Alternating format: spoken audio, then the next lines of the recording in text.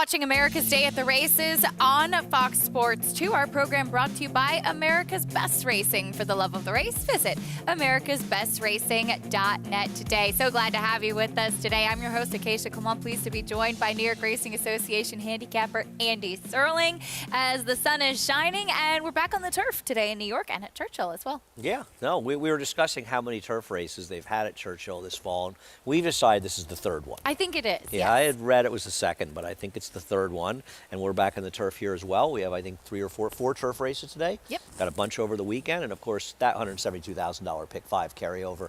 We were doing research. It's at least the second one this year. It might be the second or third.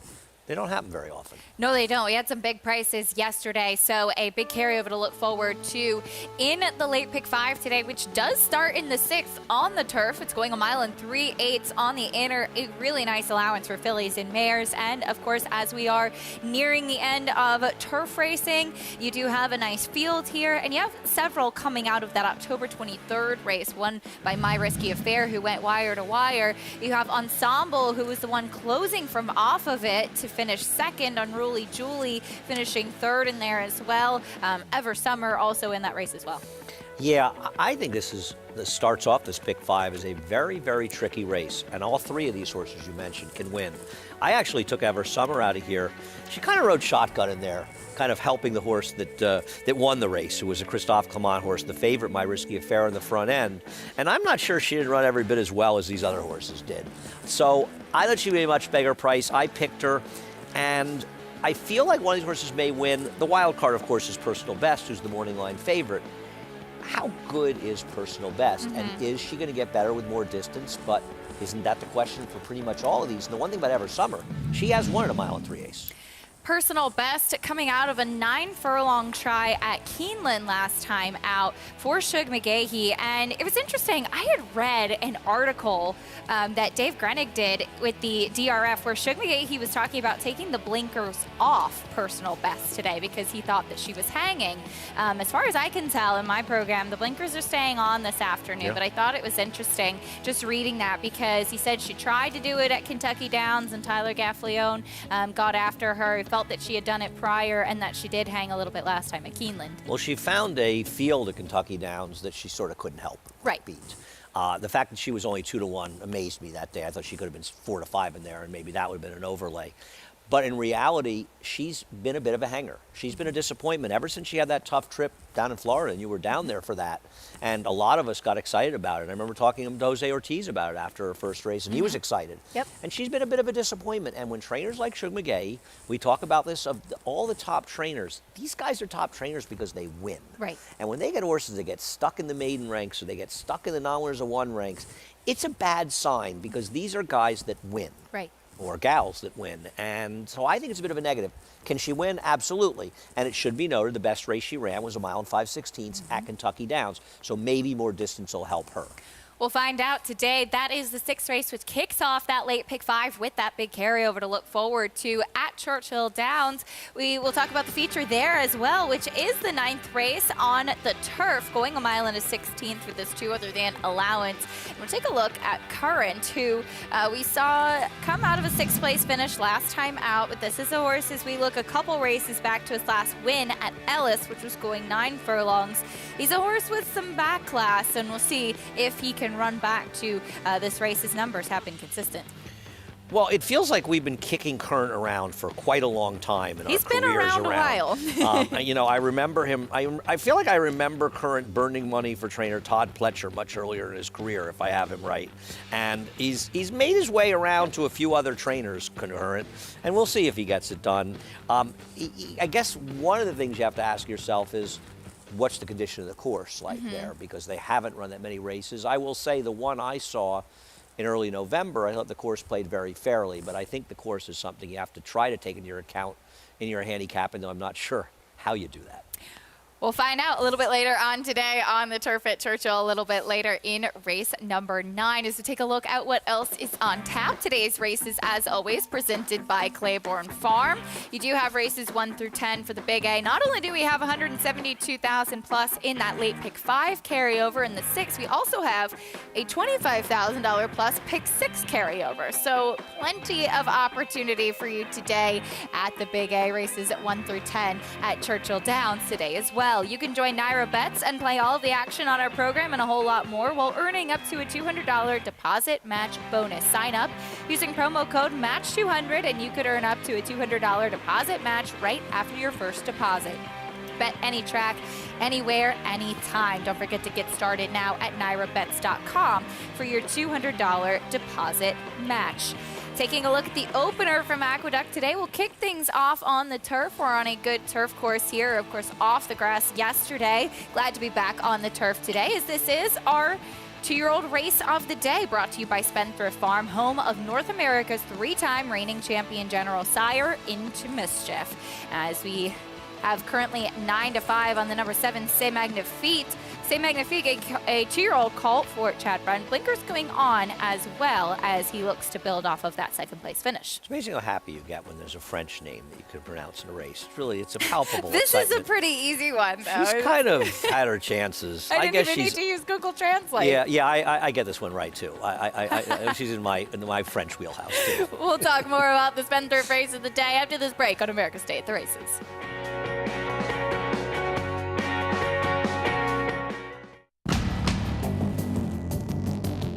Whether it's Division I or Grade 1, top athletes have certain traits in common.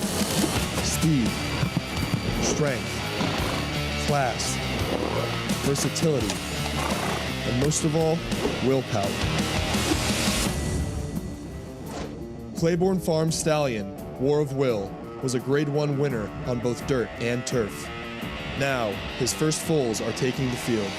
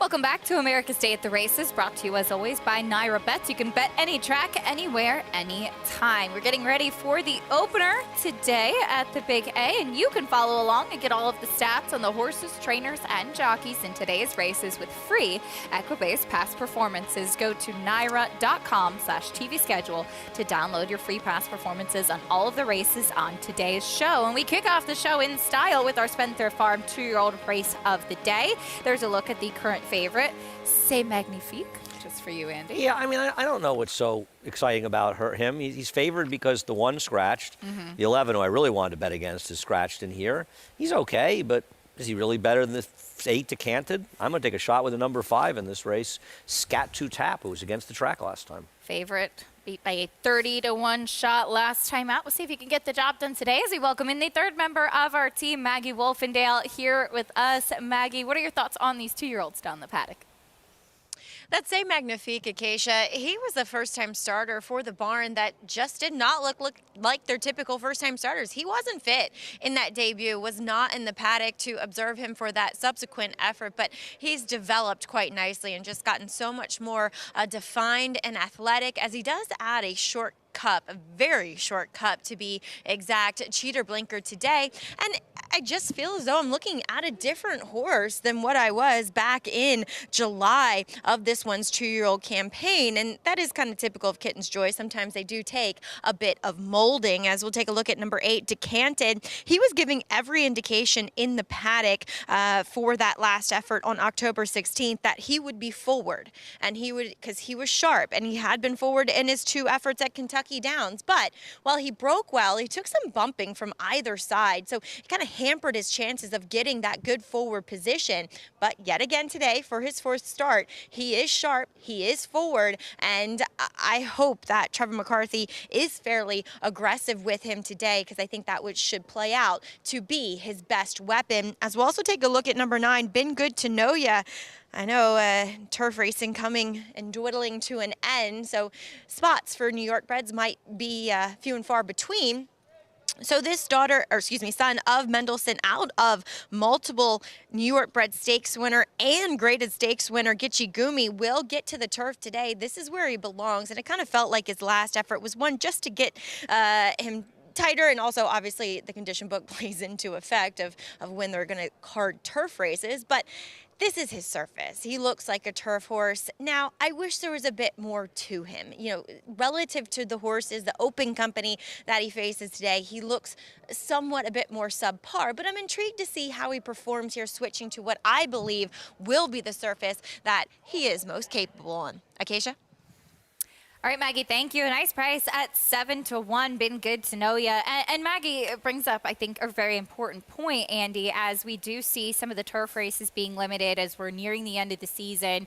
I mean, even just looking through the condition book, there's really only one New York bred restricted turf race in the book for this current book. So sometimes trainers just don't have as many options, whether they want to run a New York bred company or want to run on the turf, and you have to go where you can. Oh, no question about it. I mean, you're going to see New York breds at this point running here, just so they can find out what to do with them, maybe going forward, and hopefully they do well. But it's not just, you think about it, we've already drawn through the weekend.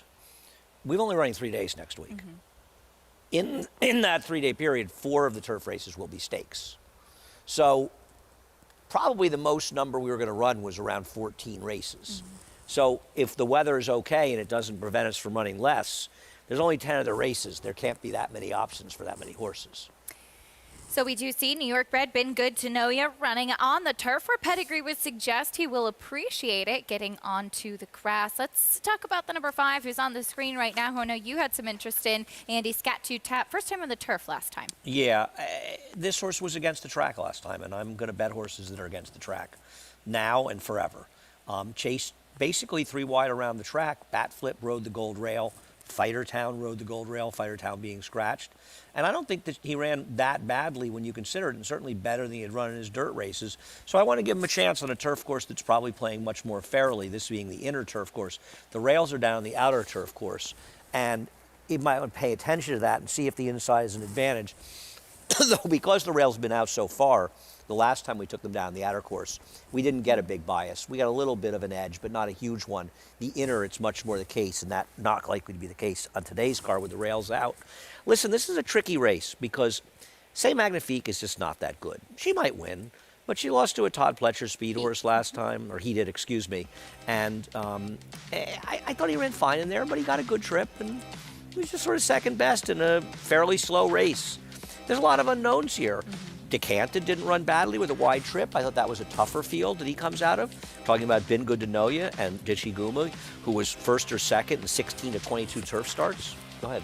Well, I wanted to point out that right there, too, you can see now he finally switched leads, but he was still a little bit green. He was really kind of hanging on the inside lead, and Flavien Prat was really having to work on him, where the winner of that race, Calicanthus, went wire to wire, and it seemed like maybe the blinkers would be to have him be a little bit more focused during the race. Maybe. And, obviously I respect the connections a great deal, but sort of okay, this horse. He can win, but he's no 8-5 shot, at least to me. based on what he's done. And American Raider, the Todd Pletcher horse, looking at the horse that beat Say Magnifique, that's one of 3 horses that ran poorly in their debuts for Todd Pletcher that since we got back from Saratoga broke their maidens going long on the turf at big prices. He's 3 for 6 with a $20.93 ROI. I mean, it's a small sample, but they've been long shots, been winning. And American Raider kind of fits that bill right there. So he might be a little interesting. He's an underlay at 9-2 with Irad Ortiz. I was just going to say, has Irad Ortiz. So. Yeah, you're getting the worst of it with the price, but worth it. I mean, even looking at the 3, Waltzing Matilda, I don't know if you remember the damn Waltzing Matilda, but she came here and won our New York handicap on Belmont Stakes weekend. Junior Alvarado rode her, came in from Europe. And she was a pretty nice horse. Now, her production has been lousy, but she was a good horse. And she is, I thought it was interesting looking through the pedigree. She's the sister to Big Sink Star, which is a funny name, but that one was the dam of a Canadian champion sprinter, Calgary Cat, too. So there's actually a very strong pedigree in there. He worked 21-1 at the OPS June sale. Not my favorite 2-year-old work, but we'll see. There is some pedigree. But it is pedigree, right? Yes, exactly. As we talked about with Gitchy Gumi, the pedigree. Yep. There's even a little pedigree on Celtic Knight, but not very much. The dam has one good turf horse and a bunch of others that didn't do any running in there. I always like seeing, the Gitchy Gumi in there. It makes me remember our friend Rick Violet, and such a nice horse for Rick. And Rick didn't have a lot of really good turf horses, but Gitchy Gumi was really a cool horse. An interesting race for sure. 8-5 right now on the favorites. Benthorpe Farm 2-year-old race of the day to kick things off. A wild card in the race is the 13 Nanga Parbat, who does draw in from the also eligible list, and he's not taking much money. He hasn't done too much running over in Europe. A first-time stateside for Niall Seville. A little bit interesting. Well, the dam was actually good New York bred. Pico horse. Uno. Yeah. Oh, yeah. Wow. I didn't even notice that. There you go. You're talking about nice New York bred pedigrees. Yeah. That is great. I got to look up the PPs for that horse when we're done. Here's a post-break kicking things off with American Raider. Yeah, this is the kind of horse that, based on what we've seen from Todd, you won't be surprised if it has a lot more speed today. 9-2 right now. First-time starter, Monster Dreams was next. We were talking about the pedigree. The dam hasn't produced much, but she was a very nice horse, very nice turf horse. Here is the number 5, Scat2 Tap.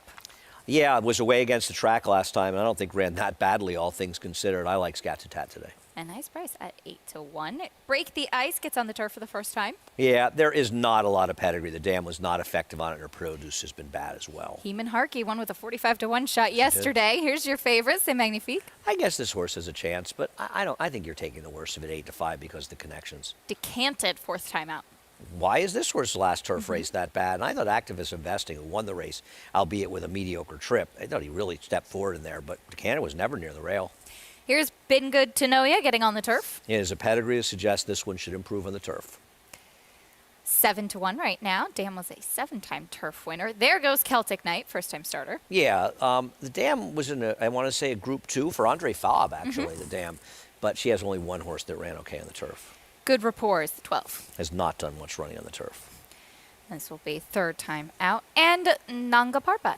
The wild card, as you pointed out, Pico Uno. Yeah. Amazing where these horses show up, right? Bred Pico Uno, who is a nice New York bred dirt runner, to Kitten's Joy. Who did Pico? Do you remember who trained Pico Uno? John Service. When I there you go. Yeah, Okay. Thanks. You can play against your friends and fellow fans with the Showdown, a free-to-enter handicapping contest following the New York racing on our program. Place your picks now and watch your name climb the leaderboard to earn real prizes. Get started at NYRA.com/showdown. We heard how they looked in the paddock. Now, how do they look in the warm-ups? Let's find out. Let's go back and check in with Maggie Trackside.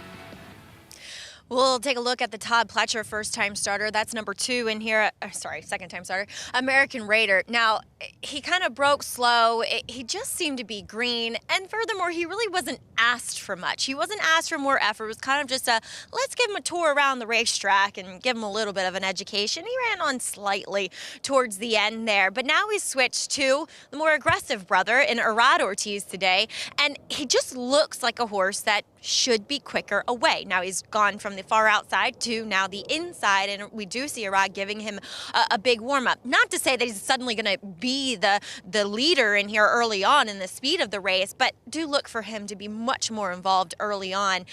He doesn't look much different, though, from what his debut indicated pre-race, but I just think we'll see more of an effort and more of an involvement this time around. Let's take a look at a first-time starter. That's number 10 in here, Celtic Knight, son of Mendelssohn. And from what we've seen from the Mendelssohns, they seem to be much better on the turf. But also, a lot of them sometimes are kind of built like him, and they're a little bit more slighter framed. Well, the Scat Daddy's definitely coming through on this one because he is big and he is powerful looking. And furthermore, the best horse that Calora has produced was a son of Scat Daddy. So there's that bloodline to go on. And I know Tom is not known to win with his first-time starters, but this guy looks fit. Javier gave him a big, aggressive warm-up, and he's kind of intriguing, to be honest, just based on how he stacks up physically against the rest of this competition, which is very favorably. As we'll take a look at the one coming in here to make his stateside debut, Nanga Parbat. Not sure if I said that correctly. It kind of just came out. But I spoke with Niall Seville, who said that he actually bought this horse in a sale in England, and honestly, he just cleared quarantine, and you can kind of tell. You can tell that this horse has missed a bit of training. He's just, despite running 6 times already this year as a 2-year-old, he just doesn't look that fit. So Niall said that just kind of seeing where he stacks up against these and going from there. So he's a big price. Obviously, experience holds an edge, but I think we'll take the wait-and-see approach. Acacia? Maggie, thank you. Nanga Parbat apparently translates to King of the Mountains, a big mountain in Asia, in case you were wondering. I really was. I know you like it's that just kind of amazing stuff. how you read my mind and just I knew you clear wanted up to, yeah. everything. Well, first I was thinking with Pico. I was thinking Oh, Pico. Okay, big mountain Asia. Okay, good. Yeah. Thank you. Yeah, you're welcome. I feel so much better now. I'm glad. I'm just really glad that you're going to be able to focus I on the know race when now I'm and not sleeping be soundly tonight, I'll wondering. be thinking it's because, once again, Acacia answered all those important questions. Listen, I'm not going to be shocked if Say Magnifique wins here, but I have no idea why this horse is 7-5 in this field. And I don't think, based on past performances, he should be 7-5. I frankly think he should be about 7-2. Mm-hmm. And for that reason, there have to be some overlays. And while I think the 2 American Raider is interesting, because we've seen Todd Pletcher sort of win with these kind of horses, this horse is now 7-2. The edge is gone. We missed not just one wedding, there were 3 of them. So there's no value in betting that horse 7-2. It was this horse's first turf race. It was 24-1 and absolutely stunk the joint up. So, okay, maybe he's a bit of a wise guy horse. Wise guy horses don't pay $9. Wise guy horses pay $29. Yeah. So that horse is a terrible gamble. And therefore, you've got an underlay at 6-5 and an underlay at 7-2. Therefore, there is value all over the board. Now, listen, maybe the 7-2 will run 1-2, but just because the 7 may win this race doesn't mean it was a good bet at 6-5.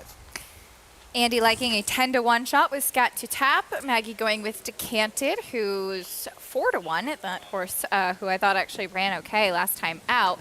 We'll see what happens in the Spendthrift Farm 2-year-old race of the day to kick off the afternoon here at Aqueduct. John and Brielle standing by with the call.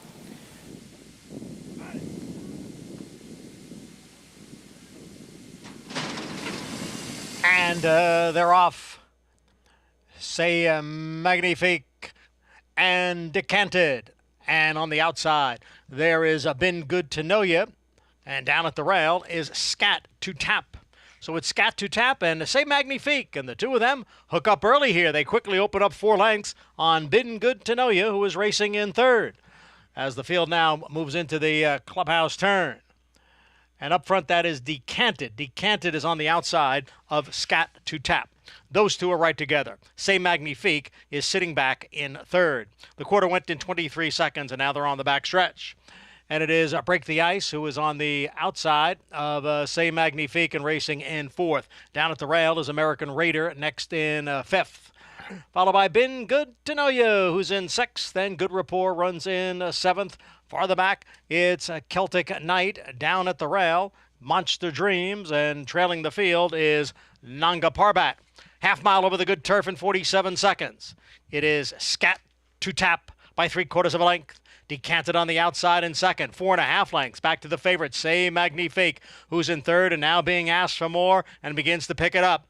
Scat to Tap takes the field to the top of the stretch. Decanted, dropping back a bit. Say Magnifique is on the outside. Then American Raider, followed by Break the Ice. 3/4 in 1, 12 and 1. It is still Scat to Tap, who has a narrow lead. Say Magnifique is bearing down on the outside, so it's Scat to Tap and Say Magnifique. The two of them right together, coming for the 16th pole. Say Magnifique on the outside, Scat to Tap continues to battle on, but will be second best here. Say Magnifique the winner. Scat to Tap was second. American Raider came on to get third, and then it was a Good Rapport.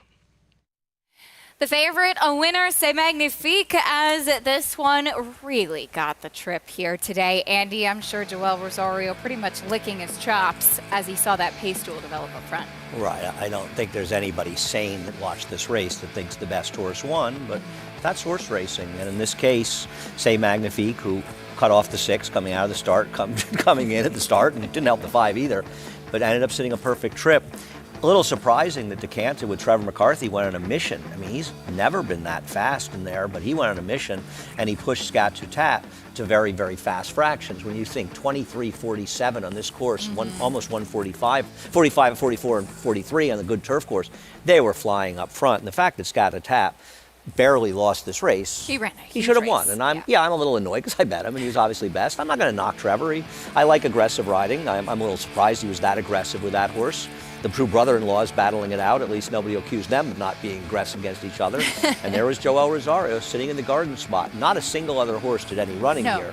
You cashed at 7-5 and Say Magnifique, but you should know you bet the second best horse. Scat to Tap ran a really big race, holding on for second, just beaten after that pace duel, whereas the number 8 Decanted faded and was off the board after pressing him throughout. And Maggie talked about how she thought Decanted would be forward because of his demeanor, and she was absolutely right. Unfortunately, ended up the So I should two of blame them Maggie? way ahead Okay, of the Maggie, rest of I the blame field. you now.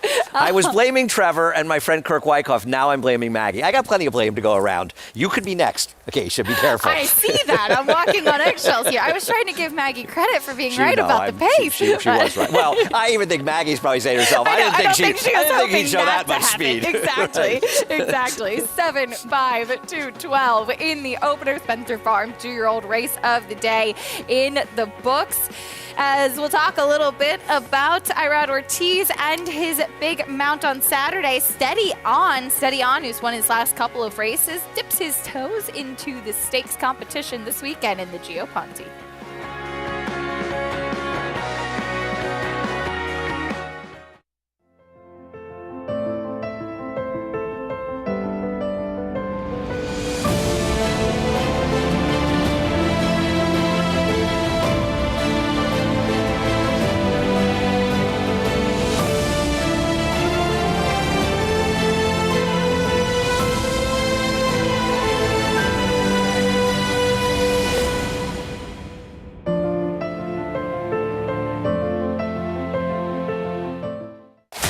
Who you betting on?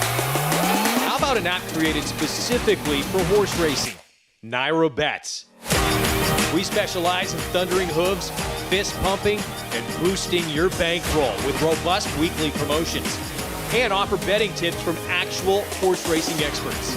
Bet all day and night nationwide. Get the action and thrill of horse racing with Nairo Bets.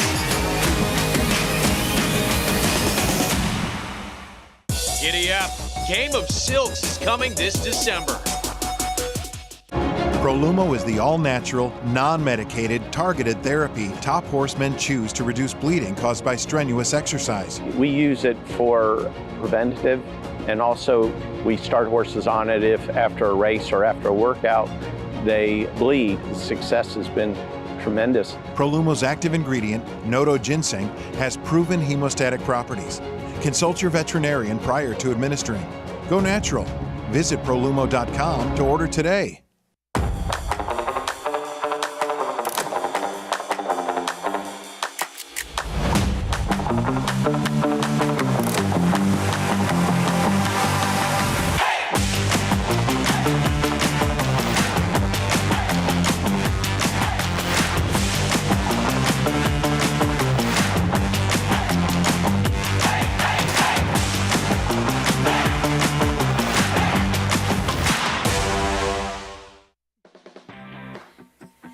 You're watching America's Day at the Races, brought to you in part by Claiborne Farm. 100 years of doing the usual, unusually well. Race 1 at Aqueduct is in the books. C'est Magnifique got a magnifique trip as well. Blinkers going on, sitting in the catbird seat to get the win in start number 3.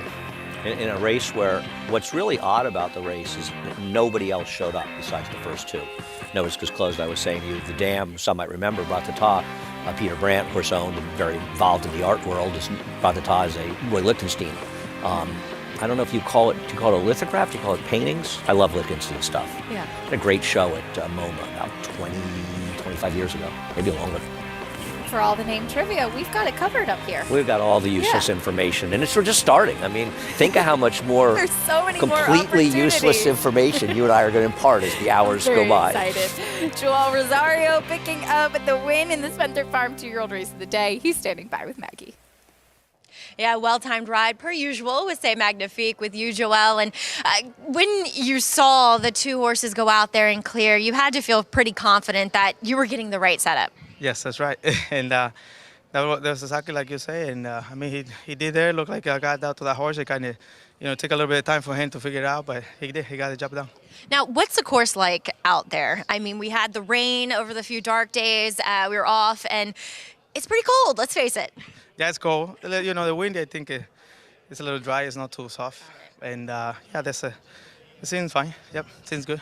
As far as the fractions out there, Joelle, were those way too fast for what the course condition feels like underneath your horse? Yeah, I mean, it looked like the horse in front kept moving even with this, the speed that he got. And I mean, it seemed like you can do whatever you want. It looked like the track is in a good condition, maybe go to the lead or come from behind. I've asked you this before. You're keeping us on the edge of our seat. Where are you going to spend the winter? I think Florida, yeah. With the way that the weather feels right now. But we'll get to keep you for a couple weeks up here in New York, right? Yeah, I like it. So glad to be here. Yeah, thank you. Well, congratulations here in getting this opener. Appreciate it. Thank you. All right, C'est Magnifique, ridden by Joel Rosario, kicking off the day. And Acacia, as they always say, it's warm in the winner's circle. It is indeed, Maggie, and no place better than that. Always full of lots of smiles. I love that Maggie asked Joel, because I've asked Joel the same question. He gave me the same answer. Right? Is he going back to Oakland? Because where Ron Anderson sends him. Yeah, he's very... Which has worked out well for him, by the way. Joel is a very amenable guy. He is.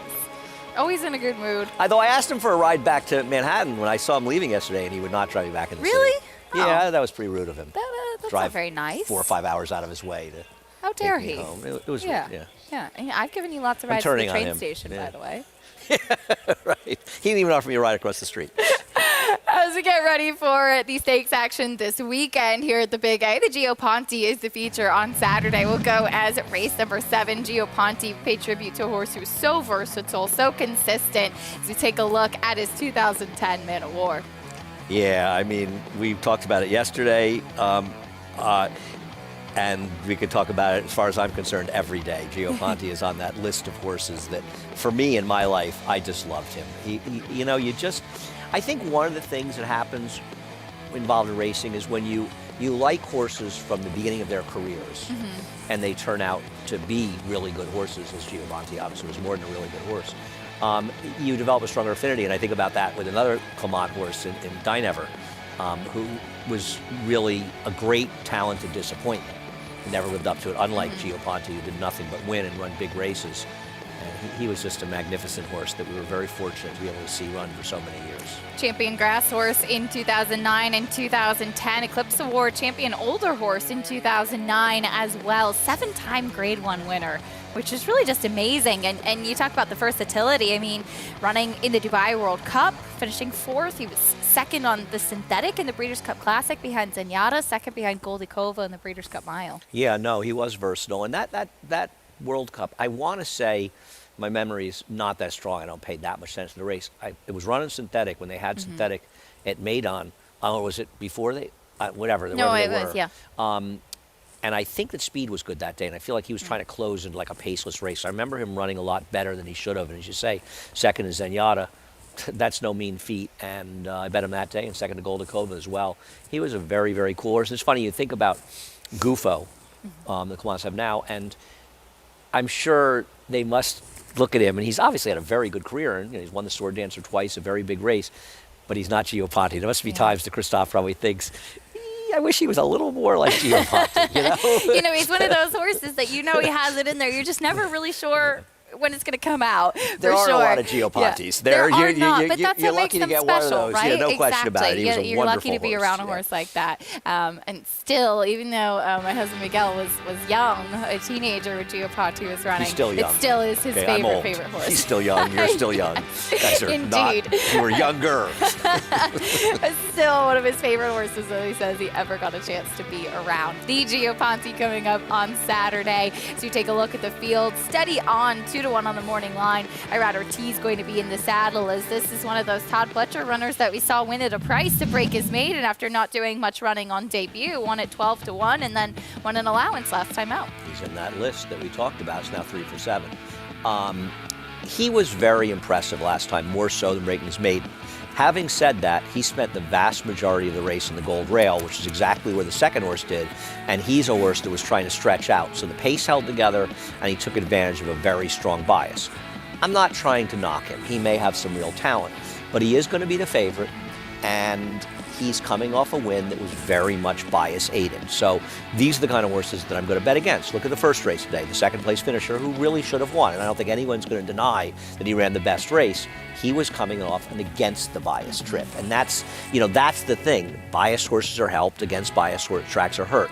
So while I respect him and won't be shocked when he wins, I'm never going to pick a horse like this. So I'm never going to put a horse on top that's going to be favored off a bias-aided victory, even though he has some real talent. And having Irad Ortiz in the saddle definitely will hurt your price, as it seems anything that he rides is going to be short on the line, and with good reason, as Irad Ortiz currently has 74 stakes wins on the year, 2 behind the record set by Garrett Gomez, who had 76 in a year. And looks like Irad Ortiz, certainly with, a month and a half left in 2022, is a good chance to tie or surpass. I was just looking at Dave Hardman and Susie in that picture, actually much more than Irad. Yeah, if he doesn't get those 2 stakes wins, then his year is clearly a failure. Obviously. You know, it's just all out the window. He won the Belmont Stakes. I'm going to say, feels about Breeders' 1 to 9, right, to win 3 stakes and break Garrett's record. And Irad's had a fabulous year, and he takes criticism, and sometimes deservedly so, for being overly aggressive. But the reality is it works for him. Mm-hmm. And sometimes you have to take a step back and think about the entire picture. He's an intimidating guy. Yep. And he's intimidated our riders, and his job is to win races.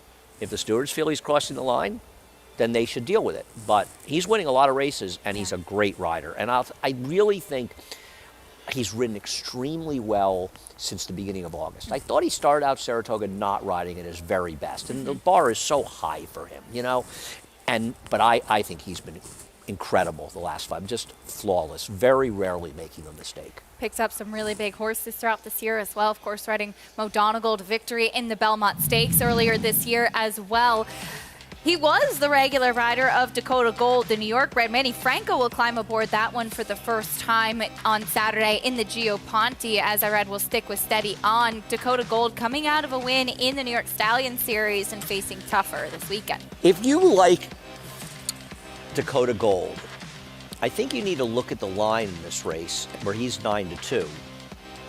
And the horse who you're seeing coming out of Marinara Sauce, and I know he was with Chad Brown at the time, but he's 30-1 on the line. He's going to be every bit of 30-1. He's tough. And he ran no worse than Dakota Gold did. Mm-hmm. Both of them spent almost the entire time in the rail. Dakota Gold spent more time when I was gold rail. They'd just taken the rails down, so he was very much helped by the bias. And he was up in front setting this ridiculously slow pace, and Marinara Sauce was trying to close into it. So if you like Dakota Gold in here and you don't have Marinara Sauce on your tickets at 6 or 7 times the price, then I don't think you understand value in handicapping. I don't like either one of them, but I think you have to take a look at that. I think it's an interesting situation in this race.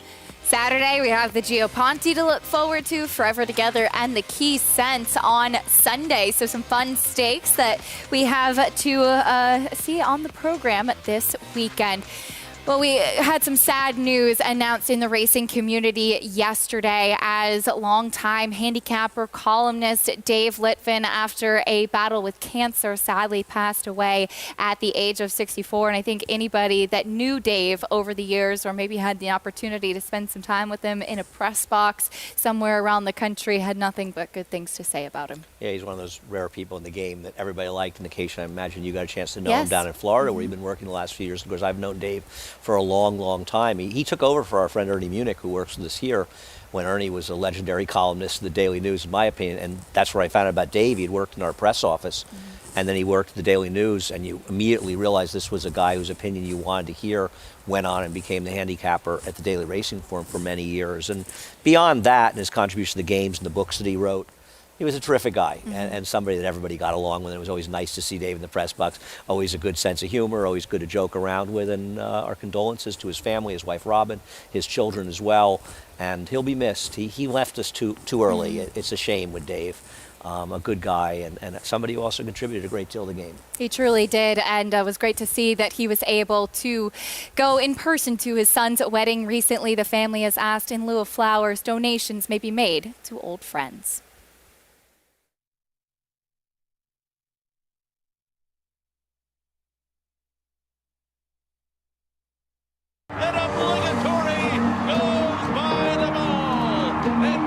Here comes Malathaat. Here comes Clairiere on the outside. They're coming to the finish, and it's got to be Clairiere. Nest, much the best. She won by better than 10 lengths. Cody's Wish on the outside. Cody's Wish with the upset in the Fargo. Malathaat grabs the lead in deep stretch, and Malathaat has won the Personal Ensign Stakes. Curling, the classic sire.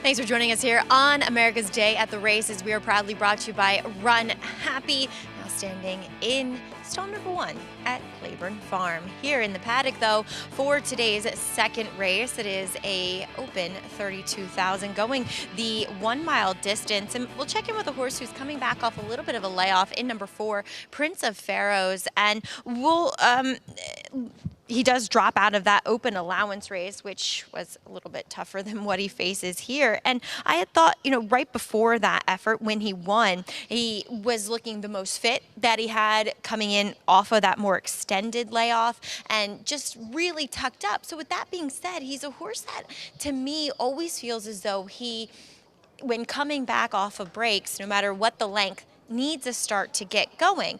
Yeah, he fits in here, and those front wraps do stay on here yet again, but as always, he just looks as though he'll need a start to kind of wake up and to knock off the cobwebs and get just a bit more tucked up. Next, we'll check in with number 5, American Power. His last race at least kind of trended back to what we had seen from him going back to last year. But it does feel as though he's a horse that has lost a bit of that early speed. Now, he did get some pace to close into in that last effort, which actually helped him. It came apart a bit. But maybe, I don't know, I would just love to see him show a bit more of that early speed. It kind of feels as though when horses lose that, that's when you do see their form tail off, and he has certainly hinted at that as of late. But looks the part in here and fits quite nicely with the rest of his competition. Let's take a look at number 1, Bourbon Calling. He'll not cut back, but at least get back to a one-turn configuration, where last time out down at Parks, he wanted to get fairly rank and run up on heels for the first half of that race. And when you know when that happens, you're never going to have any horse to finish with. So I think it makes a lot more sense for him here going the one-turn mile. Maybe he does get them just to run away a little bit more. You know, you have that more elongated sprint, and you'll see a bit of a quicker fraction out in front. I love his disposition here in the paddock. He's nicely on the bridle. I'll be honest, this is the first time I'm ever laying eyes on him, having only raced here in New York that one other time as of late. So I like what I'm seeing here, and maybe he could rebound and get back to some of his better efforts. Acacia? 5-2 right now on Bourbon Calling. Maggie, thank you. Jose Ortiz going to be in the saddle as this horse does take a drop in class. Was second, though a distant second, to Baby Yoda. 2 starts back, and he was a horse that I thought, I was in the paddock that day, thought that he could potentially strengthen up a little bit more, and looks like from Maggie's good comments about him, he has done that and is trending in the right direction. Yeah, no, I think he's a very dangerous horse, and have no argument with him being the favorite in this race. I'm going to try the number 4. Prince of Pharaoh's been entered a lot of MTOs and not gotten in. He was on that sort of weird sealed track when that mid-brief rain back in, I think, Whitney Day. And I thought his race before that could win this race, and he's had some against-the-track trips. I thought he was dangerous in here, but I don't disagree about Bourbon Calling. I think the question in this race is what you do with Evan, who sort of ran that insane race last time out of nowhere, right? Yeah, 94 Beyer speed figure first off the claim. Let's see if he can repeat it. It was 13-1. There have been a couple of horses to come back and win out of that race too. So we shall see if Eben can back things up. Horses moving onto the track. Bourbon Calling went by. Here's Grump's Little Tots. He just doesn't have the form he once had. So while he cuts back from 2 turns to 1 turn, and he did win at 1 turn last time he ran on it, I thought this was too tough for him. Here's that last out winner, Eben. I mean, he runs his last race. It's going to be very tough to beat. But where did it come from, and do you trust it to be run again? Prince of Pharaohs is next. I like him in here. He's run some good races. Thought his race 2 back is good enough to win in here. And like I said, he's had some real against the track, against the grain of the race trips. Kendrick Carmouche patented warm-up for American Power. He did get back to some of his better races, which are good enough to win here last time out. But I felt it was against an inferior field. And here's Winter Pool, first off the claim. This horse has been claimed for 3 straight races. See if he gets claimed dropping down after his last race. He's run okay, but he's a horse that wants a little more distance. And is he a horse that maybe did his best running for trainer Chad Brown? Manny Franco going to be in the saddle. This one first off the claim for Jeremiah Englehart. As Prince of Pharaohs, we'll go back to him. As you mentioned, he's taking a drop in class. We last saw him in August. Taking a look at his race 2 starts back, though, and he got the win at Belmont, going the 1-turn mile in a 16th. He's a horse that I've always kind of liked. I think that he's a horse that seemed to be trending in the right direction. We talked about some maybe your pets that you don't exactly know why. For some reason, Prince of Pharaohs is one of mine. He's one of mine too. I like him a lot. I know why. Because he's a horse that's been unlucky when you look at some of his races. He has. He was against the track if you go back to December and 17th with his race. Similar situation on January 14th. Then he comes back, massive speed track, only horse to make up ground, and he got squeezed out at the start as well and ran extremely well. Next start, speedy favoring track, and he couldn't lose to us like River Dog. This is a horse that's had repeated excuses in his races, getting those sealed tracks in those races, and I just think he fits a great deal, fits well in here, and 9-2 is a very fair price on him. I'm not in love with him, but I think he fits well in this race, and he's in a horse that's been a little unlucky at times. Jose Loscano going to climb back aboard. He rode in 3 straight races. As there is Eben, who had that big win last time out over Chris and Dave. So you take a look at that race from back on October 15th. Abner Adorno was aboard that day. Will ride once again here. And yeah, that just really is the big question, because that race does stick out like a sore thumb throughout his form. Yeah, now these are connections that I hadn't been familiar with, but they've shipped about 3 or 4 horses here, this being one of them, and they've all run well. Different trainers, too. And this horse was claimed from Tom Amoss, who's not exactly the toughest guy to claim from. Now, to be fair, Tom only had him for 1 start, but the prior trainer has pretty good numbers as well, and he had never run as well as this. He'd run some okay races, but he really stepped forward with his start last time. Chris and Dave came back, who finished second, and while he finished third, he only ran 1 Beyer point worse, which suggests the number's legitimate. Can he run it again? If he runs that race again, he's going to be very hard to beat in here. Yeah, we'll see if he can do it. He is the wild card of the race, that's for sure. Eben, who will look to make it 2 wins in a row since being claimed as favoritism, is now shifted over to American Power. He did finish second last time, but Maggie brought up a point that I think is really important. What has happened to his early speed? Well, he never really had that much early speed. What he got in was paceless races, so he was more forward because the paces were slow. I don't think he was ever that fast a horse. Now, maybe he's lost a bit of a step. These are connections, Sandy Goldfarb and Mike Dubb, Rob Atras, that win a lot of races. I don't have any idea what about this horse's PP suggests he should be favored, because I think this is a much tougher $32,000 claimer than he was in last time. I bet him last time. He ran fine. He probably won a winning race, but he just didn't get the job done. I think he's running against a tougher field. I'm always scared when these connections take more money than I think on paper they look to take, because sometimes they will run to the money. But I think on paper he's meeting a tougher field, and 5-2 feels like an underlay, at least to me. 5-2, co-favorite right now. Horses finishing up their warm-ups on track. Let's go back to Maggie. Let's take a look at the longest shot on the board, which is number 2, Grump's Little Tots at 9-1. So it's a fairly open board and a contentious race in here with this 6-pack going postward. We'll take a look at him, and he was dreadful last time out. There's no bones about it, as it was a little bit more of a kind of merry-go-round race where things just kind of held together going the 2 turns. Now, he is a horse that does need things to come apart for him. But this is also a horse that doesn't usually look that good, even, going way back when.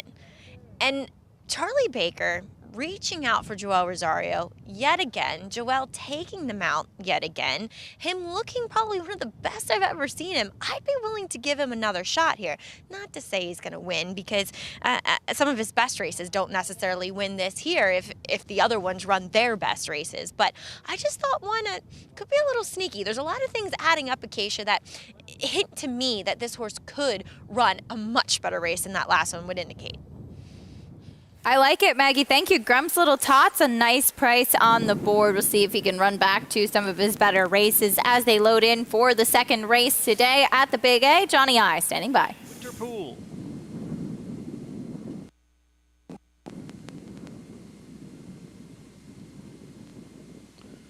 And we are set for race 2.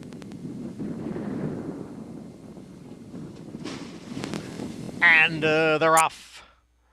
Prince of Pharaohs hustled out for the early lead. American Power and Eben are right together, second and third. Winterpool on the far outside runs in fourth, and Bourbon Calling in fifth, and Grump's Little Tots trails the field in sixth as the field leaves the chute and goes on to the main track. And it's Prince of Pharaohs leading here by a head. Eben moves up on the inside to challenge. So it's Eben and Prince of Pharaohs right together. Winterpool is on the move on the extreme outside, and Bourbon Calling is rallying down at the rail. American Power has been shuffled back to fifth. Big break back to Grump's Little Tots, opening quarter in 24 seconds. It is Eben who has now taken the lead from Prince of Pharaohs. Eben by a length. Prince of Pharaohs runs in second. Winterpool, Bourbon Calling, they're heads apart third and fourth, and they've got 4 lengths on American Power, and farther back is Grump's Little Tots, who continues to trail. Opening half in 47 1/5 seconds. Eben is the leader here. Prince of Pharaohs in between horses. Bourbon Calling down at the rail. Winterpool is on the outside. A big break back to American Power, and then Grump's Little Tots as they come for the quarter pole. And it is Eben who has the lead. Bourbon Calling looking to come through down at the rail. Prince of Pharaohs being asked for more. It is Eben who spurts away now. Eben is in front by almost 3 lengths. Bourbon Calling down at the rail, and Prince of Pharaohs on the outside. It is Eben who has extended the lead here. Eben by a half dozen lengths as they come on for the finish, and Eben was much the best here. Bourbon Calling got second. Prince of Pharaohs was third. Eben showed that last win was no fluke, makes it 2 in a row since being claimed. Yeah, I mean, the three logical horses in here were the 1, 3, and 4. Mm-hmm. And we saw a track yesterday which was extraordinarily kind to speed.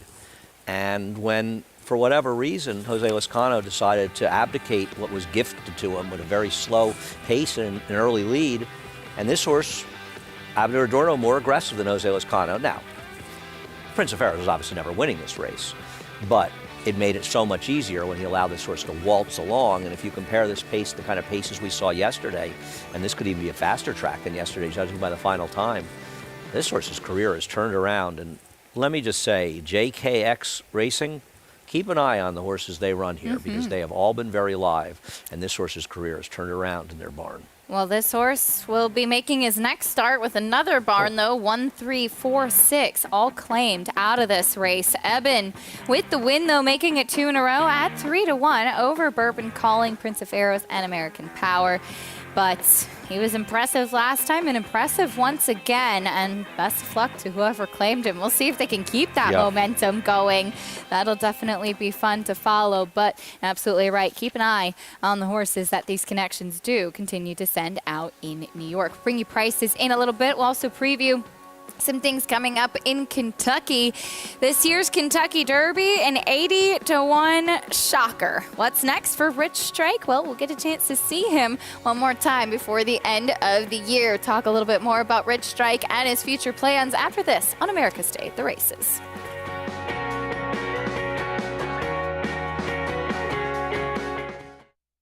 Eclipse champion Run Happy, the #1 second crop dirt sire of last year, is back and showing a new dimension with winners on turf, dirt, and all weather.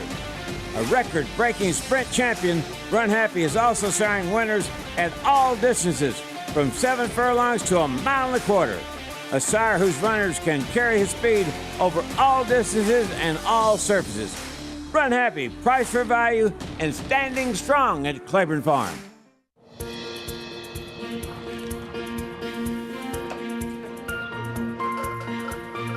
We take pride in what we do. I'm an assistant trainer. Carpenter. I'm a peace officer. I'm a jockey. I'm a gardener. I'm a groom. I love what I do. We are New York Racing. New York Racing helps support my small business. It's extremely important to the New York economy. This is like a big family. We are New York Horse Racing. Giddy up. Game of Silks is coming this December. Daredevil, returning to stud on U.S. soil. The only first crop sire to see 2 offspring win the Grade 1 Kentucky Oaks and the Grade 1 Preakness Stakes in the same year. She dares the devil, taking the Kentucky Oaks and the Grade 2 Azeri Stakes, and champion Swiss Skydiver, winning the Preakness and the Grade 1 Beholder Mile Stakes. With more exciting prospects on the track and multiple 6-figure sales in the ring, Daredevil's career is just getting started, only at Lane's End. Racetrack Television Network brings you every race, from every track, on every screen, every day.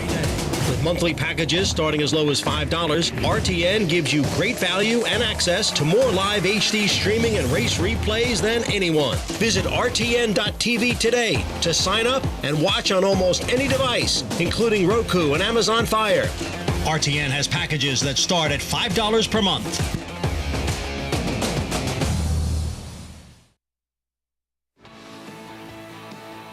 You're watching America's Day at the Races, brought to you by America's Best Racing. For the love of the race, visit americasbestracing.net today.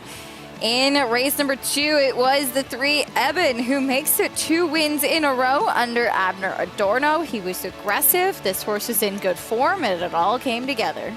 Yeah, I mean, he got an easy trip, but this was a very facile victory. And I'll be very interested to see if his new connections can continue with this horse performing as well as he had since he was claimed. If he doesn't come back on short rest, I'm going to be skeptical. Big performance from him again today after that huge effort last time out. Eben with the win for JKX Racing was claimed off to his new connections after this 3-1-4 in the second at the Big A, $8.90 winner. That's the second race coming up a little bit later on in race number 6, though. We will kick off today's late pick 5, which is always a fun wager to look forward to, but especially today, Andy, after the big price winners we had yesterday, we have a late pick 5 carryover. Here's the sequence. These late pick 5 carryovers don't happen that often, and it's a big one, too. No, I mean, we get them maybe 2 or 3 a year, $172,000, and you think about the takeout in the situation, they've basically got to bet about over $1 million for there to be anything below positive equity in here. It's a very interesting bet and a fun bet, a 50-cent minimum. Not an easy sequence to navigate, and it's a question of how much you can put in. And I always say in these things, sometimes if you have a play and it's above your, what you want to put in, you can go in with a couple of friends. A third of a winning ticket is a lot more than 100% of a losing ticket. Yes. So, and multiple tickets, trying to get horses on, depending on how much you like them. I could use any of the 1, 5, 6, and 8 in the first leg. I would probably lean on the 5 personal best and the 8 Ever Summer, my top choice. Those 4, I would sink or swim with them at some level. Race number 7, a horse I liked is scratched in here. I would probably use Vodka Mardini, the 3, and the number 4 Southern Flag. Anthony Stabile made an interesting point about Summer Flag. While he has been a bit of a money burner, he's done nothing but lose to horses that ran huge races. Yes, that's true. And he might be in the right spot today. I am not a fan of American Law. He's a horse I would let beat me. The 8th race is a terrific, fun race, but a very tough one. I would use mostly Battle Station and Running with Scissors, 2 horses that are both going to be very fair prices. The 6 Phantom Smo, they're the 8 and 10. The 6 Phantom Smos and the 1 Age Ghost Giant would be on my tickets if I could. This is a race you probably want to have some coverage. The 9th race, I would lean on the 7 Rebos Valentine and the 9 Carbon. I might defensively use Norman Queen on some backup tickets. The speed coming off the layoff, but Carbon, who had a very tough trip last time, I think is the horse to beat in there. The last race is a tough one. I mean, I would probably use the horse that maybe the choices. The 1 Durkin's Call and the 2 Bustin' the Rules as my main horses, but there are others. Kumar is dropping a great deal. Even Supply Chain, who I don't really like, but he didn't run that badly on the dirt. A long shot little Commissioner I want to throw in there somewhere. It's not an easy race to close it out, and I don't know how reliable those horses are. It's an interesting sequence, and you also, looking through it, Acacia, where is the short price? You know what I mean? There really isn't. Who's the super short price? There really isn't. It's very hard to say, well, there is a horse that's going to be 4 to 5 that a lot of people are going to single. It's a very interesting sequence, and I think it's the kind of thing that even if you think the sequence is tough, put a few dollars in it. Even if it's $36 or $48 into it. You don't get that many opportunities to get this kind of positive equity. You're going to get paid if you hit it. Yeah. It normally can pay 40 to 50% above the parlay routinely. I think if it pays out here, you could easily get twice the parlay. So it's a good situation to gamble for a few dollars, even if you're a little shaky on the sequence. Some really good opportunities today in the late pick 5 with that big carryover. Best of luck if you're playing. It kicks off in race number 6 today. 172,000 plus in the carryover for the late pick 5. That'll be fun to look forward to as we get ready to kick off that sequence a little bit later on today. We talked a bit about the stakes action coming up this weekend at Aqueduct. There's also stakes action coming up this weekend at Churchill Downs. On Saturday, we have the Chalukey Grade 3 at Churchill. Will go as race number 10.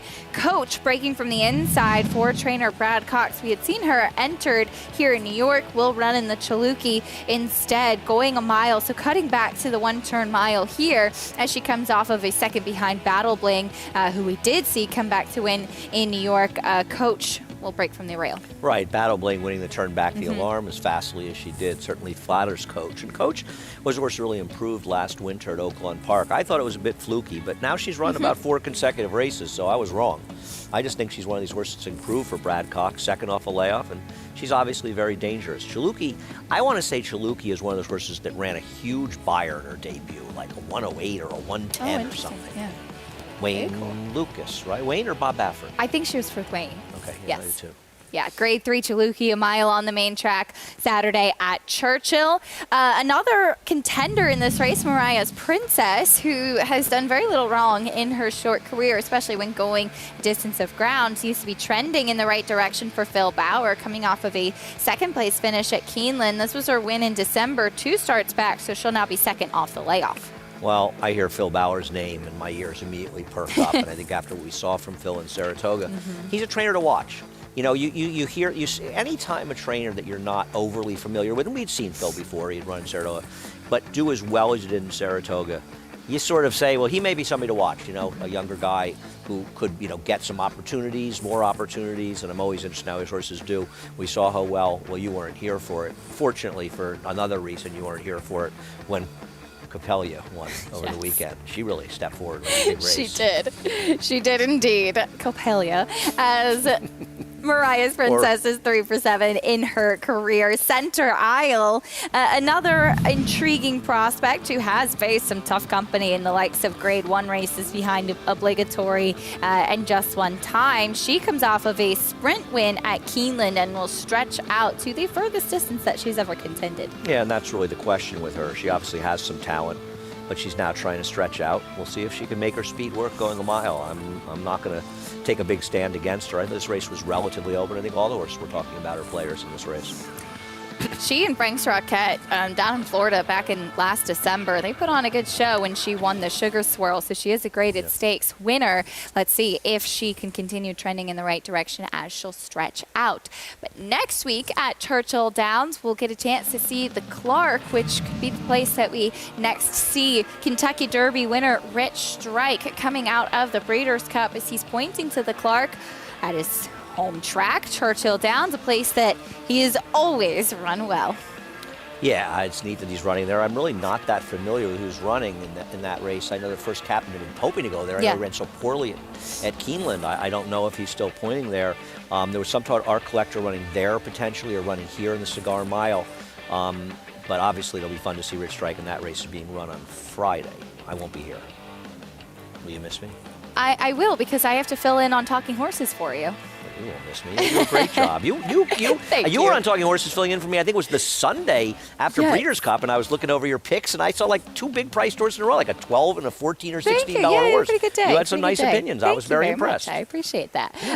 Yes, we Not have. that I was surprised. I don't want to pretend like, oh my God, I can't believe it. In case you make the winner, I'm never surprised. But I did think you did a great job that day. Yes, that was a lot of fun. Greg and I got to do Talking Horses. Yeah, and Greg's a lot of fun in Talking Horses. I think he really enjoys getting a chance to do it as well. I think so too. It's a nice little change as well. But yes, a lot of good stakes action to look forward to next week as we wrap up the Churchill Downs meet. Turning our attention back to today, though, we have race 3 at Aqueduct coming up next, sprinting on the turf in this New York bred maiden special weight.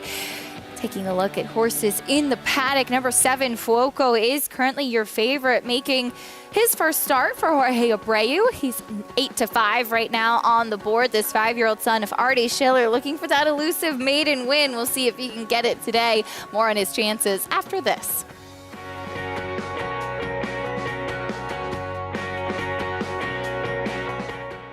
Warfront. On the racetrack, his accomplishments included this victory in the Vanderbilt at Saratoga. It will be Warfront to win it by 2.5 lengths. Now this son of Danzig ranks among the world's elite sires. With over 100 stakes winners, Warfront's progeny includes some of the world's most talented runners, both at home and abroad. Ranked number 1 by percentage of lifetime stakes winners, graded stakes winners, and Grade 1 winners. Warfront, standing at Claiborne Farm.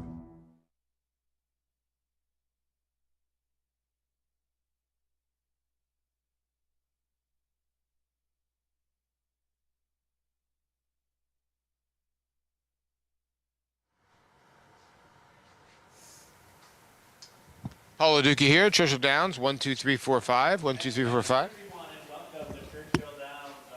Hi, Paul. Hey, Paul. Hi, Keisha, how you doing? I'm good. How are you? Freezing, but other than that, everything else is going well.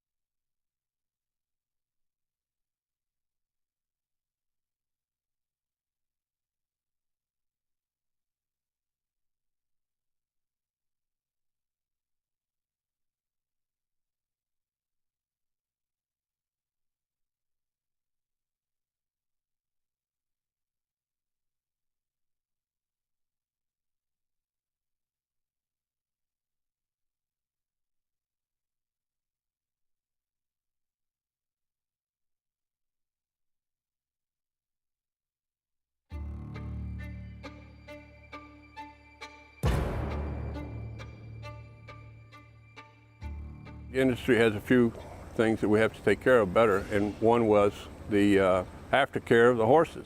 If we did nothing, these horses would end up in very bad places. Go back to where we were years and years and decades ago when it was just considered de rigueur that you could just send these horses to slaughter. It's different than any other program that was put into place. I remember that meeting at Belmont Park. It was a dream. It is a first line of defense for those who are concerned about what happens to the equine athlete after he's done racing. Without the TAA to provide that oversight, there would be a big void in terms of making sure that we have this ongoing safe environment for our off-the-track racehorses. We started with some 21 organizations across the country, and now we're up to over 82 facilities throughout the country and giving away almost just under $25 million. It's the one shining accomplishment that we have that we can point to say we really do love our horses. Just the word aftercare has become part of the discussion, has been part of the vernacular in a way that it was not when I started this position around the start of 2013. It's a daunting task that the TAA and its accredited organizations have taken on. And that's why the industry itself has got to fund it. Every time I turn around across the country, the TAA staff is there, and they're shaking hands and they're kissing babies, and they're doing the blocking and tackling right that needs to be done. We have a social responsibility to make sure that thoroughbred aftercare is also #1 on the list.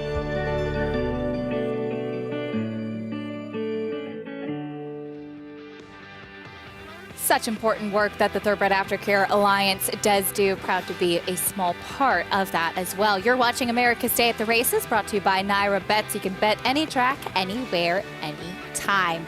We're getting ready in just a few minutes for the opener at Churchill Downs. And with us, as always, live beneath the Twin Spires, Paul LaDuca here with us. Paulie, as we continue on with the week at Churchill Downs, what do we have to look forward to today? Well, we got a 10-race card, Acacia. We're still in the, I would say the mid-20s as we speak right now, even with the sun out. That's actually beautiful with the sun out, if you'd like to be in the mid-20s. Now, it's supposed to go down to maybe the lower teens or the higher teens in the next, later today and the next couple days. So it's still going to be very, very cold weather. Still good for the horses as well, just as long as we stay cold. Myself and my cameraman Mark, who's doing an unbelievable job. But today, like we said, we have a 10-race card. A little bit light early. We are on the turf for race number 9 here. It looks like we're going to run in lane number 4. The rails look like they're out. I want to say at least 20 or 30 feet. I'll get that exact measurement where they're out, but a very, very interesting runner in there. Straight Answer for Brad Cox, his son of Kodiak, making his first start here in America, and a horse that was group placed in Leopardstown in Ireland. So a very interesting sort here. The turf course has played toward front end runners. We'll see if that Cox horse does have some speed, but I would think would be the favorite in the feature today, which is on the turf course. But so far, so good. A beautiful day, yet a little coldish day here at Churchill Downs. Paul, stay warm. You and your cameraman, we appreciate everything that you're doing. We need to send him some gloves. I know. I got uncomfortable watching all that Mike in the cold. Poor guy. I know. It's nice and warm up here in case he's Maggie interested. does it. Well, also, Maggie's a lot tougher. She's tougher than She Paul. is so much tougher than I am when it comes to the cold weather. Kidding me? Yeah, definitely. As we see horses in the paddock for race number 3. Maggie toughing it out, as always, down in the paddock. I don't know about that. Maybe I'm stoic. I'm not stoic. I don't even know what I have an excuse for. It's just, I guess, working outside for a long time, my entire life, that I've gotten used to it. Acacia, as we'll take a look at number 6, a first-time starter for Linda Rice, Rough Draft, cleverly named, son of Editorial, here making his first start for Linda Rice. And the half was 1 for 29 while racing mainly on the turf. So there really hasn't been much production. But I will say Editorial, if you're not familiar, son of Warfront, did only run twice, did win at second asking for Todd Pletcher, but certainly has produced of the horses that have hit the track in a small sample, they've been more turf horses. So well spotted here to begin his career, but wearing a big cup of blinkers, a French cup on him, and has just been really green here in the paddock. Just clueless, to be honest, and of that typical Linda Rice kind of ilk that he looks like he's going to need a start, not only physically, but definitely mentally as well. So move on to the outside with number 9, Empire Sky. Kate DeMasi sends this one. I thought that getting to the 6 would really help, and the blinkers going on would really help, and he ran a worse race than he had ever, but they're going to stick to it here yet again. After he was chasing kind of too wide throughout that last race. It's really strange looking at him. He does not look like a turf sprinter at all. If he didn't have those first 3 races looking at you, I would think that he'd want him to go even longer. So I'd be willing to give him another shot here.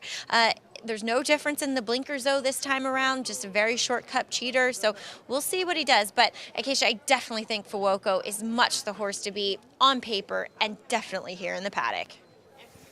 All right, Maggie, thank you. He's 6-5 right now. Fuoco, his last start was a 4th place finish after opening up a big lead in Saratoga. He now makes his first start for Jorge Abreu.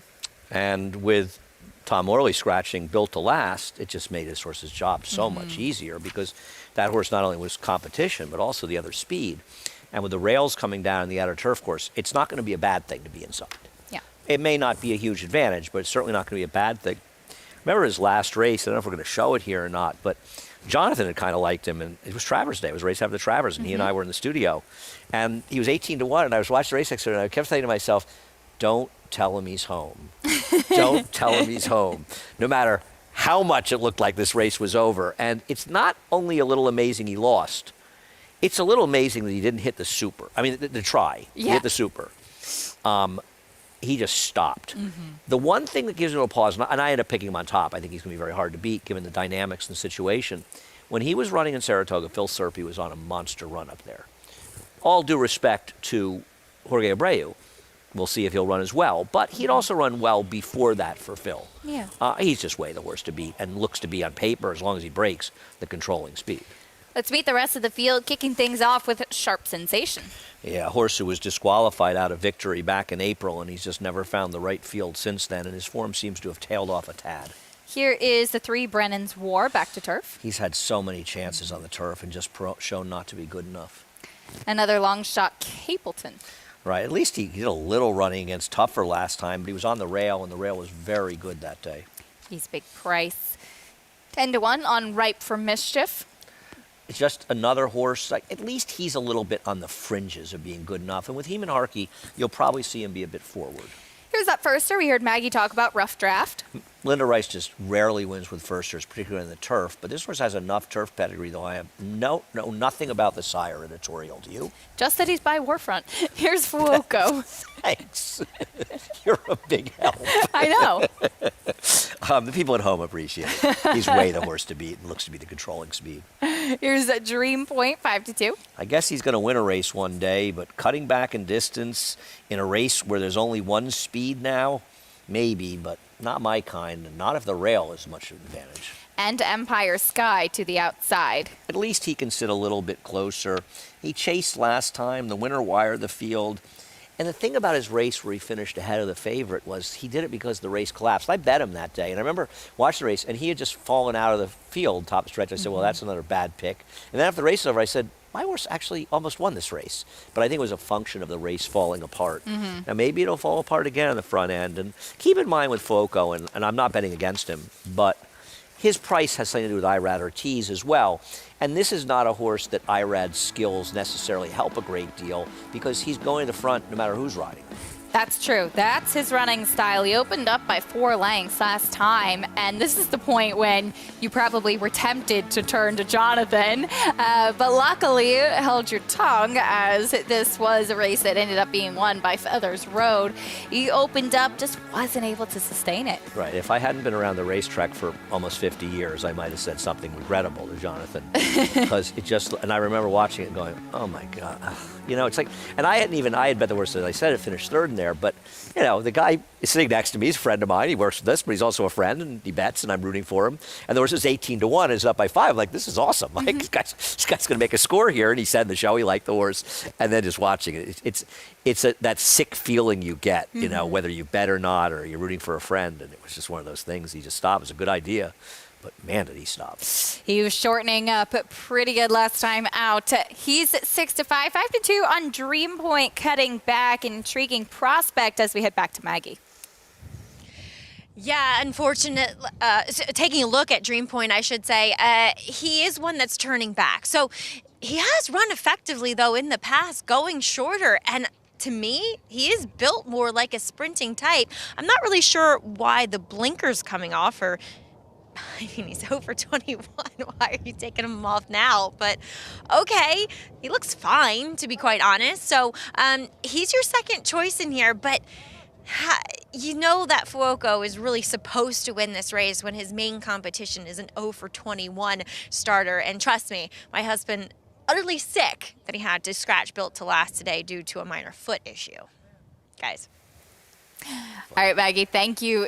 Dream Point 3-1 right now, cutting back. It is an interesting equipment change that Maggie talked about. With normally you'll see the blinkers come off if a horse is stretching out and you want them to relax a little bit, but not really if you want them to be sharp cutting back. I guess when they're 0-for-21, you try anything. I got to tell you, I don't think there's anything they could do other than putting an engine on his back that would get this horse to be forwardly placed. So who knows? And you know they'll try saying, and he's 5-2, and the favorite is even money because of the feel. You know, you go through the race and it's just very hard to make a case for the inside 4 horses. At least with Sharp Sensation, we can sort of suck along on the rail and be 4th or 3rd or something. The others are hard to make. You have a first-time star. It's just not that much to take in here with the 2 coming out and the 7. Irad Ortiz and a huge pace advantage. What more do you really need? He switches to Jorge Abreu as the owner of this horse. Pierre switched a number of horses. I don't know if all of them, but all from away to Jorge Abreu. He's an owner that I know has had a lot of different trainers over the years. This one a homebred. New York bred, as well as we will see if today is the day for Fuoco. Even money right now, loading into the gate. Second choice at Dream Point on that cutback and distance and the equipment change. Maybe start number 22 will be the lucky one. Does have to get around the favorite as they go into the gate. There's that first-time starter, Rough Draft for Linda Rice. Race 3 coming up next at Aqueduct on a good turf course. We'll send it up to the voice of New York Racing, John Brielle, for the call.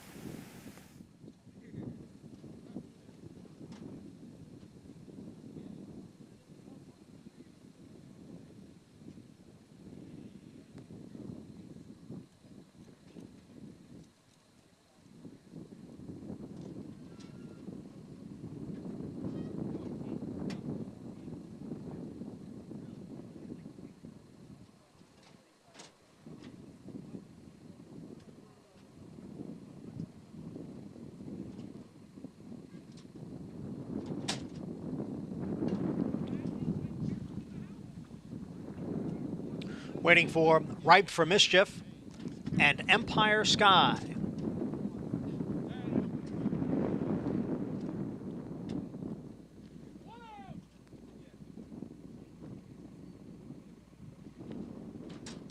There in the gate.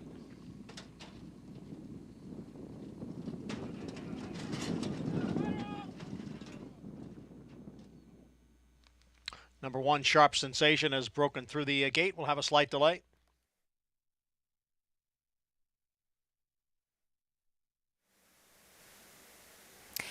Number 1, Sharp Sensation, breaking through the gate before the start of the race, apprehended quickly by the assistant starters who've done a terrific job. He'll be led around the back, checked out by attending veterinarians to make sure that he's okay. And there is jockey Jose Gomez on his feet. Good to see. Yeah, he did not run off that much. Obviously, you'd prefer never to see that. But in reality, we've seen horses over the years run just fine, at least without him running off. Jose Gomez getting a leg back up. We'll go back up to John Brielle for race 3.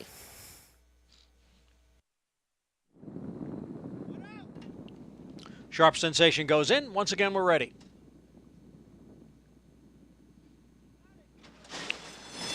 And they're off, and Sharp Sensation broke well from that inside post. Those steadying there at the back of the pack was number 4, Capleton, and Capleton is the trailer. Up front, it is Ripe for Mischief who has the lead. Rough Draft is in between horses, and Fuoco, the favorite on the outside, runs in third. Sharp Sensation down at the rail is now in fourth. Then comes Empire Sky in fifth. Dream Point next in sixth, followed by Brennan's War, and Capleton is at the back the opening quarter over the good turf in 22 and 2/5 seconds. So it is Ripe for Mischief by a head. Rough Draft, first-time starter, now moves right alongside. The two of them are together with Fuoco sitting just off of them in third. And in behind is Empire Sky in fourth. Farther back, a Dream Point and Brennan's War and Sharp Sensation. The field comes into the stretch now after a half in 45 and 2. Ripe for Mischief and Rough Draft. The two of them are together. Empire Sky is coming on now on the outside. Fuoco is back running in fourth. It is Rough Draft narrowly. Ripe for Mischief at the rail. And Empire Sky on the outside. They come on for the finish, and it is Rough Draft holding on to win it. First time out at odds of 10-1. The first-time starter, Rough Draft, gets the win at first asking. That's the number 9 Empire Sky. It was getting to him late, but I think pretty clear that the firster held on at the wire, Andy. Yeah, and I think a lot of people were breathing a sigh of relief that this race was not part of that Pick 5 carryover. Listen, the inside speed did do well here to hold on at a big price and run third here. First times for Linda Rice does not win with a lot of firsters in general, and certainly in turf sprints she does it. And now we know who Editorial is, the winner of a race at Aqueduct in mid-November. This was not Irad. Now listen, maybe Irad Ortiz was riding to instructions. I don't want to, criticize without knowing. And if he was given instructions to rate this horse, it was foolish. If he chose to rate him in this race, it was foolish. When you are the lone speed in a race, why would you give up that advantage? One of the reasons this horse was a short price, I didn't bet this race, I don't have any sour grapes. One of the reasons this horse was a short price was this horse was a lone speed. And frankly, Irad did not make any real effort to be aggressive with him. Now, like I said, he may well have been riding to instructions, but that is not the way to ride a speed horse. I don't care if you're a short price. You have to put these horses in a position where they're most likely to be successful. And I think stalking 3 wide in this race was not that situation. By the way, Editorial, 3 guesses and 2 don't count. Who was trained by? Todd Pletcher. Oh, another sire for Todd Pletcher. What did he do? Another. I don't remember at all. He only ran twice at Gulfstream in the summer, back in 2017. Second and a maiden win. He must have a pedigree to be standing at stud. He's now standing for 3,500 in California. He was in New York and now he's in California. Or maybe he was. Who's his dam? Playa Maya by Arch. She was a minor stakes place runner. Okay. Yeah. Acacia, lots of really good stuff. Awesome. Turning our attention back over to Churchill Downs. We get ready for race number 1 here. Post parade underway. Saw Rewire go by. Here's the 3 away from home. Yeah, Rewire is the horse to beat. He's one of the horses dropping down. Away from home is one for Dale Romans that ran behind the 2 Bright Spark last time. Here's the 4, Working from home. Of course, the 2 was a late scratch. Who knew? Working from home is probably the least likely winner of this field by the longest shot on the board. And 9 to 5, the outside class dropper, Absolute Courage. We'll see if Chris Landeris aggressed in the rail. If he's not, Absolute Courage is going to be able to clear off, and that'll make him very dangerous in here. He's dropping. The Asmussen drop downs for maiden special maiden claimer numbers are not good. They're very good for Brad Cox. About a minute away for the opener. It's a $50,000 maiden claiming race at Churchill, going a mile and a 16th for the 3-year-olds and upward.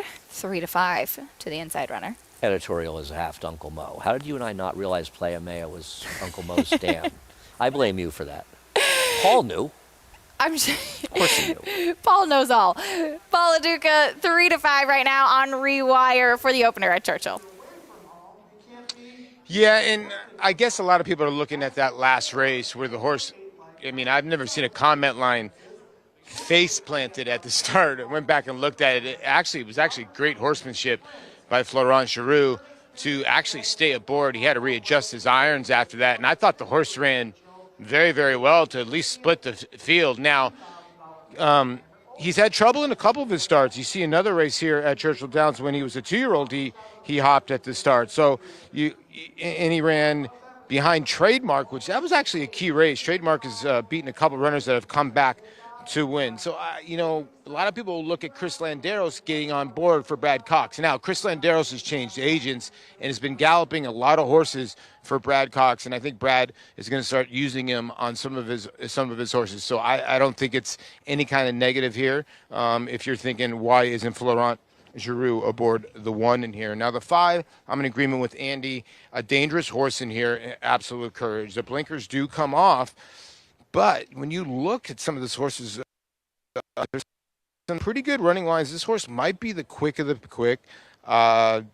Has not been the same. Did lose to Fair Duncan, who's come back to be okay. But some of those other running lines in 2021, they sat kind of play here. And this horse getting down to even money into the 1 Rewire and Brad Cox is just telling you this horse is working great in the morning. I think the 1, if getting away from the gate quickly, the only, hinder could be the 3 away from home with Martin Garcia, who did show speed against Freeze Pop, who was very, very impressive in that last race. But it was really hard for me to separate the 1 and the 5. I'll go 1 slightly over the 5. All right, Paul, thank you. 4 to 5 on Rewire as they load in. You have any final thoughts, Andy? Yeah, I think it's worth noting that Chris Landeros' agent is Brad Cox's son, I believe. Here's Travis Stone. Absolute Courage breaks well, and Away From Home does too. Those two match strides early on. Rewire pulls back off the pace to track them inside, and now angling a little bit off the rail from third as they hit the clubhouse turn. Margin of 2 from there. Working From Home settles in at the back. 7 furlongs to go, and Absolute Courage has come on to take a narrow lead. Away From Home is keeping pace toward the rails second. These two share the lead to the backstretch run. They've gone 2.5 lengths clear of Rewire, and Working From Home is the trailer. A manageable first quarter in just 24 1/5 seconds, and now Absolute Courage has taken charge. Absolute Courage is now the leader. 5 furlongs to go. Rewire has moved up into second. Away From Home is back into third, and Working From Home has now moved to the outside and is nudged along while fourth. 4 furlongs from the wire. Absolute Courage holding on to the lead. Rewire has made some progress, though, just 1/2 length behind as they round the turn. Away From Home's under pressure while third, and Working From Home's under pressure while fourth. So they move toward the quarter pole. Absolute Courage still holding on to the lead. Rewire is once again a little bit closer. Now just a neck behind.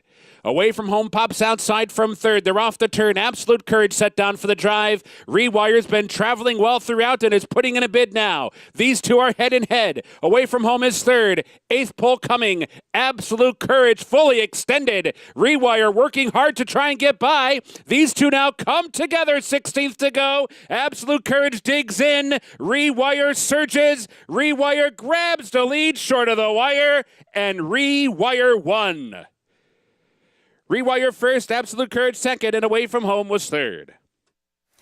Rewire with the win. The favorite gets the job done. A little bit keen early on. Chris Landeros able to get him to settle and gets the victory on the class drop. I'm still recovering from watching the race, but I know. After that, I tell you what, it looked like the 5 was holding him at bay. It looked like Absolute Courage was going to be able to hold him off, but at the end of the day, Rewire's just a better horse, and he got it done, albeit narrowly.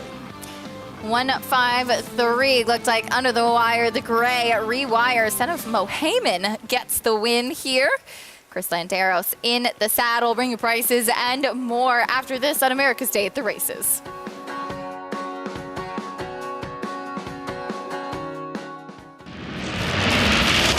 Very powerful colt, very square and behind, carried a lot of muscle, a lot of strength. Obviously bred and raised the Windstar, which is a great sort of advertisement for them and the stallion that stands there. Constitution himself has really good physiology. I mean, he was impressive on the track. He had the physiology himself to be successful, and it seems like he's putting that into his foals. I actually loved him from, the first look I saw him. Big, strong horse, great strength about him, great mind, great athlete. This season at Oaklawn, we've got more of everything. More of the top thoroughbreds in the world. More days of live racing. And the largest purses in our history. All at a completely reimagined Oaklawn. Come be a part of this historic season at Arkansas's only casino resort. Giddy up! Game of Silks is coming this December.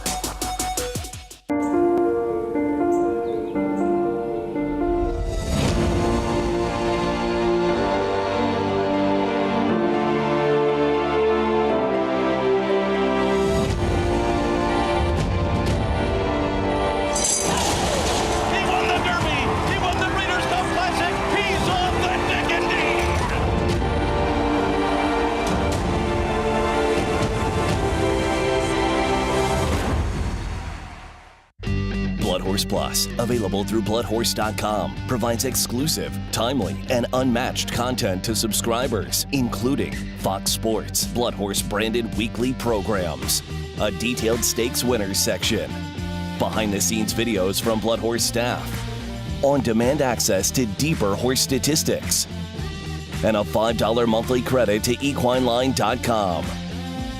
Upgrade to Bloodhorse Plus today.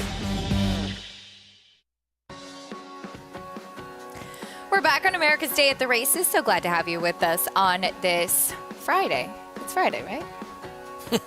Friday, yes, I think it's Friday afternoon. Rough Draft, the first-time starter, victorious on debut for Linda Rice. And as you were just saying, Andy, you know, it's sometimes tough with the barn, not known for first-time starters, but this one was very game to win and hold on at first asking. Yeah, no, it is. And obviously, this was a tricky race because the 7 was a flawed 4-5 favorite and a lot of money because of Irad. Now, I think he should have gone the lead, and I believe the different result could have been different. He ran so badly. Yeah. It's hard to believe it's just the only reason he lost, but sometimes it can be that much. But after him, I mean, the options were so limited. Listen, I picked the number 2 with Scratch, so it's not like I picked the 7 originally in this race. Not that that excuses me, but Dream Point, a slow horse that had a million chances. Empire Sky, who probably should have won this race, frankly, and hung a little bit. It was a flawed field, but congrats to Linda and the Connections getting the job done. Back at Churchill Downs, the number 1 Rewire, Pretty Gray, son of Mohamed, gets the win. Certainly breaking better than last time, but was a little headstrong, able to gut out the victory over Absolute Courage. I would say gut out is a perfectly reasonable way to describe it. It really felt like Rewire was not going to get it done. And Absolute Courage, who didn't clear. You wonder if Absolute Courage had been able to clear the 3 early, if it might have been just enough for him to hold on to victory. But he did have a lot go his own way that day. Rewire just ran him down, and Rewire was a little tougher going in. 153 in the opener at Churchill Downs, $3.72 for the win. Back over at Aqueduct, we continue on. Race 4 coming up next, the starter allowance. Sprinting on the main track, there's a look at the number 5, Coffray, who's currently your favorite, cutting back in distance. We'll talk a little bit more about his chances and the rest of the field after this break.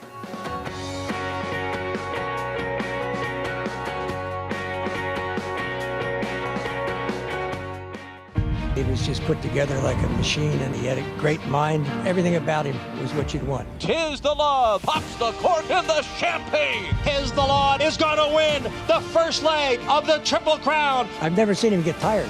Respect the law. Tis the Law. His structure is just perfect. His bone is perfect. He's left the others behind. He's going to win the Run Happy Travers. He's everything you would look for in a horse.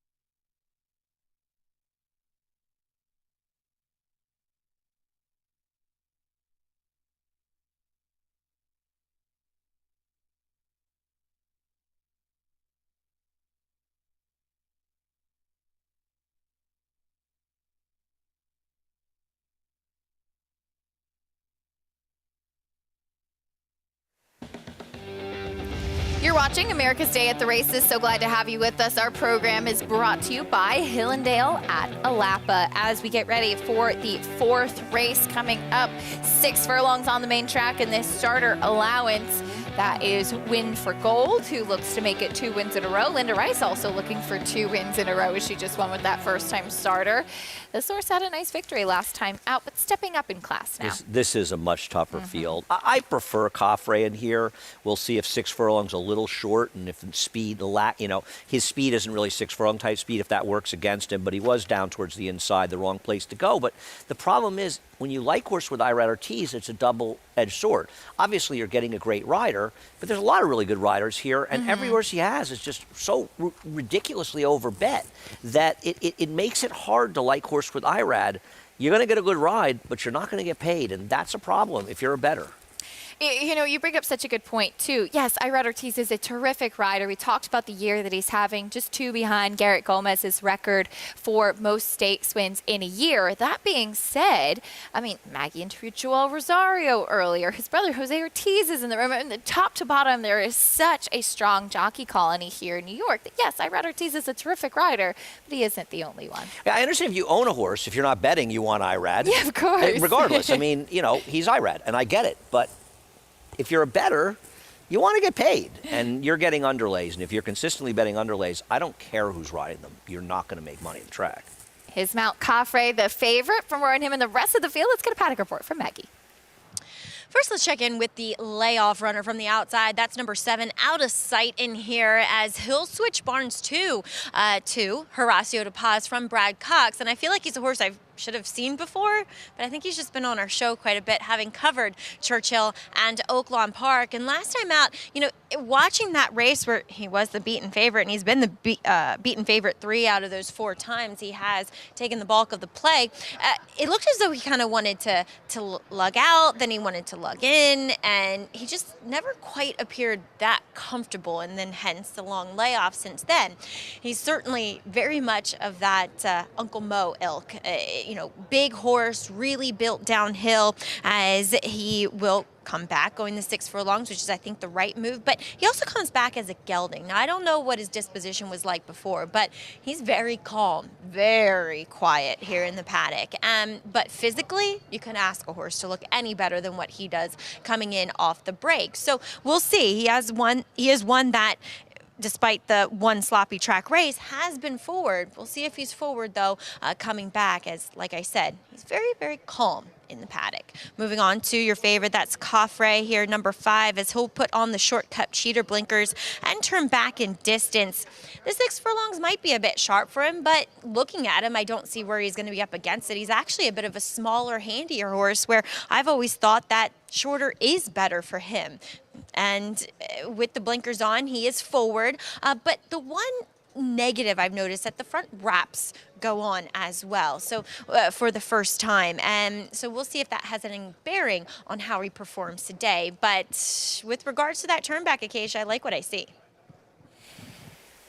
Maggie, thank you. Shorter, I've always agreed, could be better as well with Coffray. He's very interesting cutting back with the blinkers on too. And I think Maggie's point is well taken, that maybe 6 is not what he necessarily prefers. He ran really well going 9 furlongs, 2 starts back, which is definitely a distance that he doesn't Well, I think that was one of the Yeah. reasons he lost. He looked like a winner top of the stretch. And the winner of that race actually had come back and run well, so he might have just been second best. But it felt like he was home, and he just didn't finish in there. And listen, I always kind of like less distance for horses. I was only saying I was worried a little bit because you may want to be forwardly placed on this track. And he has some speed, but at 6, he's not going to be as forward as he could be if they went a little farther. That was more what I was saying. I don't worry about 6 furlongs being a problem in general, but I also think he's a bad bet at 8-5, and I picked him.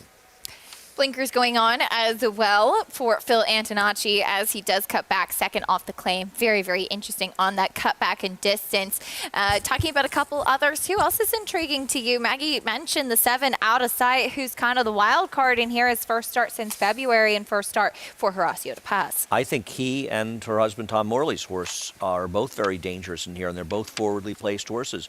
I agree with out of sight. Now, looking at the numbers for Horacio de Paz, not great, but off the like basically a 6 to 12 month layoff, he's 4 for 25, 16%, $1.78.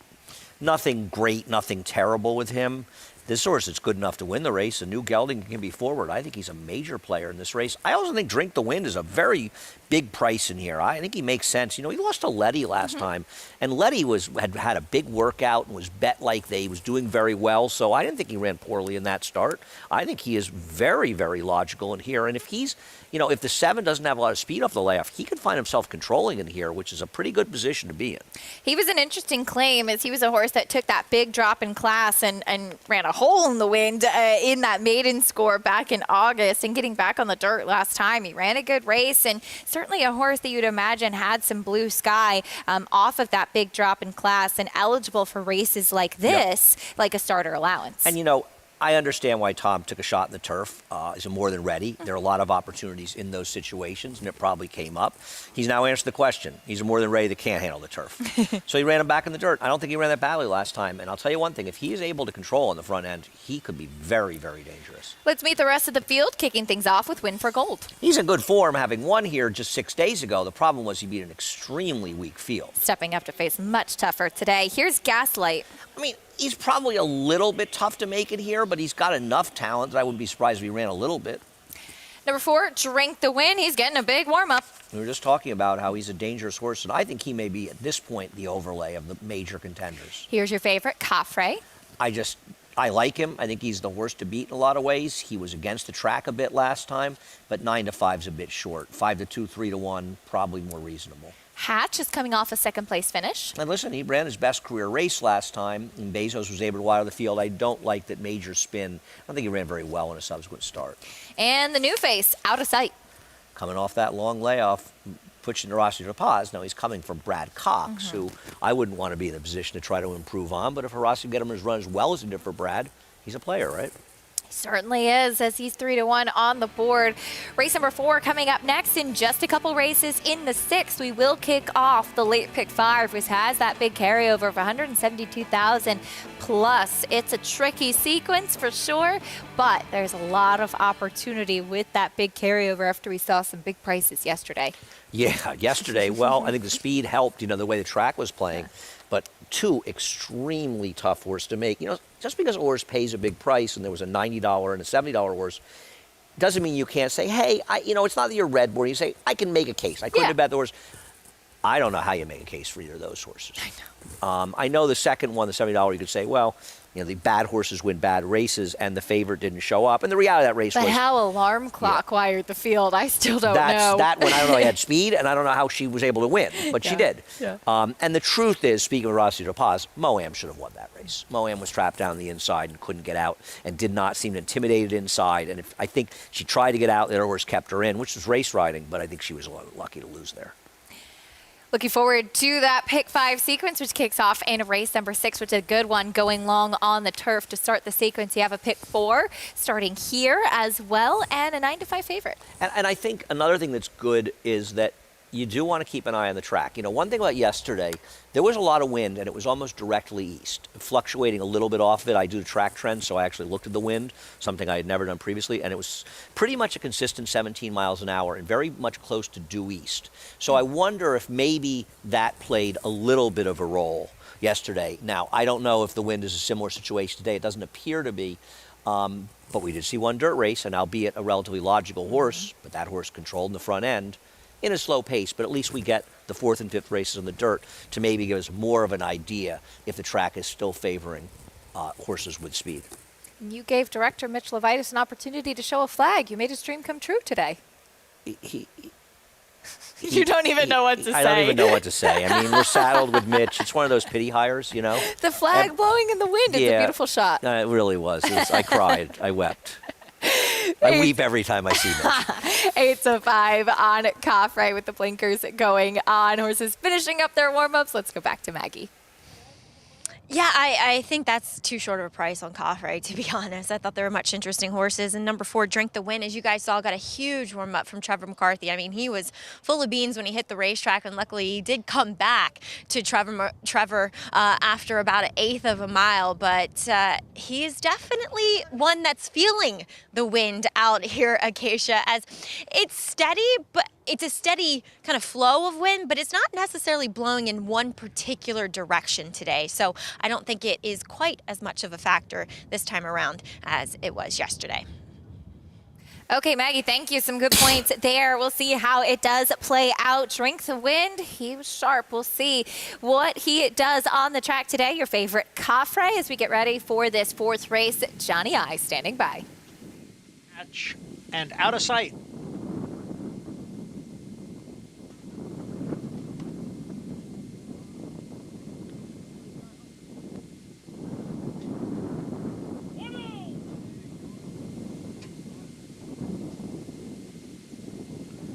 There on the gate.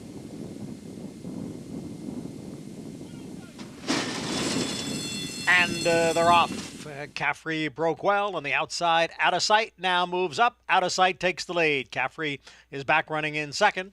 And then it is Hatch who is next in 3rd. Moving up is Drink the Wind in between horses. Down at the rail is Win for Gold, and alongside is Gaslight. The leader is Out of Sight in front here by a length.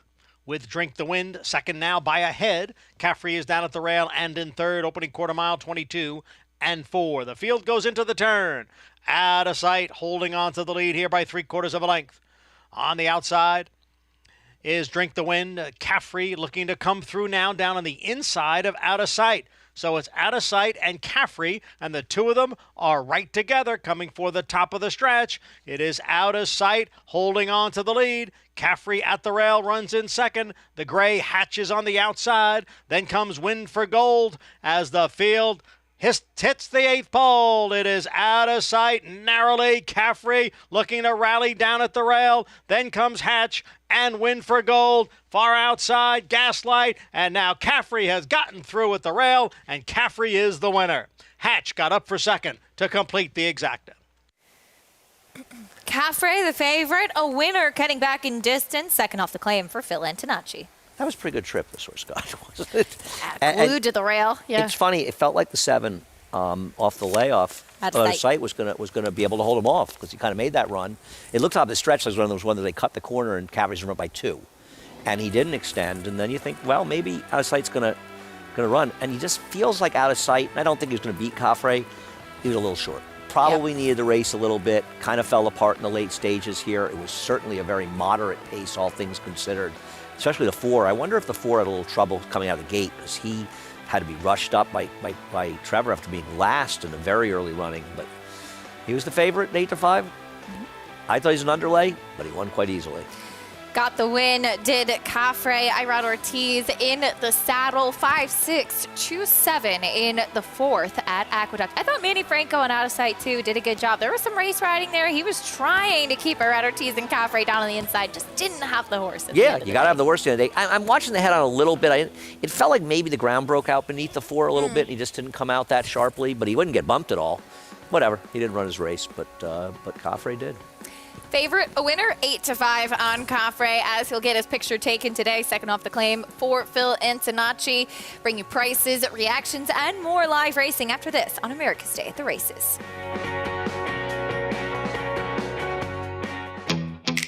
Yes, there's family. If we say La Troyenne, you'll get the picture. And of course, form. G1 this. A breathtaking run. G1 that. Dig down deep to win it. But take a long, steady look, and the word that most likely springs to mind is fantastic. Maxfield. Family. Form. Physique. Fantastic.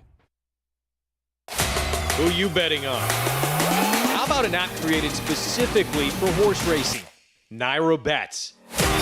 We specialize in thundering hooves, fist pumping, and boosting your bankroll with robust weekly promotions.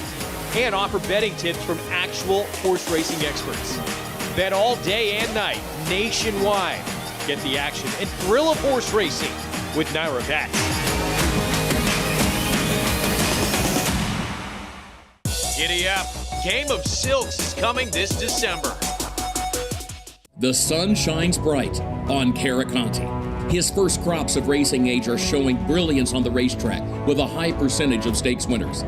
His versatility is evidenced by winners on all surfaces across the globe. And his offspring are lighting up the sales ring. With his biggest and best quality of books in the pipeline, the sun shines bright on this value sire. Caraconte, standing at Gainesway. Racetrack Television Network brings you every race, from every track, on every screen, every day. With monthly packages starting as low as $5, RTN gives you great value and access to more live HD streaming and race replays than anyone. Visit RTN.tv today to sign up and watch on almost any device, including Roku and Amazon Fire. RTN has packages that start at $5 per month.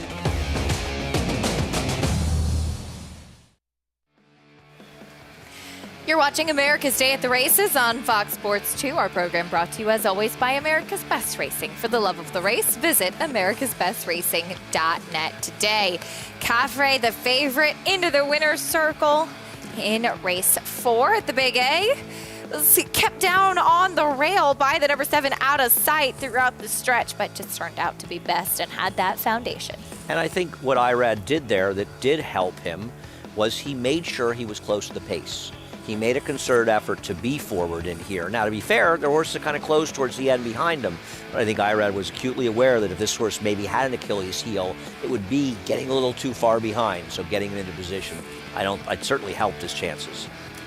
Caffrey, the winner with those blinkers going on. 5-6-2, $5.20 winner at 8-5 in the 4th race. We head back over to Churchill Downs. Get ready for race number 2. We're going a mile on the main track and a $50,000 claiming race for the 2-year-old fillies. Horse is stepping onto the track. The 2 is out, and we'll meet the rest of the field, starting with a horse stretching out in distance, High Fashion Lady. Just has not run one race in her entire career that looks to be fast enough to win here.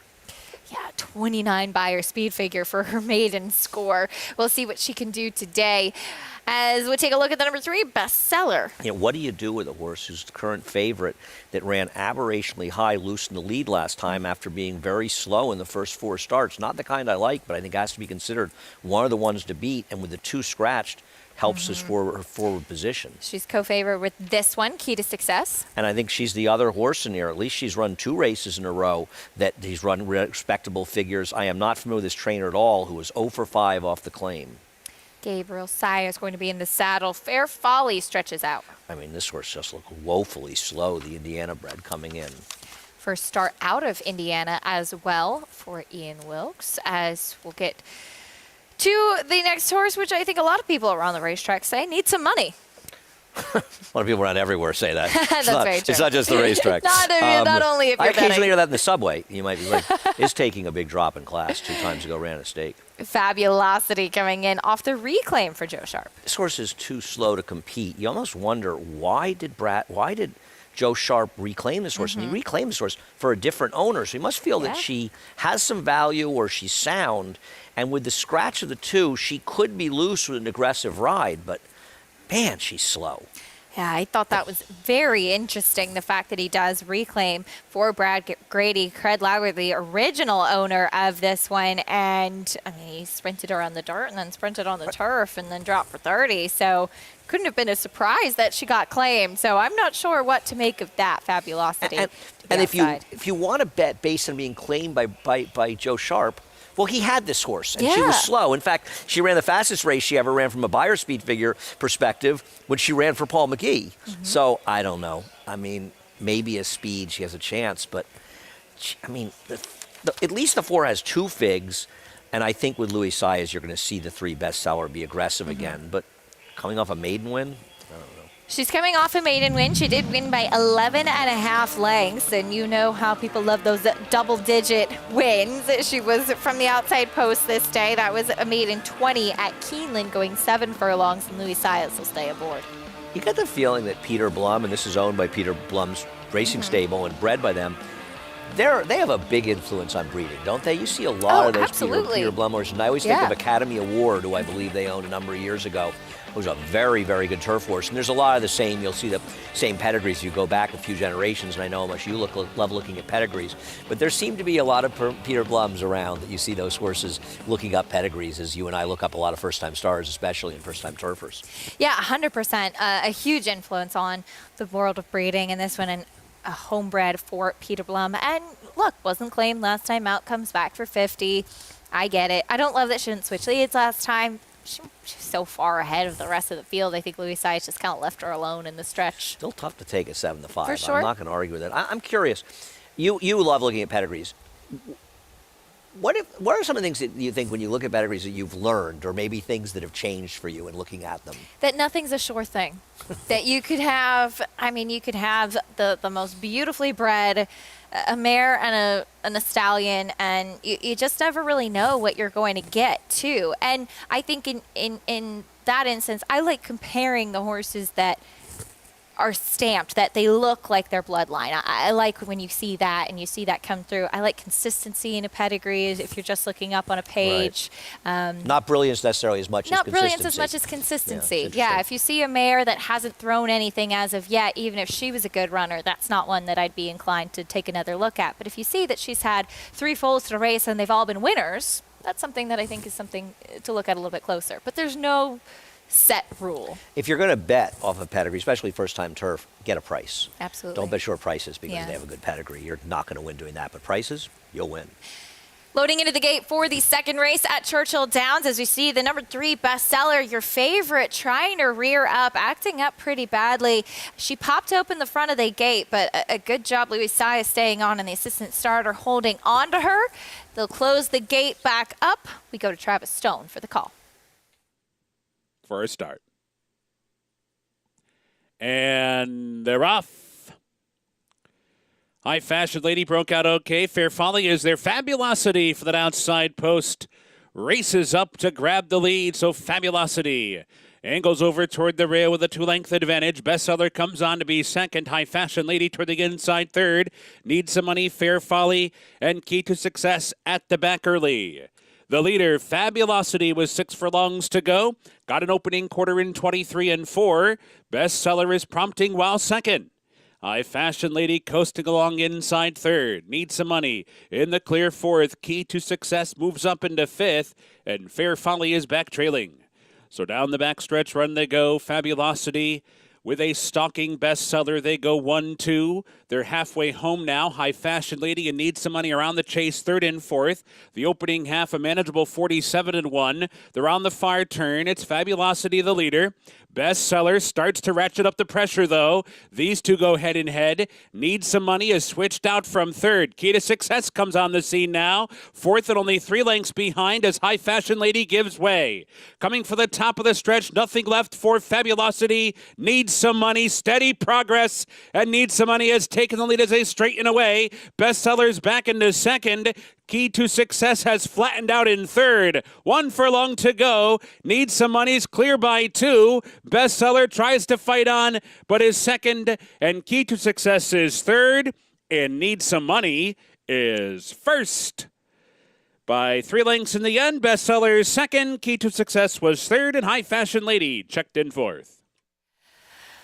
The 2-year-olds, you always wonder what's going to happen, and it was the number 6, Needs Some Money, who helps you get some money today. Well, got some class relief. Had never run against claimers. Not saying this horse had run any particularly fast races because he hadn't, or she hadn't, excuse me. But she got that class relief and it worked out. And the reality was that she handled the distance better than Bestseller, who tried to stretch out. And Bestseller was a classic. Last time was the time horse as well. Not to mention Bestseller had that trouble at the gate. She didn't go anywhere, but it still does take some energy, especially from a young horse, to pop open the front of the gate like that. But I do agree, last time a big effort. But it was Needs Some Money, who had that foundation too. Maybe she didn't do much running in those last 2 races, but she tried the Pocahontas 2 starts back and was running mile and 16th races. Yeah, listen, you find the right field, and you know, as speed figures begin to so much dominate the betting and handicapping, and they are to me the most important thing, you do have to look at class a little bit sometimes, and dropping down to claimers can be a huge drop down. Francisco Arrieta in the saddle in the second race at Churchill Downs. Horses in the paddock at Aqueduct as we get ready for the 5th race, and we get ready to kick off the pick 6. There's a nice carryover in that as well, 25,000. There's a look at Carapara getting back to the main track. We'll talk more about that 2-year-old race after this on America's Day at the Races. Eclipse champion Run Happy, the #1 second crop dirt sire of last year, is back and showing a new dimension with winners on turf, dirt, and all weather. A record-breaking sprint champion, Run Happy is also siring winners at all distances, from 7 furlongs to 1.25 miles. A sire whose runners can carry his speed over all distances and all surfaces. Run Happy, price for value, and standing strong at Claiborne Farm.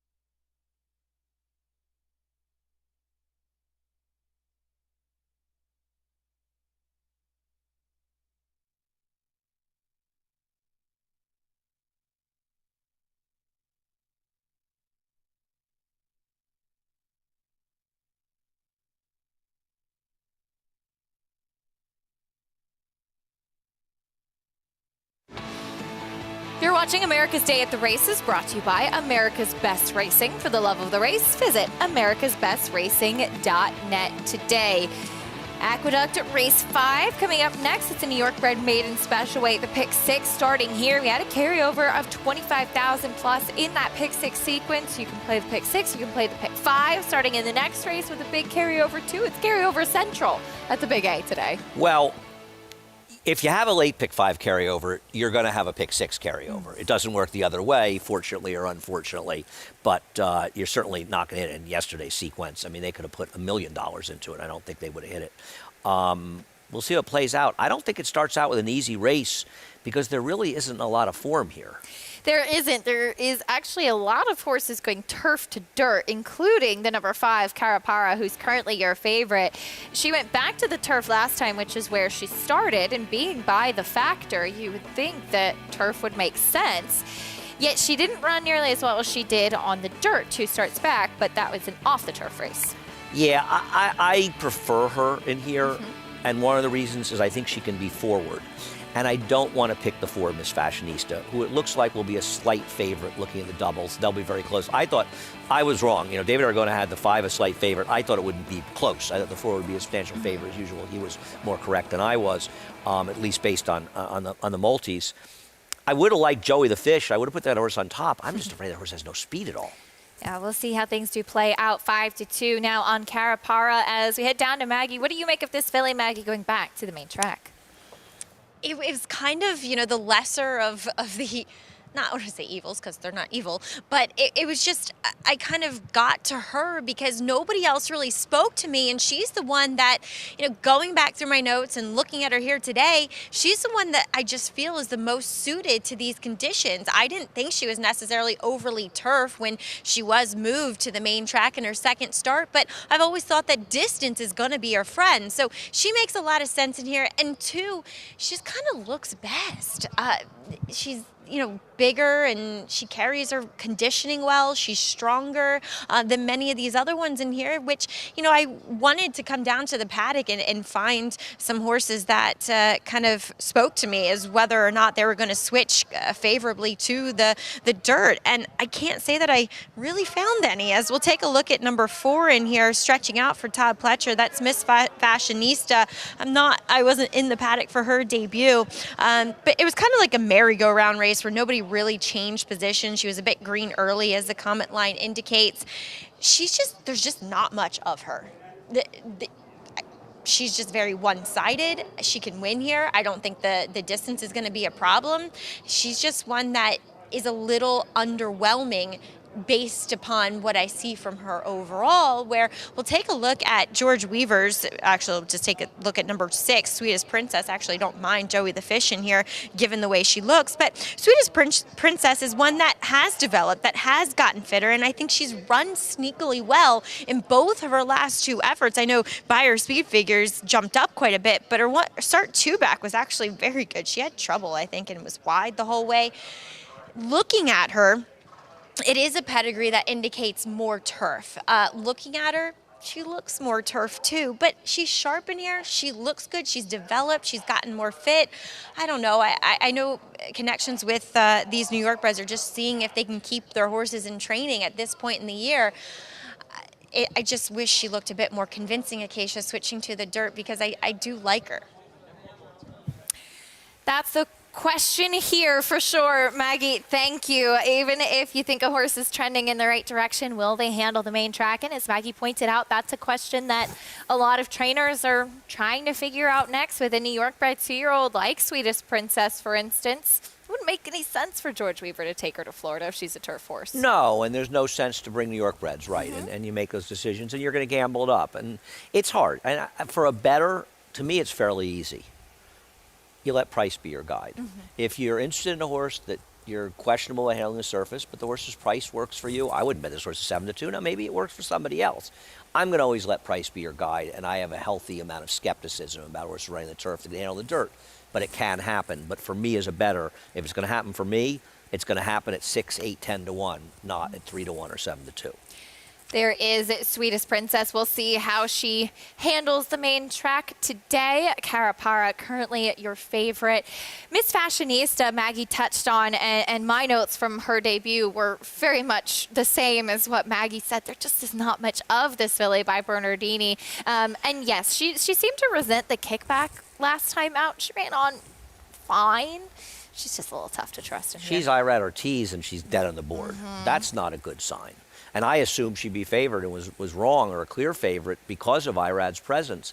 And I believe, other people are going to disagree with me, but that's what handicapping is about, that just assuming that the horse ran a wet track and that accounted for a 6-5 shot running as mediocrely as she did, to me, that's a mistake. I'm not saying that it's not the case, but I'm not going to come back and bet a horse at a short price again. Now, if the horse was, I was interested the horse was 8-1, that's different. But price always has to matter. We'll meet the field, starting with the other George Weaver runner, Joey the Fish. Yeah, this is the one I would prefer and is a better price, because this horse ran against legitimate dirt horses in both of her starts. I'm just afraid she has absolutely no speed. Starts now went by. A little bit of a bucking bronco out there. Started early. Yes, Started now. Absolutely. Here's the number 3, Queen Pin. I think the 2 is more of a turf horse. This horse ran the turf first time. I don't see a lot of pedigree. She's actually supposed to be better on the dirt. Big price, though. Here is that number 4, Miss Fashionista. I won't be shocked if she won, but she's not my kind in here for these connections. 3-1 co-favorite now with this filly, Carapara. I picked her on top. I thought she'd be forward, and I thought her one dirt race was good enough. She goes back to the main track. Kendra Carmouche giving her a nice warm-up out there. The other one for the Weaver barn, who we talked about quite a bit in the paddock, is next, Sweetest Princess. Listen, she ran very well last time behind Smoky Eyes, who actually ran well in the stake in her subsequent start, but that was on the turf, and this is on the dirt. Maggie mentioning that she's a filly that's trending in the right direction. Will she handle the main track, though? And another turf-to-dirt runner, Sweet Blush, to the outside. She's taking money because it looks like she ran enough, but she didn't enjoy running the turf, but she did even less running on the dirt. I don't see it. Not my kind. She's 5-1 right now on the outside. You can join Naira Bets today and play all of the action on our program, plus a whole lot more, while earning up to a $200 deposit match bonus. Sign up with promo code MATCH200 and you could earn up to a $200 deposit match right after your first deposit. Bet any track, anywhere, anytime. Don't forget to join now at NairaBets.com for your $200 deposit match. Favoritism has now ticked over to Miss Fashionista. Still very cool on the board at 3-1. The number 2 starts now taking some attention at 5-1. We kind of skipped over her in the post parade because she was off and gone under Junior Alvarado. But you mentioned she does seem, especially with that pedigree, to be more convincing on turf. Yeah, from the dam side, for people not familiar, first of all, it almost threw up when I saw her back in because I needed her for second. The winner was like 11-1. No. Well, she has a big turf pedigree. She does. She actually got in trouble. She should have been second in there. And I was thinking, oh my God, this is the horse. So actually, the Exacta was kind of an underlay given the prices. I think it was like 500 and it should have been like, 1,200. But you're not bitter. I'm bitter in general, but not over that one. This is a dam that's had great production with turf horses, and the 2 good ones were Invasors. It's kind of an anomaly. Now, in fairness, Mucho Macho Man gets some turf, but you can get some dirt there, but there's just been no good production from the first or second dam on the turf, on the dirt. We'll see what that 2-year-old filly can do. Seems like she's settled down a little bit now. Let's go back to Joey the Fish. I wrote for her last time, as we talked about the other one for George Weaver, wrote for her last time, like her getting some more distance, not sold on turf. So she will now run a mile on the main track. Thought she was intriguing, but your point, I think, is well taken that she doesn't have any early speed. But she's 7-1. So I think that accounts for a lot. That overcomes a lot. Lack of speed. And the truth is, maybe with a little more race in her belt, maybe they can get her a little bit closer. And also, what if the 2's not a dirt horse? And the 3's not a dirt horse? And the 4 is the horse that we're kind of afraid that she is. It's not that good. And the 6 isn't a dirt horse. And seems like the 7 isn't. Isn't this sort of, besides the 4, no worse than the 3rd best dirt horse? And what I like about the 1 is the horse ran against good horses. Yes. And at this price, Faced Maple Leaf Mel first time out. I have to bet a couple hours on this horse at this price. Yeah. I think 8-1 is more than fair. I wonder if there is actually a fish named Joey. Well, it could always be. Yeah. I mean, like a fish called Wanda. Have you ever seen a fish called Wanda? Yeah, for sure. Great movie. Very funny movie. Well, as we continue our discussions of Joey the Fish, the name, for more on these 2-year-old horses. Maggie, anybody speaking to you out on track yet? No, I landed on Carapara in here. I just think she's the most logical horse where she doesn't look like a turf horse out and out as many of these do in here. As we'll take a look though at Queen Pin. Now her pedigree would say that she should be okay on the main track, and she's the biggest shot on the board. Looking at her, she's kind of she's your atypical Unified, where a lot of his progeny look very much like, dirt sprinters, and that's not what she looks like. She definitely looks like distance, and she got very, very rank with Kendrick Carmouche in that first start, where throwing her head back in his face, and he really couldn't do much with her because you don't want to run over the top of heels when you find yourself towards the back of the pack. So I think it was an effort that, don't judge it at face value, and there's enough pedigree in here, and she is one that does need to strengthen to be probably capable of handling the dirt, but still she was less turf looking than many of the other shorter price horses in here, to say that. I want to get you guys' thoughts though on number 1, Joey the Fish, because you mentioned her and you talked about her, and she looks great, and I could see where that she could be a little bit more forward just with the stretch out and distance, because she's built that way. She's very strong behind the saddle.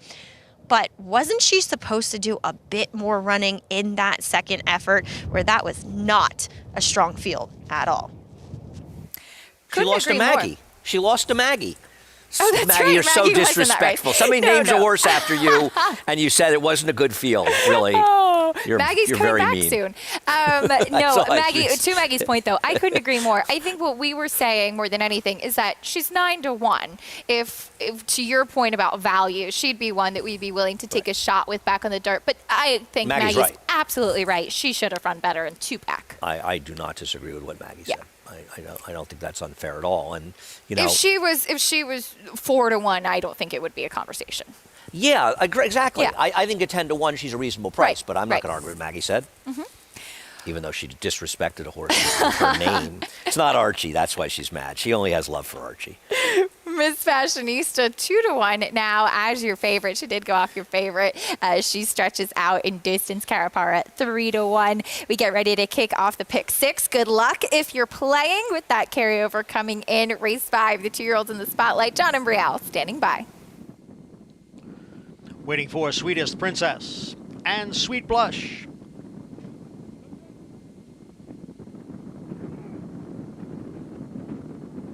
Sweet Blush moves in, and we are set for race 5 and the start of the pick 6.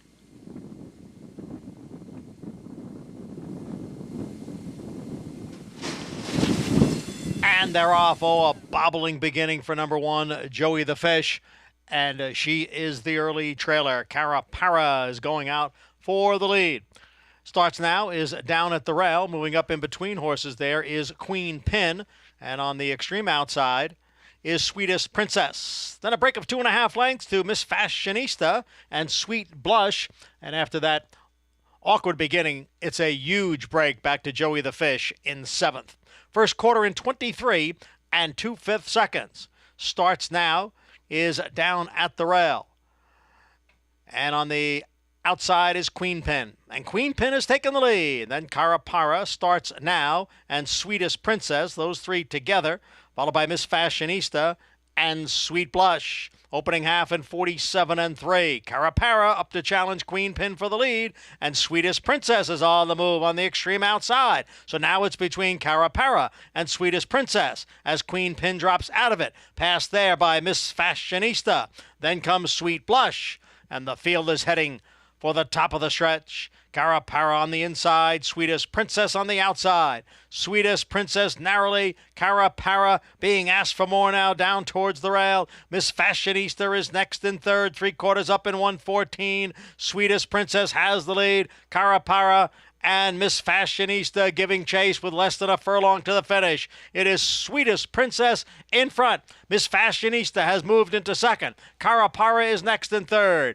Sweetest Princess breaks her maiden here, going a mile at Aqueduct.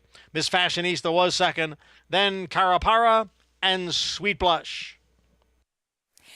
Sweetest Princess looked like she could handle the dirt, and she found the right spot to try it out, too. Maggie talked about how she was trending in the right direction, and she gets the win today. Right, she gets the win, but I'm not sure George is saying, well, now we're going to be running her in some allowance races over the winter.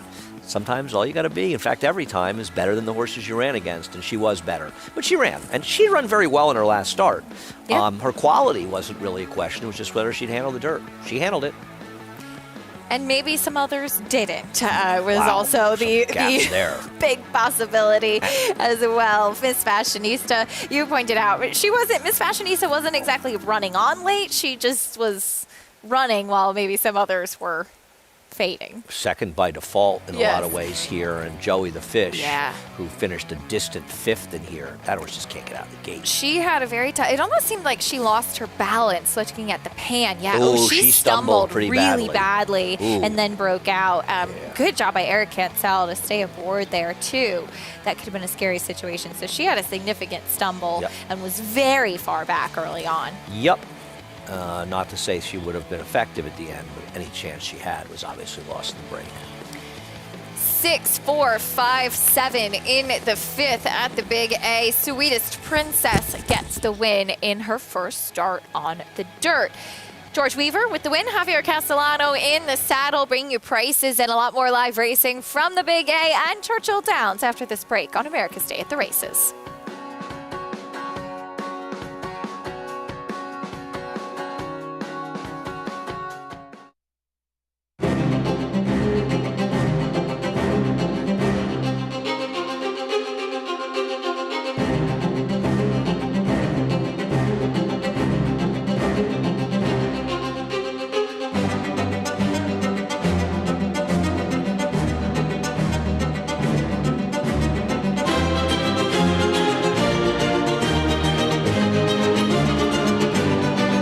Eclipse champion Blame, standing at Claiborne Farm. How do you become the gold standard in racing partnerships? One partner, one horse, one victory at a time. Flight line, 20 lengths clear. Congratulations to all our partners who have made West Point the gold standard for the last 3 decades.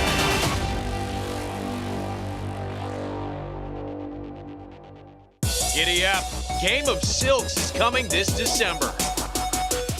War Dancer. The momentum continues with recent stakes winners on turf and dirt. Dancing Buck going wire to wire in the Grade 3 Belmont Turf. Dancing Buck has opened up on the field. It is Dancing Buck by a half dozen lengths. And 2-year-old filly War Saichi with a wire-to-wire win in the Ladyfinger Stakes. War Saichi asserted her authority immediately out of the starting gate, and she has not relinquished the lead. War Dancer, the #1 third-crop turf sire in North America. Proud to stand in New York. Now more than ever, it's time to get with the program. When shopping for your next race prospect, consider that New York breds start with an advantage. Our New York breds run for serious green. At Saratoga Race Meet, New York bred maidens run for up to $88,000. New York bred allowance horses run for up to $100,000.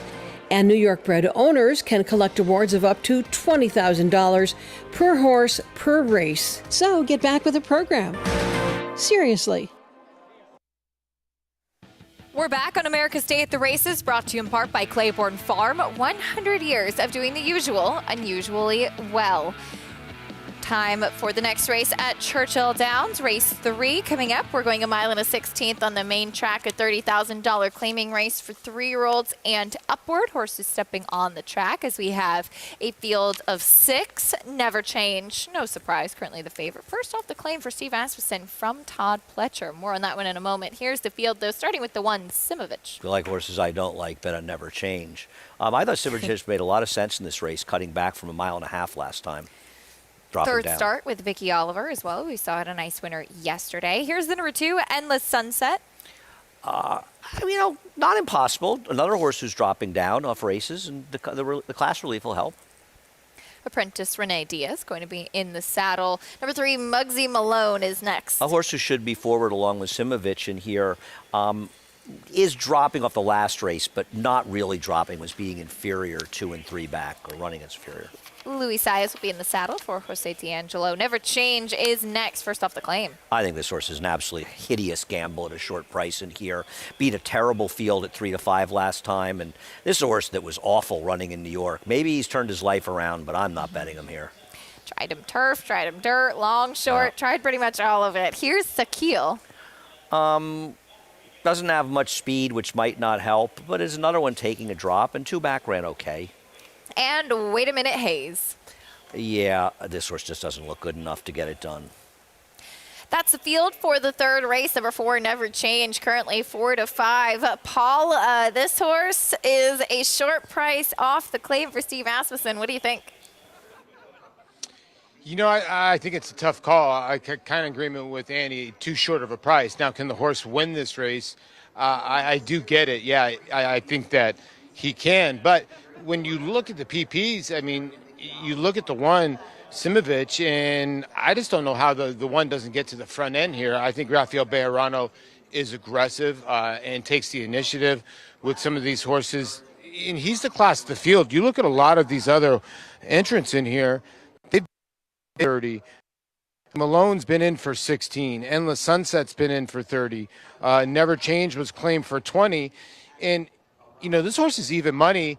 And I actually was my race off in the last race. I went upstairs and was hanging out, and I had 4 or 5 people that are putting claims in for this horse. They think there might be 10 to 15 claims in for the 4, and maybe 10 or 15 claims in for the 1. So those are the hot horses at the claim box. But do you want to take that at that short of a price?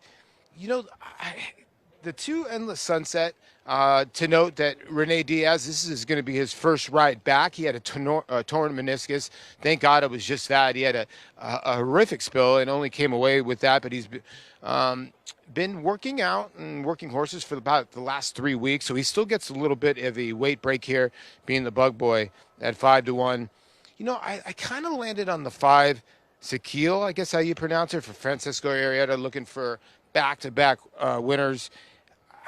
You know, that race was muddied up last time out. You just draw a line through it. First time on turf, did no running. The Hawthorne horses have done okay coming into Churchill Downs. The race before that, I thought was, you know, 3 or 4 wide. Emmanuel Esquivel didn't really need to press the pace that day. And this horse has got a couple races to go back to that I think can, you know, maybe win this race. I just can't see 6-5 on the 4. I get it. Never Change could win this race, but I have to take the value on the 5 here, now down to 7-1. I like it, Paul. Number 5, Sakil, now at 9-1, getting a good price on that one, who is taking a drop in class. One that does tend to come from pretty far off of it, but we'll see getting back to Churchill Downs if the class relief will make a difference for this one. Well, if Paulie likes the 5, I'm going to box 1-5. I bet the 1 Simovic to win, but I'm going to use Paulie's source at a price, so I'm good there. I think that Never Change is a, listen, you know, you want to hang around and bet on horses I don't like. This horse fits the bill. I don't know what you're supposed to like about this horse. It's not like Steve Asmussen's numbers off the claim are particularly special. Is it a Tyler Gaffalione thing?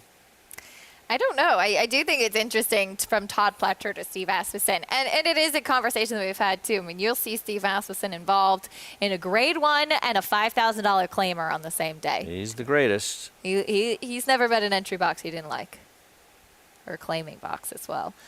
Even money on Never Change. Tyler Gaffalione climbs aboard. It looks like the number 3, Muggsy Malone, giving the starting gate crew a little bit of trouble going into the gate. There he goes. Race 3 at Churchill up next. Here's Travis Stone with the call.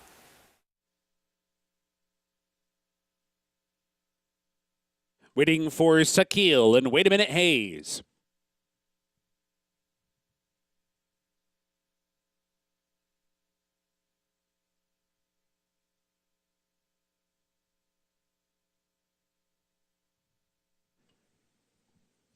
They're in the gate. And they're off. And Never Change. Bit of a flat-footed start is off near the back of the pack. Muggsy Malone breaks well. Simovic is away well, too. And so is Wait a Minute Hayes on the outside. The 3 of them right across the track into the first turn. And Simovic for that inside post cuts the corner and grabs the upper hand. Muggsy Malone is a stalking second. Wait a Minute Hayes on the far outside is up into third. 2.5 back. Endless Sunset comes away fourth. Sakil's racing fifth. And Never Change is the trailer in sixth. 5 lengths off the lead and wide. They turn to the backstretch run. The opening quarter in 24 seconds flat. Simovic the leader down the backstretch run. Muggsy Malone, mild pressure. Wait a Minute Hayes makes it 3 across the track as they start to swarm in on Simovic. 2.5 lengths back. Never Change has taken over fourth past a half-mile pole. Endless Sunset is down toward the inside as they hit the far turn run. The opening half in 48 seconds flat. They're on the turn. Simovic, short lead. Muggsy Malone continues to press. Wait a Minute Hayes backed off briefly and is coming on once again. 2.5 lengths back. Never Change. Tyler Gaffalione in a full-out drive with that one in fourth and still 5 lengths behind. Sakil switches to the outside and Endless Sunset tries to come up the rail. They're off the turn. Simovic turns for home. Still in front. Wait a Minute Hayes is bearing down on the wrong lead, but in front with a furlong to go. Simovic tries to re-rally down toward the rail. Sakil's now third. Final 16th. Wait a Minute Hayes, short lead. Simovic is fighting on, but is back into second. Second behind. Wait a Minute Hayes. The longest shot on the board, but just more than a length in the end. Simovic was second. Sakil was third. It's tight for fourth. Muggsy Malone or Never Change. Upset in the third. You heard Travis Stone, the longest shot on the board. Wait a Minute Hayes. It looked like he was going to stop hanging on that left lead, Andy, and then all of a sudden he switched and was able to go by Simovic in the stretch. I've lost to some ridiculous horses in my life. But wow, congratulations, the connections on this horse, because this horse makes absolutely no sense on paper. I mean, lost an 8-5 two-back in an off-the-turf race at Evangeline Downs. Drops a little bit. Company was atrocious in his last start here. I mean, Simovic has no excuse. No surprise that Never Changed did no running, and Paulie's horse got up for third. I'm in shock that I lost to this horse. An upset. Wait a minute. Hayes gets the win. Meanwhile, horses in the paddock for the 6th race at Aqueduct as we get ready for that late pick 5 carryover. That pool's growing already. More in the sequence after this.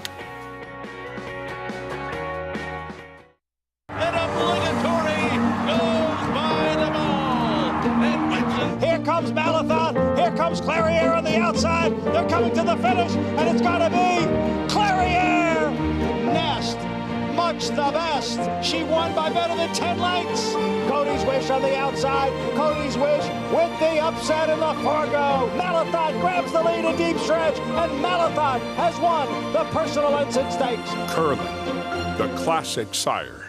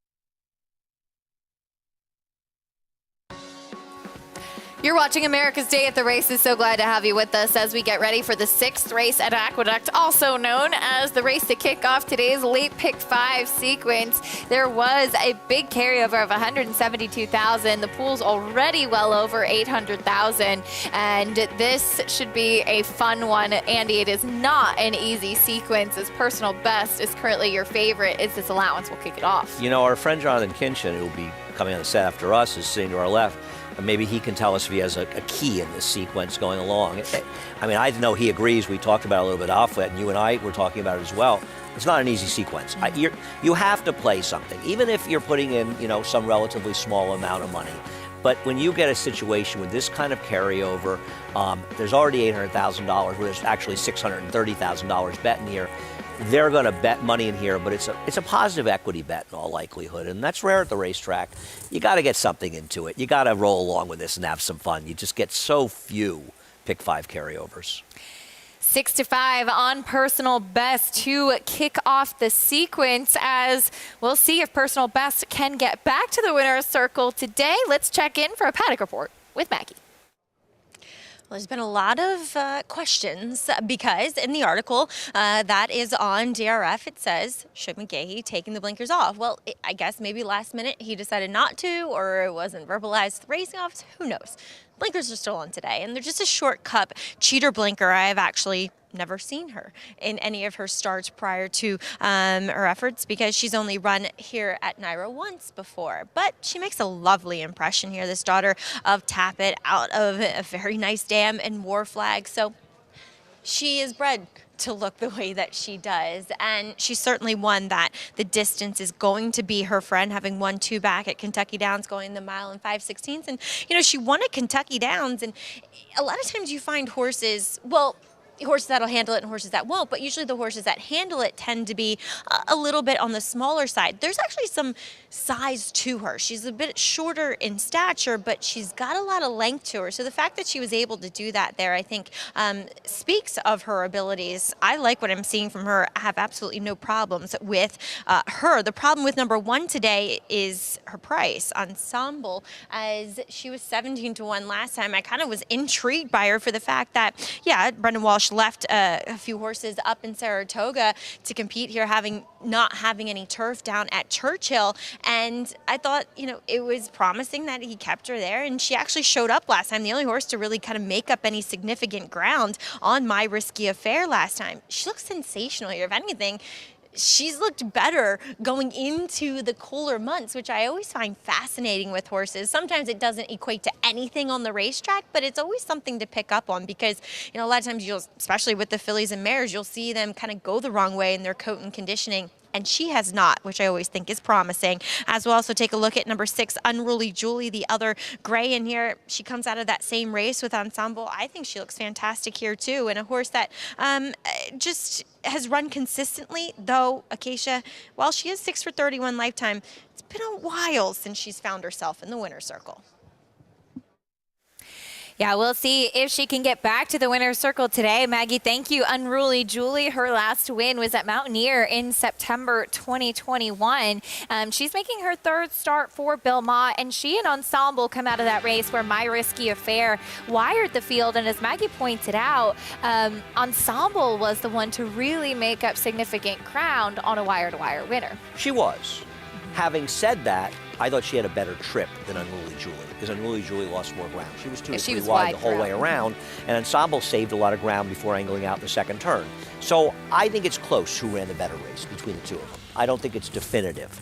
The reason that I took a shot with another horse from that race who ran worse or finished worse, Ever Summer, is it felt almost to me like she was kind of riding shotgun. So they talk about harness racing, sort of sitting outside of the winner, who was also trained by Christophe Clement, and she was a heavy favorite. And I think it worked against her best chances. I know the pace was kind of tepid, but I don't think it was the best. It was in her best interest to wait for her to run in that field. The other thing I like about her, and she may not be good enough, to be fair. Well, first of all, she's a huge price at 17-1. We know she can win at a mile and 3/8. Does she have to get faster in the race at Delaware Proubac? Yes.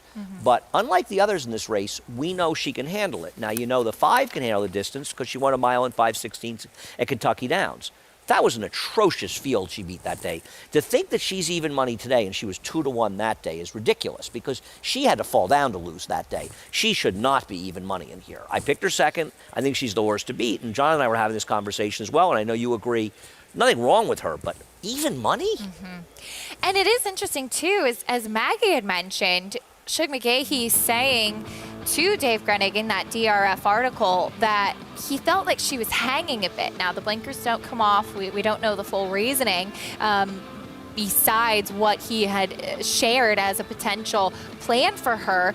And he said that he felt like she just didn't have that punch late. And you could see it pretty clearly here. But it's not the first time that she's done that either. She was a horse that, with that nightmare trip in her debut at Gulfstream, moving into Keeneland, wasn't she? I remember you and I talking about it. Wasn't she like 10-1 on the morning line?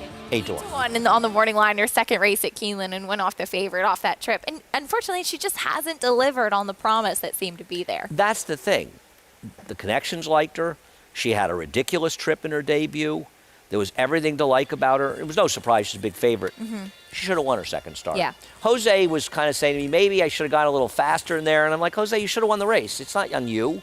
Horse in that situation like that is supposed to win. And she's got too many short price losses for me to take her at a short price. Let's meet the rest of the field, kicking things off at the Brendan Walsh runner, Ensemble. Ensemble's fine. She ran a good race last time out. That figure, though, that came back in 87 is not reliable going forward, I think. Caironi at 16-1. I don't know if she wants to go this far, but at least she finally showed some life last time because she looked like she'd be good after her debut. She ran a good race that day. Here is the number 3, Lady Thornhill, big price. She's going to have to improve at a mile and 3/8 to be effective Another long shot. Here's Rumbeek. My friend David Aragona likes this horse. Oh, wow. Good luck to him. I did not. I didn't see it, but I respect his opinion. Even money favorite. Here's personal best. She's way overbet at even money. She's probably the horse to beat, but I think the margin is fairly narrow, and she's not reliable. Unruly Julie, the other gray out of that common race. If you put her last race in a vacuum, I would like her here. But the problem is the rest of her career, and I don't know exactly where it came from last time. Here is My Lips Are Sealed stretching out. The argument for her, and Jonathan and I were having a discussion, is she's potentially the speed. But there's other speeds potentially in here as well. But I can see a weird case for her. Ever Summer was forwardly placed last time. Yeah, well, it was a very slow pace. I think she's going to run much better. And I think it's a massive overlay at 16-1. Filly by Summer Front. As we take a look at the number 9, Run Up the Score, 1-for-1 on the turf. Yeah, but this is a much tougher spot, and she got a very good trip last time.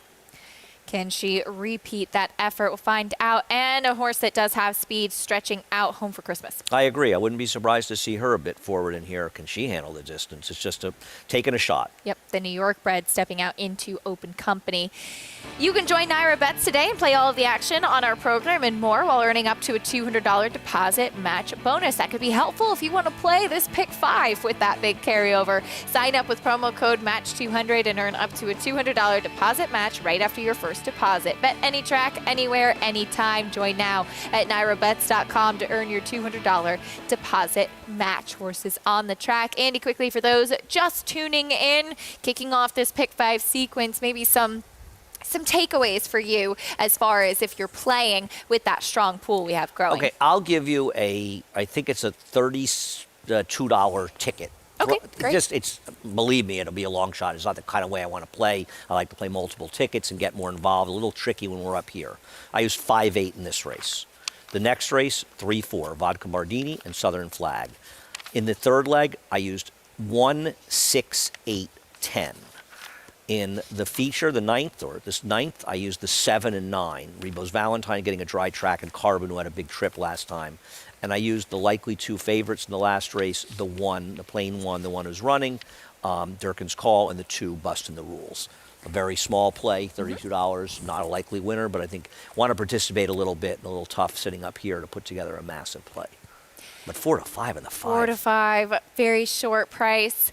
As she finishes up her warm-up, let's go back to Maggie trackside for the 6th race. Maggie.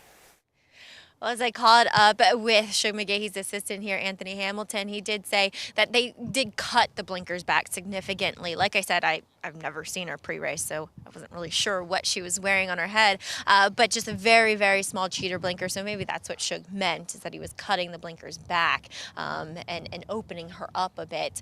So just wanted to clarify with that. And then the horse that Andy's interested in, number 8, Ever Summer, she's one that she's just developed really nicely, and she is facing, older company, but she's beaten older company in 2 back at Delaware, and she's just kind of one of those ones that's very even in the way that she runs, just kind of gallops along. She doesn't look that way, though. She does have that forward placement to her, and she kind of looks as though there's more gears, but there really isn't that many gears with her, but still one that, as Andy pointed out, I think is a huge overlay, fits really well physically with the rest of the competition as far as the main players in here. So I think she's one you certainly want to use in here, and definitely like her more than some of the other shorter price horses. Guys?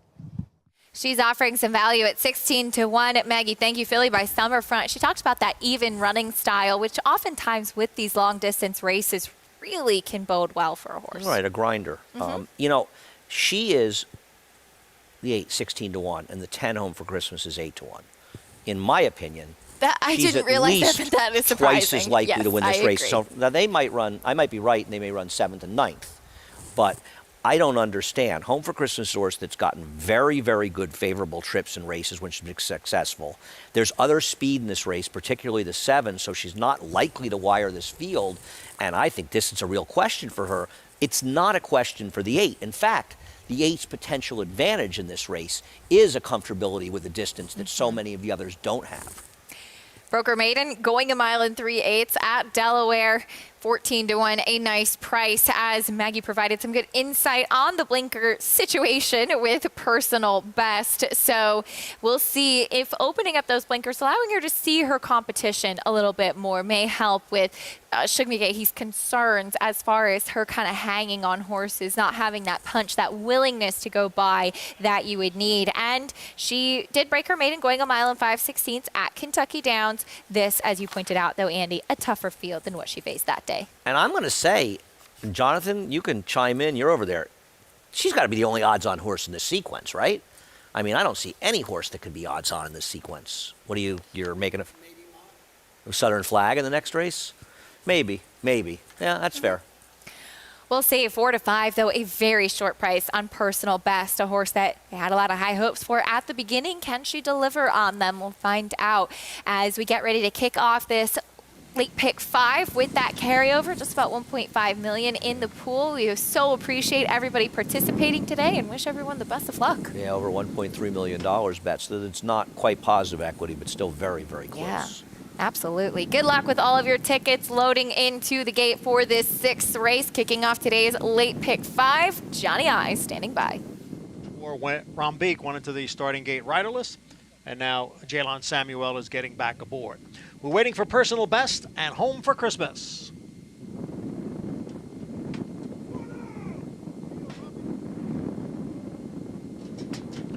And we are set for the start of race 6 and the late pick 5. And they're off. And Caironi broke well, but passed there by Lady Thornhill. From the far outside, it is Home for Christmas. Home for Christmas, Lady Thornhill, they're right together, and the odds-on favorite, Personal Best, sits just off of them. Run up the scores on the outside. Then it's a break, almost 5 lengths. Back to Rambeek, who is down at the rail and in 5th. Unruly Julie alongside in 6th. My Lips Are Sealed is next in 7th. And Caironi, who broke well, now back in 8th. And at the back of the pack are Ensemble and Ever Summer. First quarter over the good turf in 23 and 2/5 seconds. So it is Home for Christmas who has the lead here. Home for Christmas in front by 2.5 lengths. Lady Thornhill is next in second, under the line for the first time. Home for Christmas shows the way. Lady Thornhill is in second. Run up the score is next in third. Personal Best saving ground down towards the rail and in 4th. Unruly Julie is 5th on the outside of Rambeek. Then comes the duo of My Lips Are Sealed and Caironi. The trailers are Ensemble and Ever Summer. They're on the backstretch now, the half mile in 48 and 4/5 seconds. Home for Christmas setting the pace here and leading by a length over big long shot Lady Thornhill. Personal Best is third by a head. Run up the scores on the outside. 3/4 posted in 1:15 and 1. As they continue along, it is still Home for Christmas by a half length. Lady Thornhill on the outside. Then Personal Best in third. Followed by Run Up the Score in 4th. Rambeek, Unruly Julie, heads apart 5th and 6th. And farther back is My Lips Are Sealed. Caironi. Ever Summer now begins to move up a few spots on the extreme outside. Ensemble is the trailer. Home for Christmas is still the leader. Personal Best now comes on through. Personal Best going up the challenge. Going down there. Going down was number 8, Ever Summer, towards the back of the pack. And now Personal Best has taken over the lead. Rambeek is moving up on the outside to grab second. It is Personal Best with the lead here by 4 lengths, and Personal Best is on to victory here at odds of 4-5. Rambeek held on for second. Ensemble closed for third. Personal Best, no doubt about the winner. Much the best here. Unfortunate situation with that spill. We can say from our seats here that Ever Summer is up and is about to be apprehended by the outrider. Cannot see from our vantage point about Trevor McCarthy, but we'll keep you updated on the situation. We'll take a quick time out here on America's Day at the races. Personal Best, the winner of the 6th race at the Big A, to kick off today's late pick 5 sequence. It's 1,000 Words fighting back, coming down to the finish. If a picture is worth 1,000 words, this is one stunning picture. 1,000 Lewis just in front. 1,000 Words wins the Robert B. Lewis. Honoree P is full out now, second on the outside. And they're coming down to the line, and 1,000 Words has done it.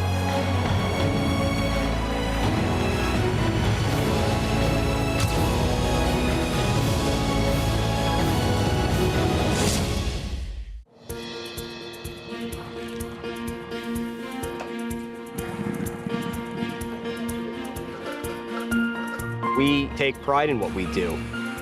For me, it's more of a passion than actual work. I'm an assistant trainer. Carpenter. I'm a peace officer. I'm a jockey. I'm a gardener. I'm a groom. Clocker. Assistant starter. Trainer. ESL teacher. I love what I do. There's so many jobs that come together every day. It's a collective effort that really makes this ball go round. We are New York Racing! I couldn't imagine working anywhere else. For me, riding horses in the morning is the best thing I can do. New York Racing helps support my small business. It's extremely important to the New York economy. Like my dream come true. This is like a big family. We are New York Horse Racing. Giddy up. Game of Silks is coming this December. Racetrack Television Network brings you every race, from every track, on every screen, every day. With monthly packages starting as low as $5, RTN gives you great value and access to more live HD streaming and race replays than anyone. Visit RTN.tv today to sign up and watch on almost any device, including Roku and Amazon Fire. RTN has packages that start at $5 per month.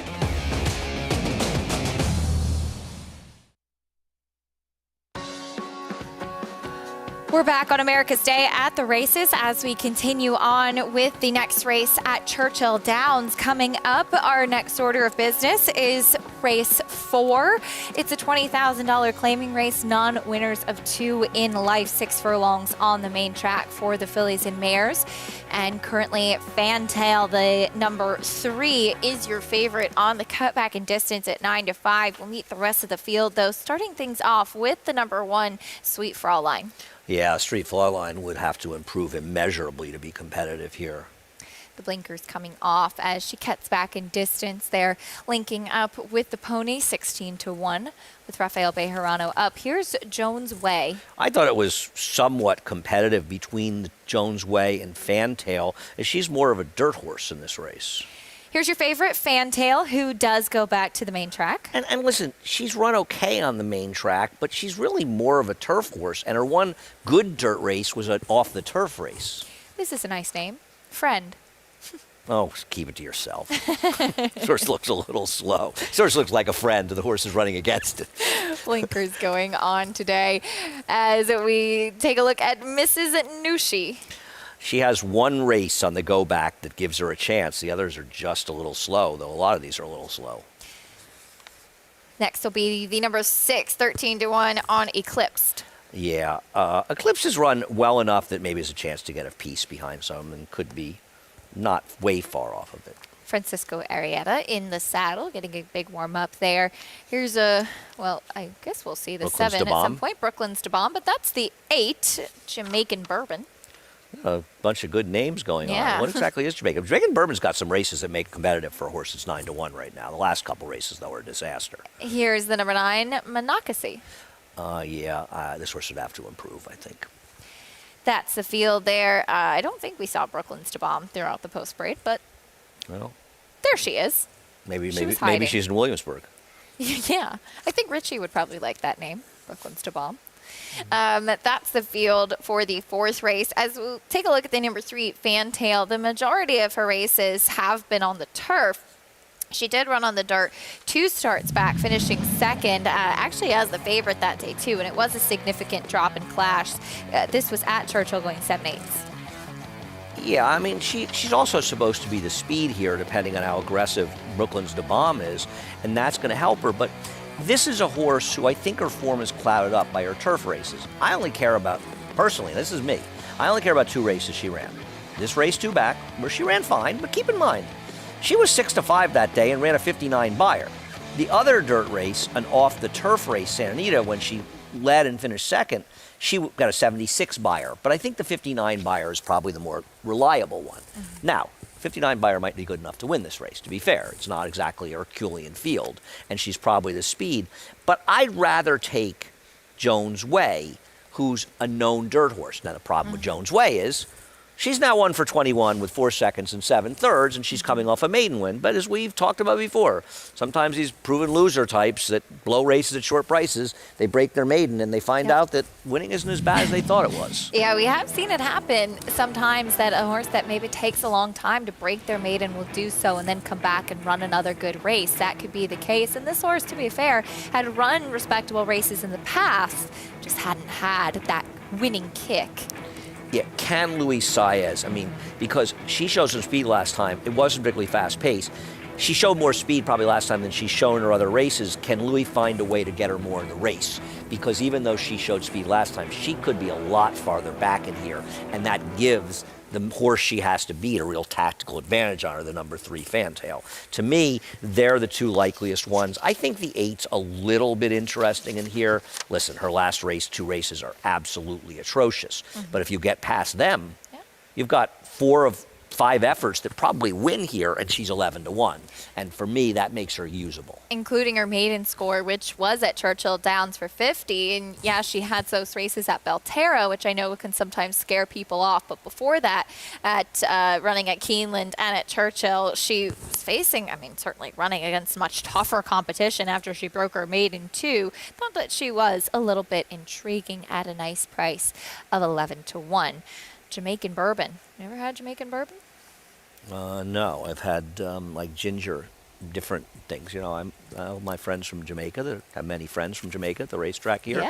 Yeah. They've been known to bring me back some that's a adult nice beverages perk. from. Very nice. Oh, my friend Middleton brought me a very good lunch of some jerk chicken here the other day. Wow. Yeah, Roy brings me stuff back when he comes back. This Roy's guy's the never best. brought me anything. Really? Well, don't worry, he will. He will. Give him time. Race 4 at Churchill Downs coming up next, 8-5 on the number 3 Fantail. Should we mention that the number 4 was disqualified from second? At Aqueduct. Yeah, we did have that incident at Aqueduct, and the 4 may well have been the culprit in that situation. That horse disqualified from second and taken down, so 5-1-2-7. Didn't want to let disqualification go without mentioning. I know we're talking Churchill. More on what happened with the 6th race at Aqueduct after this. Loading in for the 4th race at Churchill Downs, the favorite, the number 3 Fantail, as we send it up to Travis Stone for the call.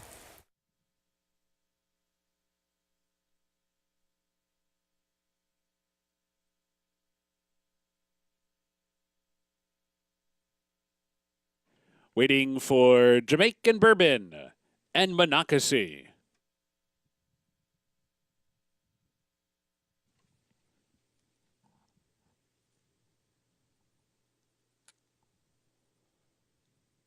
They're in the gate. And they're off. Jones Way toward the inside, breaks well. Fantail is there. Farther out, Jamaican Bourbon is showing some speed. Brooklyn's DeBomb is up close. Eclipsed pulls back out of there into 5th. Monocacy's away 6th. Reed Froyline on the inside 7th. Friend is 8th, but only 4 lengths off the lead. And Mrs. Nushi's the trailer. Down the back stretch run. Very pumped up is Jones Way. Jones Way on the inside of Fantail. These two go head and head with 4 furlongs to go. And they throw down a quarter in 21-3. Far turn run. Jones Way short lead. Fantail pressing for that lead in second.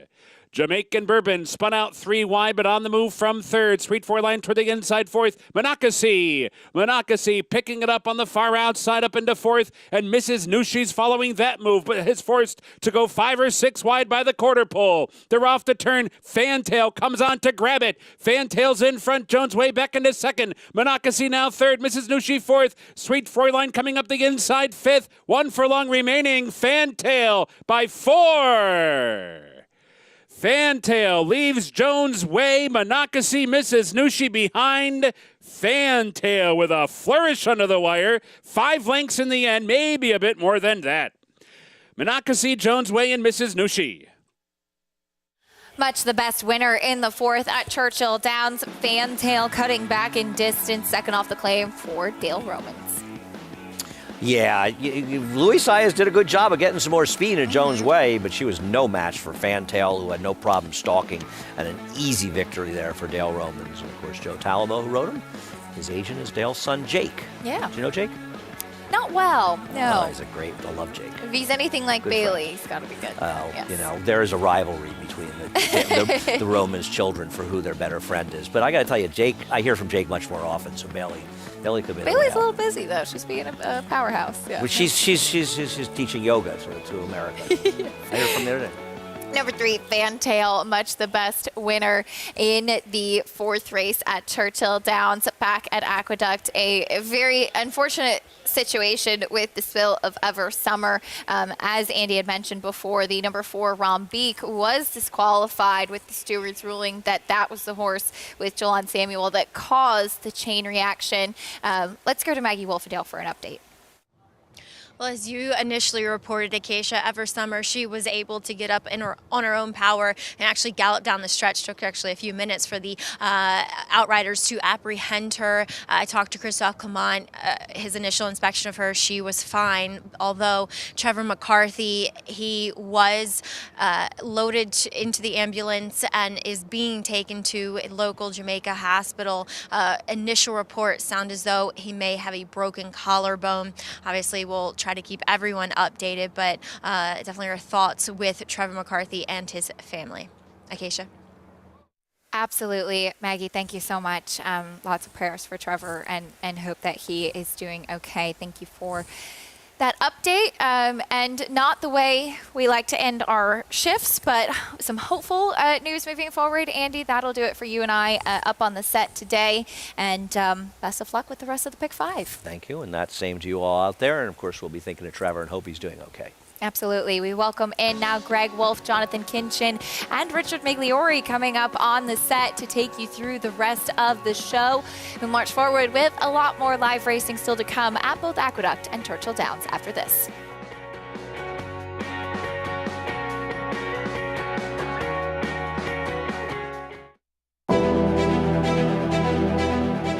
You don't have to be a multi-millionaire to get into this game. You can have a few $1,000s and have fun with it. But with the bonds, you're actually going to win. I've had the opportunity to win multiple races. In fact, this year I won 2 times in one day, which is almost unheard of to be able to do. This is going to happen with them. You will get into the winner's circle in Saratoga. You will walk that horse in, and you will stand there, look at the crowd, and the bonds will take you there and get you into that winner's circle. And it won't cost you a lot of money.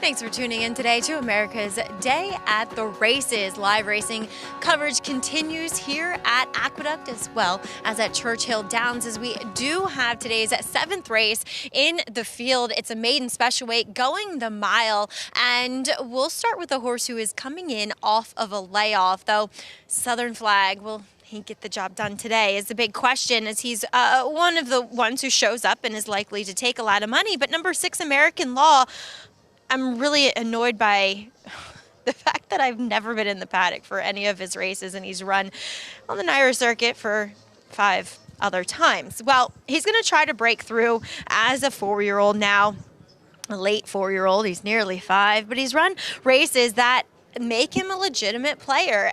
Talking with his trainer, Danny Gargan, he is very pleased with what he's seeing from him, that he said that he has filled out. Like I said, I wish I had my own notes to go by, but he does, at face value, look sensational. Given the fact that he's coming in off of a layoff, he's incredibly strong, really well muscled, and he is charging around this paddock like a boss. And furthermore, I like the fact we're going back to the 8 furlongs around one turn. For me, he just looks more like that type, like a horse that is going to be able to just get into his rhythm a bit better, actually going a 1-turn mile. And he is one that has that early pace, and he is giving me every indication today that we'll see much of the same. Next, we'll check in with a horse that I think has taken some Irad Ortiz money, and that's number 1, Chuckamoon, who has never been on the main track. And 2, and I know he doesn't have much speed going shorter, but those are in turf sprints. They run fast. I don't foresee him being capable of sustaining that. Now, he is a major thorn in the side of the aforementioned number 6 in here, American Law, as far as pace, if he does decide to show pace going longer. He didn't have it going long, though, around 2 turns on the synthetic, and furthermore, he just looks like a turf horse. He looks like a turf sprinter. So, I don't know. I mean, he looks fine overall, but he's not one for me, that's for sure, as most of the pedigree on the bottom is a bit more turf meant. Number 2, Safe Bet. Never easy to debut going a mile, but that's exactly what Rudy Rodriguez is going to try to do with the son of Medaglia d'Oro. The dam was actually an okay dirt sprinter, but he's half to a multiple graded stakes winning winner, I should say, out in California, who was good at kind of, anywhere from 7 to 8.5 furlongs. And I like what I'm seeing from it. He comes in incredibly fit. Physically, he looks well meant for these conditions. He's kind of a bit longer, tubular. He's keen. I like that. I like the fact that it feels as though he's a first-time starter that knows what's about to happen, as he is a 3, almost 4-year-old now. But an intriguing prospect. I like the pedigree, too. I'm always intrigued by a Medaglia d'Oro progeny. But we need to welcome in the new shooters on the show today. That includes Greg Wolf, Richard Migliore, and Jonathan Kinchen. Hey, guys. Maggie, thank you. Yeah, good to have this crew up here and get JK. We rarely have 3 up on the desk, so we're going to enjoy it as we get into this late pick 4 coming up and see how it plays out so far. Formful beginning in that first race with the odds-on favorite. Yeah, it's tough because I think if you looked at that race like many of us did, there was this opportunity you felt like to kind of get cute in there. There were some horses that you thought were coming off of trips, maybe some horses that might have got loose. And like it seems to always happen, I go 6 deep and the 4 to 5 shot wins. Well, I do think the outcome may have been, compromised because of the accident, the incident at the top of the stretch when the runner-up wound up coming out, and I think basically eliminated 2 or 3 horses, and I think hurt the chances of the 1 horse, Ensemble, who ran on well to be second, or eventually placed second. Right, in hindsight, 2020, the 5 was the most likely winner. It's just when you're playing these types of sequences, these big carryovers, if there's a 4 to 5 shot that looks vulnerable, you want to try to do it. Turf sprint later in the sequence, so that looks like it could be wide open still to come. The last race, if it's not the remaining half of that entry, looks like it potentially could be wide open. There's still ways for this to be a pick 5 that produces a large payout with all the carryover from yesterday. One of the rare times a pick 5 was not hit. This race coming up, so here is the 6. It seemed for most probably a race between the 4 and the 6. Maggie was talking about that too, we'll get to in a moment. American Law, speed going longer, cutting back in distance, an angle that a lot of people like. Yeah, American Law and Southern Flag, I think, are probably the 2 horses that most people leaned on in this sequence. We're looking at the 6 American Law here, who hasn't run since April. And to me, that was the biggest concern, is if you look at the race 2 back, right, in March, horse ran well, then comes back and doesn't run as fast, but gets a little bit of a break. That tells me that there was obviously a little bit of an issue. Hopefully they've gotten that issue resolved, and we'll see if American Law can run that big performance that they did a couple races back. The last race just wasn't fast enough for this group. Both on the board at 9-5. So Jose Ortiz winds up here for Danny Gargan. The other one taking money, a Belmont runner, Southern Flag, who we'll get to in a moment. But this horse, Mig, 5 seconds in 9 outings as well. Yeah, when they start racking up so many seconds, I start to question their desire to run by horses. Some horses are very content to be with the pack. They're a herd animal, and some of them that instinct's stronger than others. He's very well posted, though, outside going the 1-turn mile here. And I agree with Jonathan as far as, he's had that break and he can come back, and maybe, obviously there was some sort of an issue that took him to the sidelines. Big advantage, I think, having that outside draw going a 1-turn mile. As for the 4, JK, you can make the argument getting a little more ground, stretching back out to a mile, maybe what he's best at. His first couple starts of his career going a mile, he ran very big figures. He did, and that was the thing with Southern Flag is he does have those good races back, early in the 3-year-old year, back in last summer, basically. The biggest issue with Southern Flag is what do you do with the race 2 back? Expressman won that race at Saratoga, and it was one of the fastest maiden races we've seen this year. They got an unbelievably fast speed figure. The problem is that Expressman came back and ran second and ran slower of a speed figure. The entry mate, Unlimited Potential, came back, ran second, slower speed figure. So you have to question, is that speed figure that Southern Flag earned 2 races back at Saratoga, is that a real figure? And it doesn't feel as if now it should be that high. Remains the 8-5 favored by a slim margin. Next door, a new gelding getting Lasix. This one right here, son of Bernardini, Vodka Mardini, who will cut back from a mile and 1/8 last time out. Yeah, out of that mare, Hot City Girl, Linda Rice now gets this horse. She trained Hot City Girl, so she has familiarity. And the horse comes back with the makeover. The biggest equipment change a horse can have, first-time gelding. You call that a makeover, huh? He may not agree. Long time off, hasn't raced since December 2nd. See Mo Donegal show up in the running lines. That was 2 starts back. Would need a big move forward, though, to contend against this group, but maybe we'll see that in his 3-year-old debut. We'll have the post-parade for the start of the Pick 4 when we come back on America's Day at the Races. Spun to Run. In the Breeders' Cup Dirt Mile, he defeated a loaded field that included multiple Grade 1 winners Omaha Beach and Improbable. His brilliant speed figures were among the fastest of any 3-year-old at a mile or more. And he hails from the legendary Danzig sire line. Multiple graded stakes winner, millionaire, Breeders' Cup champion, Spun to Run, standing at Gainesway. Who you betting on? How about an app created specifically for horse racing? Naira Bets. We specialize in thundering hooves, fist pumping, and boosting your bankroll with robust weekly promotions. And offer betting tips from actual horse racing experts. Bet all day and night, nationwide. Get the action and thrill of horse racing with Naira Bets. Giddy up. Game of Silks is coming this December. Quality Road, proving Lane's End's tried and true stallion making tradition, a tradition that leads to success for our partners and our stallions. Quality Road has sired multiple Eclipse Award and Grade 1 winners, including champion 2-year-old colt Corniche, champion 2-year-old filly Caledonia Road, champion 3-year-old filly Abel Tasman, and multiple Grade 1 winner City of Light. He's a leader of his generation. Quality Road, a stallion that stands above the rest. RaceLens is the most in-depth product in horse racing, with unique features found nowhere else. True odds, predictive analysis, and pace projection. RaceLens. It will change the way you follow horse racing and take your game to the next level.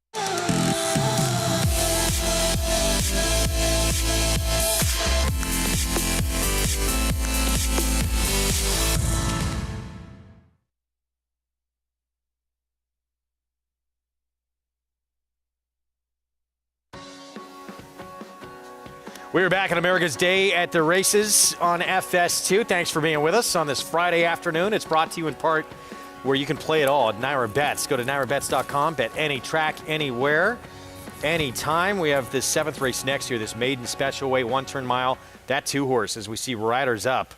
First-time starter. Maggie was talking about the pedigree a bit. Yeah, the dam actually produced Runner named Appealing Tale was a multiple graded stakes winner, was grade 1 placed.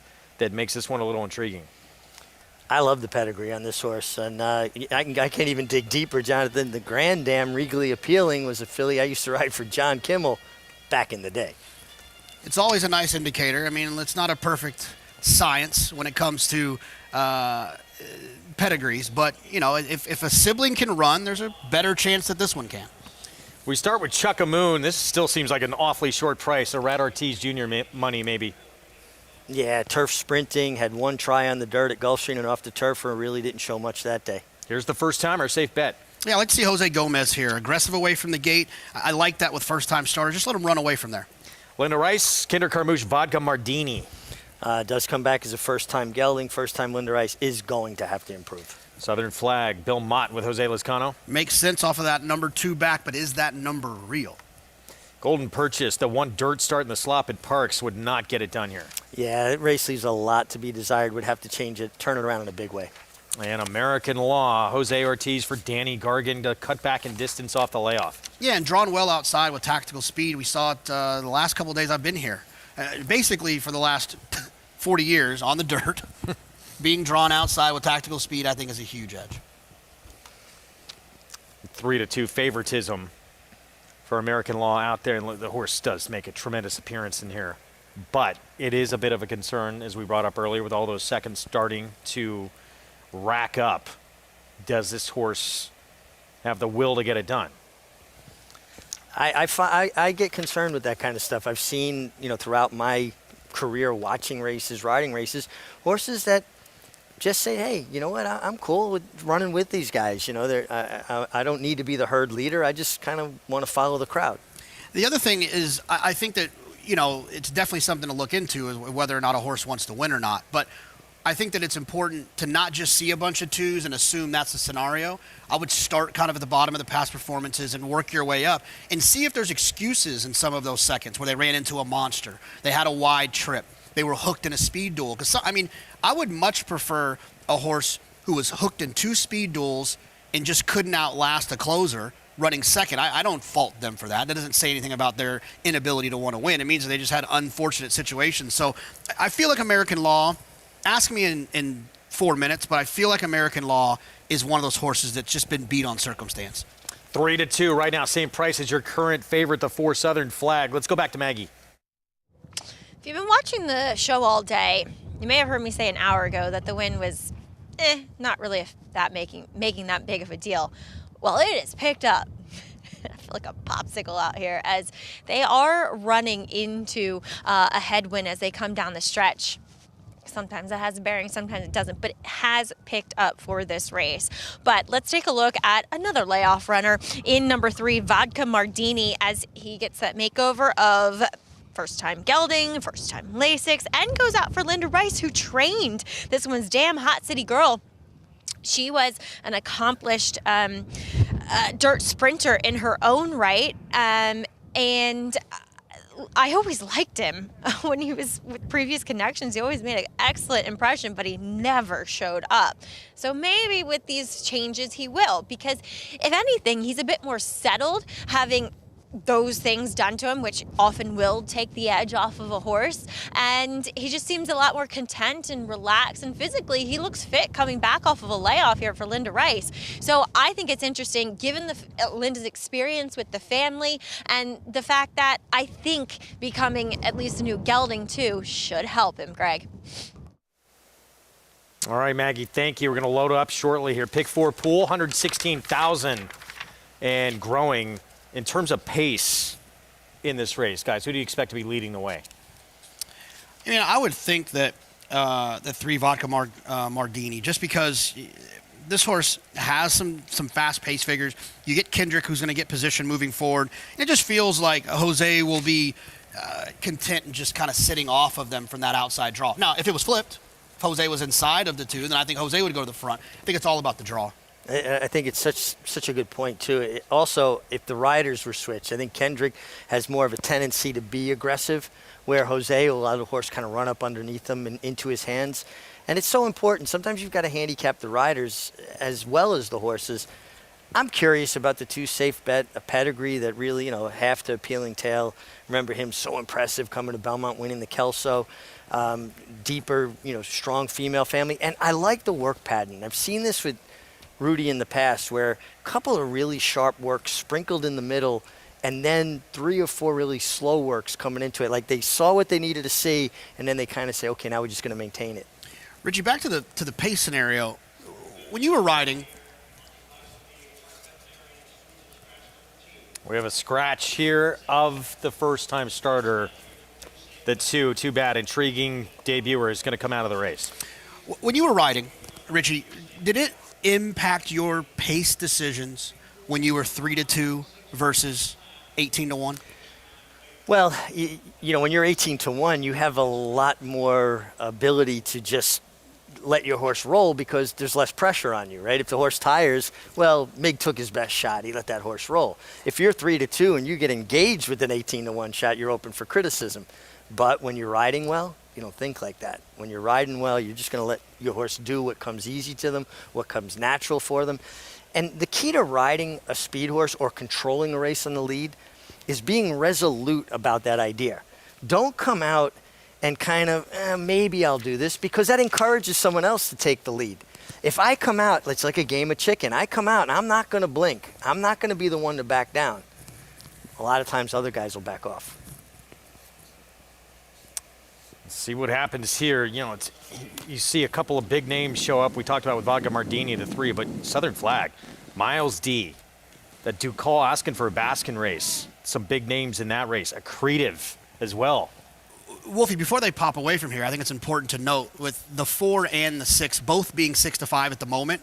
If you had the 2, this is a very important thing that's going to happen with these 2 horses because you will get the horse that goes off favored. So keep an eye on you could get this twice if you hit the rest of the way. Exactly. So they will move your tickets with all the 2s on them to the horse that is the post-time favorite. So keep an eye on that in the running. If there's a late push on the 4 or the 6, the favorite is who your money will go to. Yeah, good point. Set for this 7th one-turn mile. And as of right now, it is the 4, Southern Flag, by a slim margin. Your favorite. John Imbrial with the call, the start of the pick 4. They're in the gate for race 7.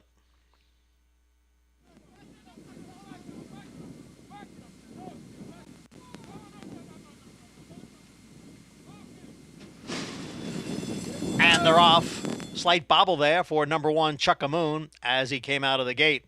American Law out for the lead along with Southern Flag, and they're joined by Vodka Mardini, who is down at the rail. So it's 3 of them across, with Golden Purchase sitting just behind them in 4th, and Chuckamoon is the early trailer in 5th. They make the crossover now to the main track.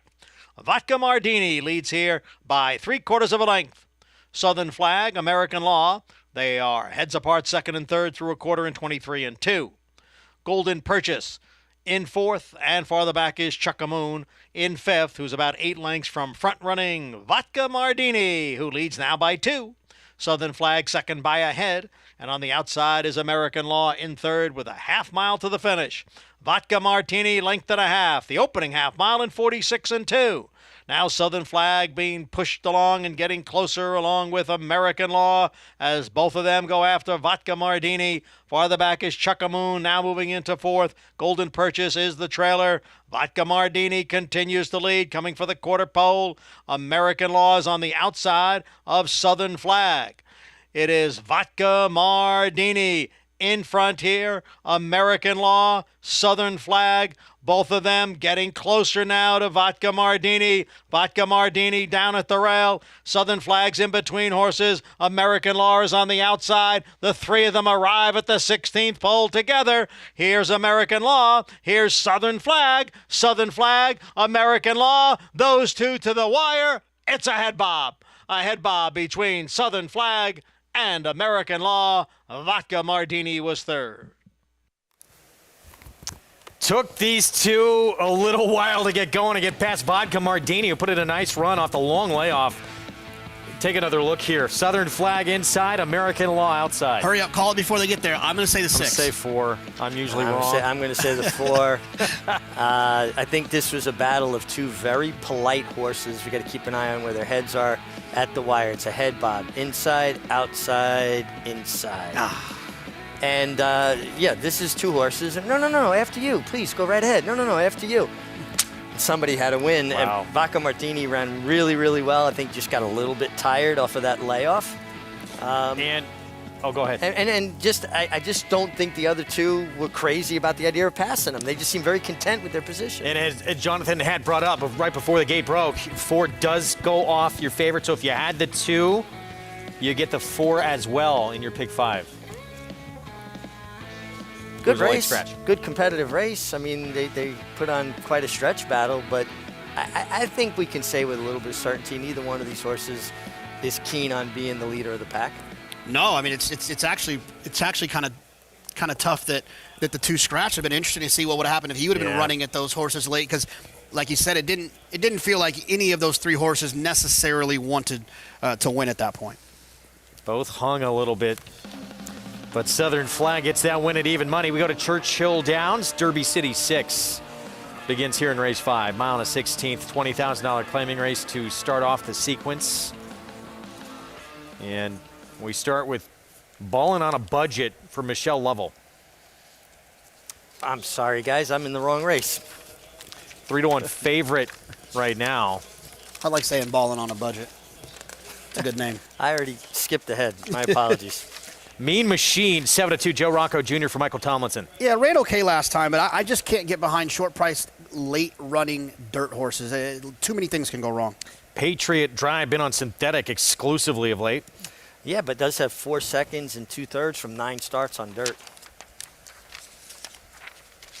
5-1, King's Mischief, who should be showing speed.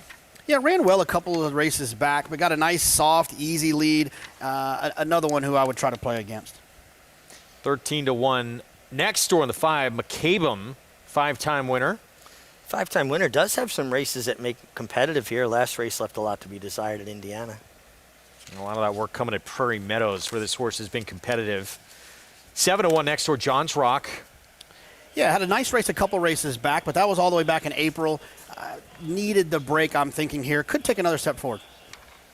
Here's Johns Rock. On a spree, the 7, Gabriel Saez, Juan Cano, 82 buyer in the slop at Ellis 3 starts ago. The horse has speed, should be forward, particularly with Gabe Saez, who likes to be aggressive.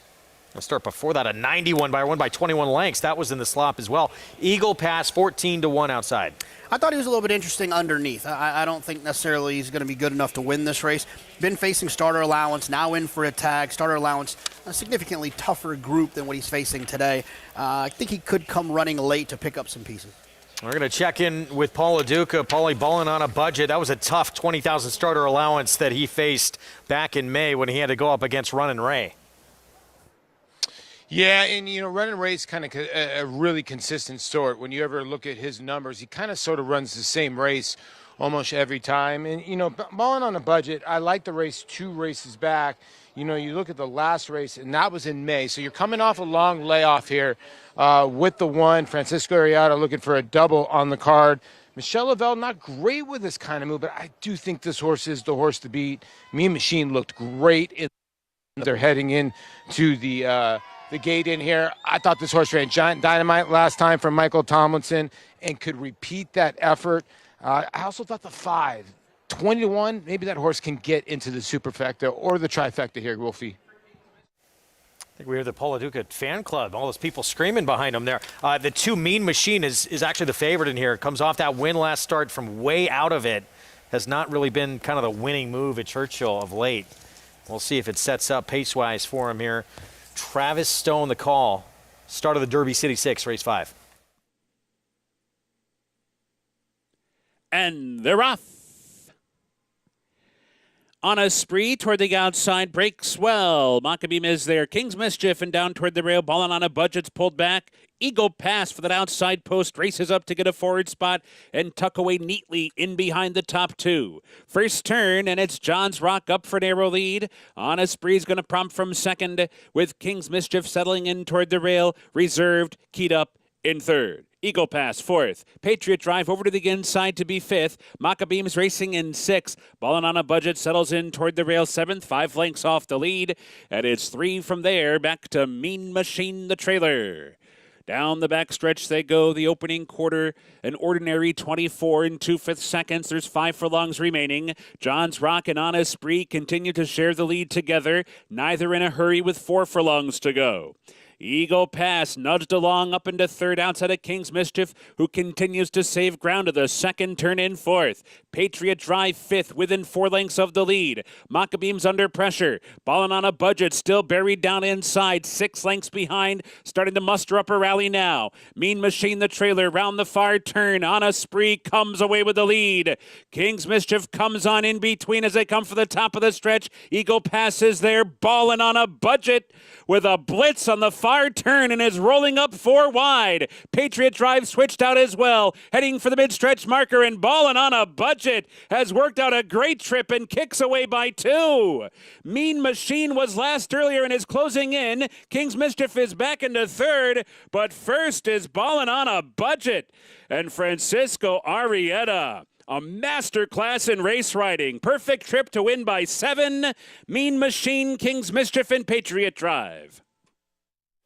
What a performance from Ballin' on a Budget. Much the best in here. And you can see this horse making this huge move around that second turn, and it looked like already the race was over.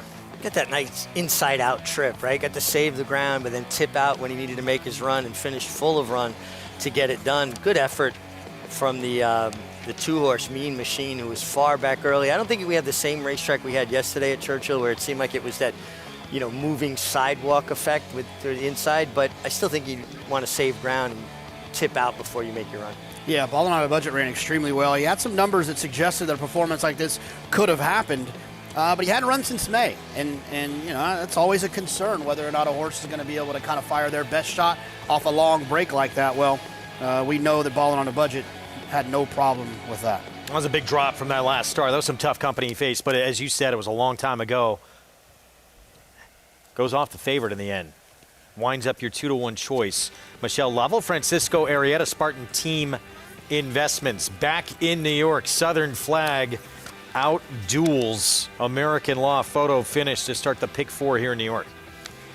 Big good-looking son of the Union Rags here, who fought gamely between horses throughout and was able to out-game the 6 American Law. They just seemed like they were married at the hip from about the 3/8 pulled into Jonathan. Yeah, I mean, they just looked like they wanted to kind of just hang out with each other. Like you said, I think it was well said, they're very polite horses. Just looked like neither one of them wanted to really go. You know that standoff you have when you're walking into a store? Someone's like, oh, you go, no, you go, you go, no, you go, and then you try to figure out who's going to actually go, and then you guys both go at the same time and kind of run into each other. Exactly. And then you just leave all your groceries and walk out of the store frustrated. Even money, $4.10 for the win. Pick 3 on a pick 6 carryover day. $20, 60 cents. Could be a lot of winners this afternoon. We take a look at the $172,000 late pick 5 carryover follow along. Formful as could be to this point, but we got a long way to go. And in a normal pick 5 situation, if you see those 2 favorites, you're a little, this is not going to pay very well. When they have the big carryover, it just takes 1 price for it to be significantly better than you thought it was going to be. In 2 prices, it turns into kind of a score again. It doesn't matter if there's 2 short price horses. Up next, maybe this is that race. 6 furlongs, outer turf, New York bred, allowance optional claiming field. Frank Sart, Christophe Clement, the 3 with Joel Rosario, coming off a win last start. Favored at 2-1. Yeah, look, I think this is the opportunity to try to beat a favorite. I didn't think Frank Sart was a slam dunk by any means. I didn't think the horse deserved to be 2-1. It is a turf sprint. Speed usually does well in these, better than you would think, but there sure does seem to be a lot of speed signed on here, so that'll be fun to kind of discuss what's going to happen with the pace. I really like the 5-horse deep cover. I just think the rider change of Kendrick Carmouche is significant. This horse has suffered through some nightmarish trips under Eric Cancel. He's fast, but he doesn't need to be rushed, and he certainly doesn't need to be restrained. And Kendrick is so good at allowing horses to get up underneath him and run to their strength. You make a case for a lot of runners in this race, and we're going to do it when we come back. Race 8 next here on this rare Pick 5 carryover card on this Friday afternoon here in South Ozone Park. There's a look at the current favorite for the Clermont Barn. Joel Rosario, reigning Eclipse Award-winning rider, will be aboard. Frank's Art at 2-1. Stay with us.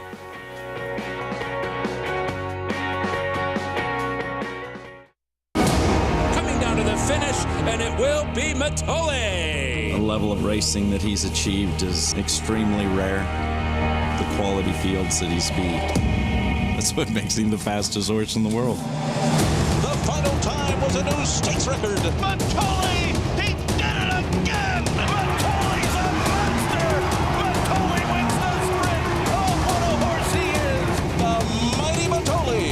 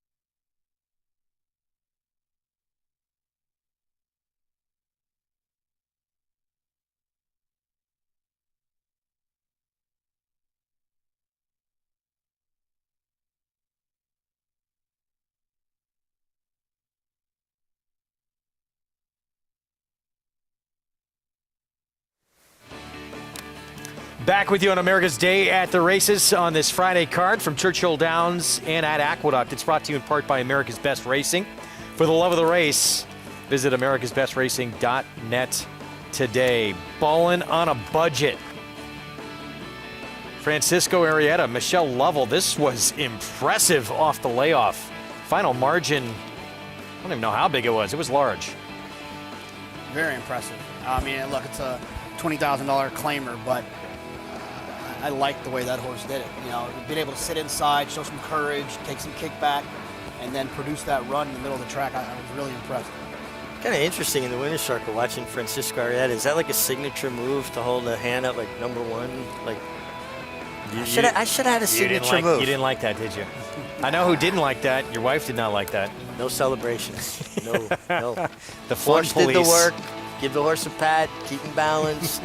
It's horse racing, not jockey racing. Race 8 at Aqueduct, this 6-furlong sprint on the outer turf. There again, the favorite for Clermont. He's going to have Joel Rosario on Frank's Art, won the debut. And then third chance against winners, gets through that A other than condition from off the pace. And it does look like there's certainly pace to set it up for him here today.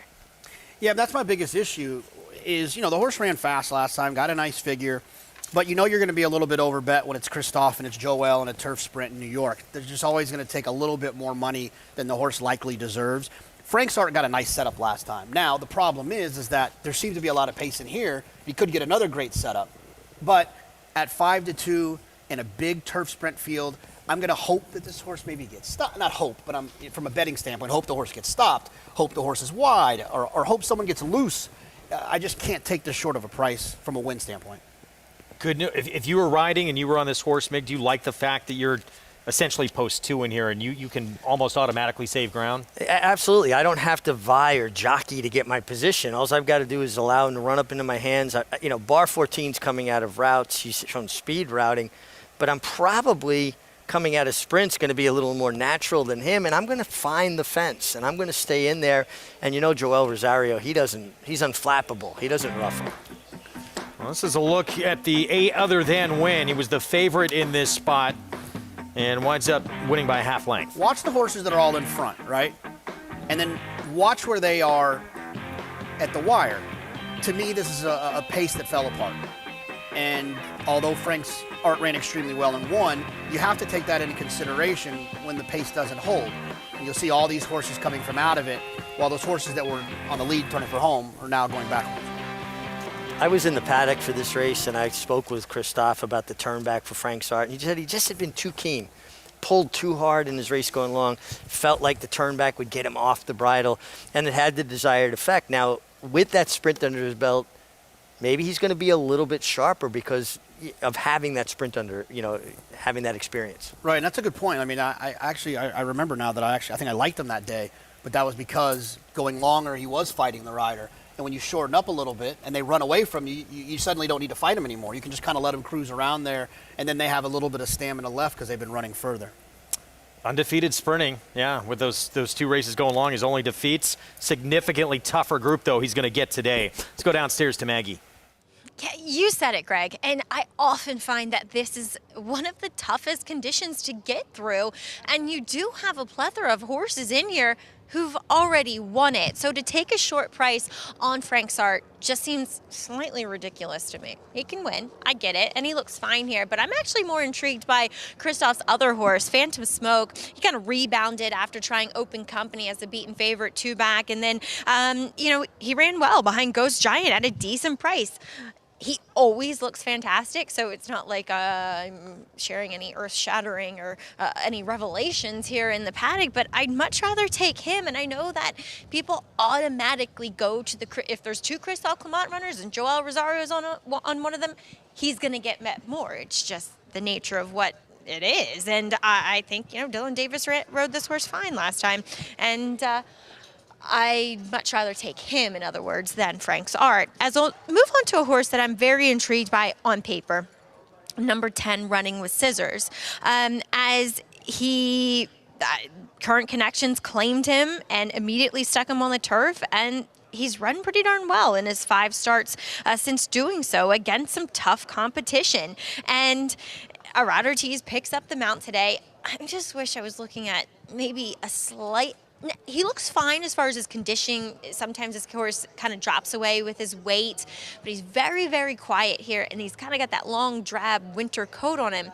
But he's still one, Greg, that intrigues me quite a bit here, and I feel like, hopefully maybe he drifts up a little bit, but with lower profile, at least training connections, you'll get a decent price on him. And back to what we were talking about, thanks, Maggie, with Frank's Art and who he's facing in here. So Frank's Art gets through his A other than, which is probably, a field most likely with a bunch of maiden winners in it. He's facing 4, 5, 9, 10, or in the case of the 10, an 11-time winner in this group. Oh, the water gets deeper, that's for sure. And depending on what figures you look at, from a time form U.S. Speed figure standpoint, Frank's Art's got to get faster. Now, sometimes, like we talked about on the show yesterday, I like to look at 2 different figures. I like to be able to compare them because one might have it lower than the other. But he did it so impressively that it feels like there could be more for him to offer. Still the favorite, 5-2. As you take a look again at how to play with Nowra Bets for new members, punch in that code MATCH200 at that site right there, NowraBets.com. And bet any track, anywhere, anytime. Here comes our post spread. We're going to begin with the entry in here, and Klickitat will get post 4, and it was supposed to be Trevor McCarthy, Manny Franco aboard. And Manny Franco picks up the mount here. It just feels like Klickitat would have to find one of his better races that were a while ago. Post 6 for his entry made Ghost Giant, who certainly has races that can win this. Yeah, big run last time with the turn back and got it done. Finished well, outround Phantom Smoke. I would argue this horse has a look. Sprints on grass. Yeah, well, I mean, I've seen worse 39-1 shots. He's got some tactical speed. Most of it's been going longer, though. Here's Frank Sart, the favorite, went by. Yeah, closing sprinter should get some pace to run at. Speed with Gong Hai Fat Choi. Yeah, it just doesn't have a race in here that can beat this group. Deep cover, Kendrick Carmouche 6-1. Like Kendrick Carmouche taking the mound here, this horse has really suffered through some tough trips. We're looking at the 6 now. This is Phantom Smoke for Clement. I think this horse is interesting. I'm going to pick him here with Dylan. And famously, the horse that gave West Point their 1,000th win this summer at Saratoga. Oh, nice bit of trivia there. Not far now, Orlando Noda, Eric Cancel. That should be part of the pace. Actually went gate to wire with Eric 2 starts back on some yielding ground. The ground's good today. Battle Station, 5-time winner on the turf. Yeah, once upon a time, this horse would be 4-5 in here. Just hasn't been the same horse. Neuro, another player at 8-1. Yeah, it seems to really respond to Javier Castellano's handling. And here's the 11-time winner who Maggie was just talking about, running with Scissors, Arad Ortiz Jr. rides. And this horse got a race 5 back that absolutely wins with this group, but got to set up that day. Has to work out a trip from the outside, likely going to lose ground at some point, being out there, whether it's coming running late or even going into the first turn. Can win, but I think is up against it from a trip standpoint. Was that legit time? That was a setup of all setups, 20-4. Yeah, they flew in front of them. 43 and change to the half and dominated that group. But the horse has some other big races as well. But that was the only turf win in 5 tries. Wow, the price, this is surprising. Getting even shorter on Frank Sart. Down to 9-5 now. Yeah, I mean, you know, there's this idea, and it's a pretty good one, that Joel is the best turf sprint rider in the game. So I think when you see that, you get a little confidence. The horse won impressively last time. Undefeated, sprinting, Christoph. There's a lot to like about this horse. But everything's going to have to go his way. He's going to have to get a nice trip, and he's going to have to get some pace to close into. If one of these other speed horses gets loose in here, I mean, they're all dangerous. Deep Cover, Phantom Smoke, Not Far Now. They could all wire this group if they get comfortable on the front end. Here's Ghost Giant. He's coming out of a race with Phantom Smoke, Neuro that he won. They were 2nd and 3rd behind him. It was here Belmont at Aqueduct October 22nd. Yeah, this pace was fast as well. Ghost Giant picks them up. That's why I went with Phantom Smoke, because he was closer, more involved in that pace. Finished strongly here. One thing I think we got to really factor in here, guys, is the condition of the course. Now, it's not soft, but by no means is as firm as it was earlier this fall at the Belmont at Big A meeting. Once you get a significant rain this time of year, the course never truly dries out again. It's just a little too chilly, a little too damp at night. And I think there's enough give in the ground that I'm going to lean towards horses that have shown a proclivity for it. Deep Cover, his best race was on yielding ground at Belmont. And I think yielding ground is a little tongue-in-cheek. I think it was probably good because look at the final time of the race. Yeah, he was big. That's the biggest race he's ever run. Let's go back to Maggie. Yeah, we'll see. I'm intrigued to see Kendrick Carmouche aboard Deep Cover today. But yeah, he and a horse like Neuro, it's late in the game. And a lot of these horses, they just kind of lose that good peak fit, healthy conditioning. And look, both Christophe Clement's horses have it, but Deep Cover and Neuro is the other horse that they just look good.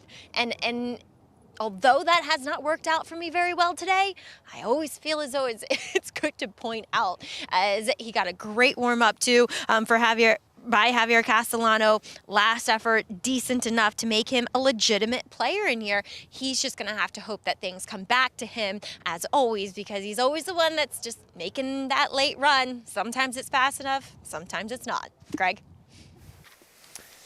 Fascinating race here coming up. We'll see how it plays out. Obviously, these turf sprints, trip plays a big part, especially with a horse like your favorite, Frank Sart. Here it comes from off the pace here at 2-1. He's got the right rider, though, doesn't he? Joel Rosario just consistently produces horses at the right moment in these kind of races. I think a lot depends on how aggressive the riders of the speed horses are. You would expect Not Far Now to be in that pace. Phantom Smoke can be in that pace. Deep Cover can be a part of that pace. It just depends, I think, on rider intention. You know, who really kind of wants to assert themselves here. In these turf sprints, they're just so short. You know, I mean, obviously 6 furlongs. You know, we run a lot of dirt races at 6 furlongs, but to me, what I've found is that being forward and not getting stopped is the biggest thing in these turf sprints because you just don't have enough ground to make up getting stopped, to get that momentum back. And the best way to not get stopped is to be forwardly placed. For your money right now in this game, Joel Rosario the best at a turf sprint? No doubt about that. He just consistently produces horses at the right moment. And that's because he's so calm. He never panics. He's on the 2-1 favorite. Frank Sart, the 3-horse. See what kind of trip he works out here in this 8th. Let's go upstairs. John Imbrial, the call.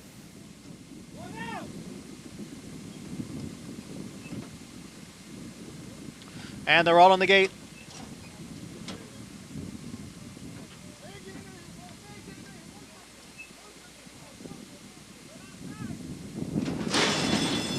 And they're off.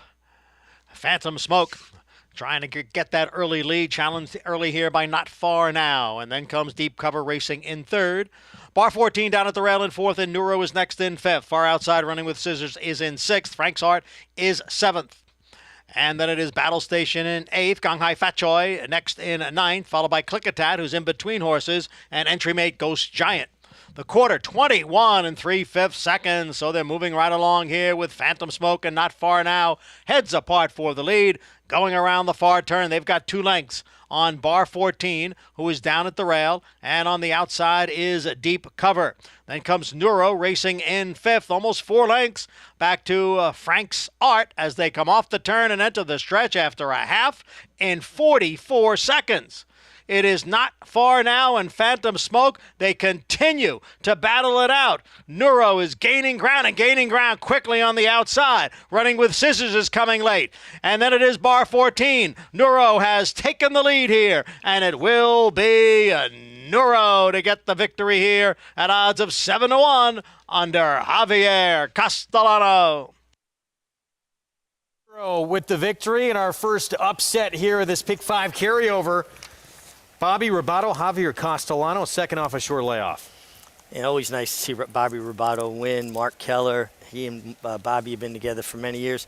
Of course, got a really sweet trip. Javier always had him in a right kind of spot, fast pace, but he was moving well into his hands, made the right run. Keep an eye on the horse from the inside coming out in mid-stretch, and watch how badly that Kendrick Carmouche had a check there. That was a really dangerous move by Omar Hernandez Moreno coming out there at a critical juncture. And that's something the stewards need to look at. And now they may say it didn't cost anybody a placing, but we saw the effects of when a rider makes that drastic move earlier in the day and it caused an accident. Trainers have to hold riders accountable, but nice ride and the best horse, the way the race played out, Neuro.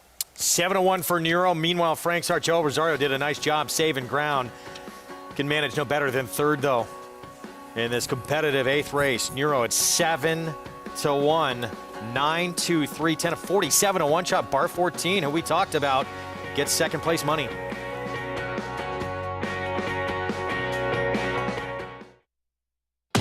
Speightstown, Munning, Echo Town. It's Echo Town for Joe Talamo, and Echo Town raced away. And Echo Town is drawing away in the stretch. Echo Town wins the Alan Turkin Stakes. A sire line so prolific, it repeats itself. Echo Town. It's America's original sport, and no one covers it better than America'sBestRacing.net. From the sport to the lifestyle, the best races, horses, and destination venues, cocktails, gambling, fashion, and more. America'sBestRacing.net is a sport for you. Live it, love it, bet it.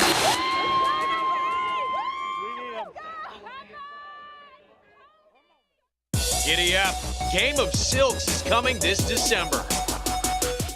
Eclipse champion Run Happy, the #1 second crop dirt sire of last year, is back and showing a new dimension with winners on turf, dirt, and all weather. A record-breaking sprint champion, Run Happy is also siring winners at all distances, from 7 furlongs to 1.25 miles. A sire whose runners can carry his speed over all distances and all surfaces. Run happy, price for value, and standing strong at Claiborne Farm. Racetrack Television Network brings you every race, from every track, on every screen, every day. With monthly packages starting as low as $5, RTN gives you great value and access to more live HD streaming and race replays than anyone. Visit RTN.tv today to sign up and watch on almost any device, including Roku and Amazon Fire. RTN has packages that start at $5 per month.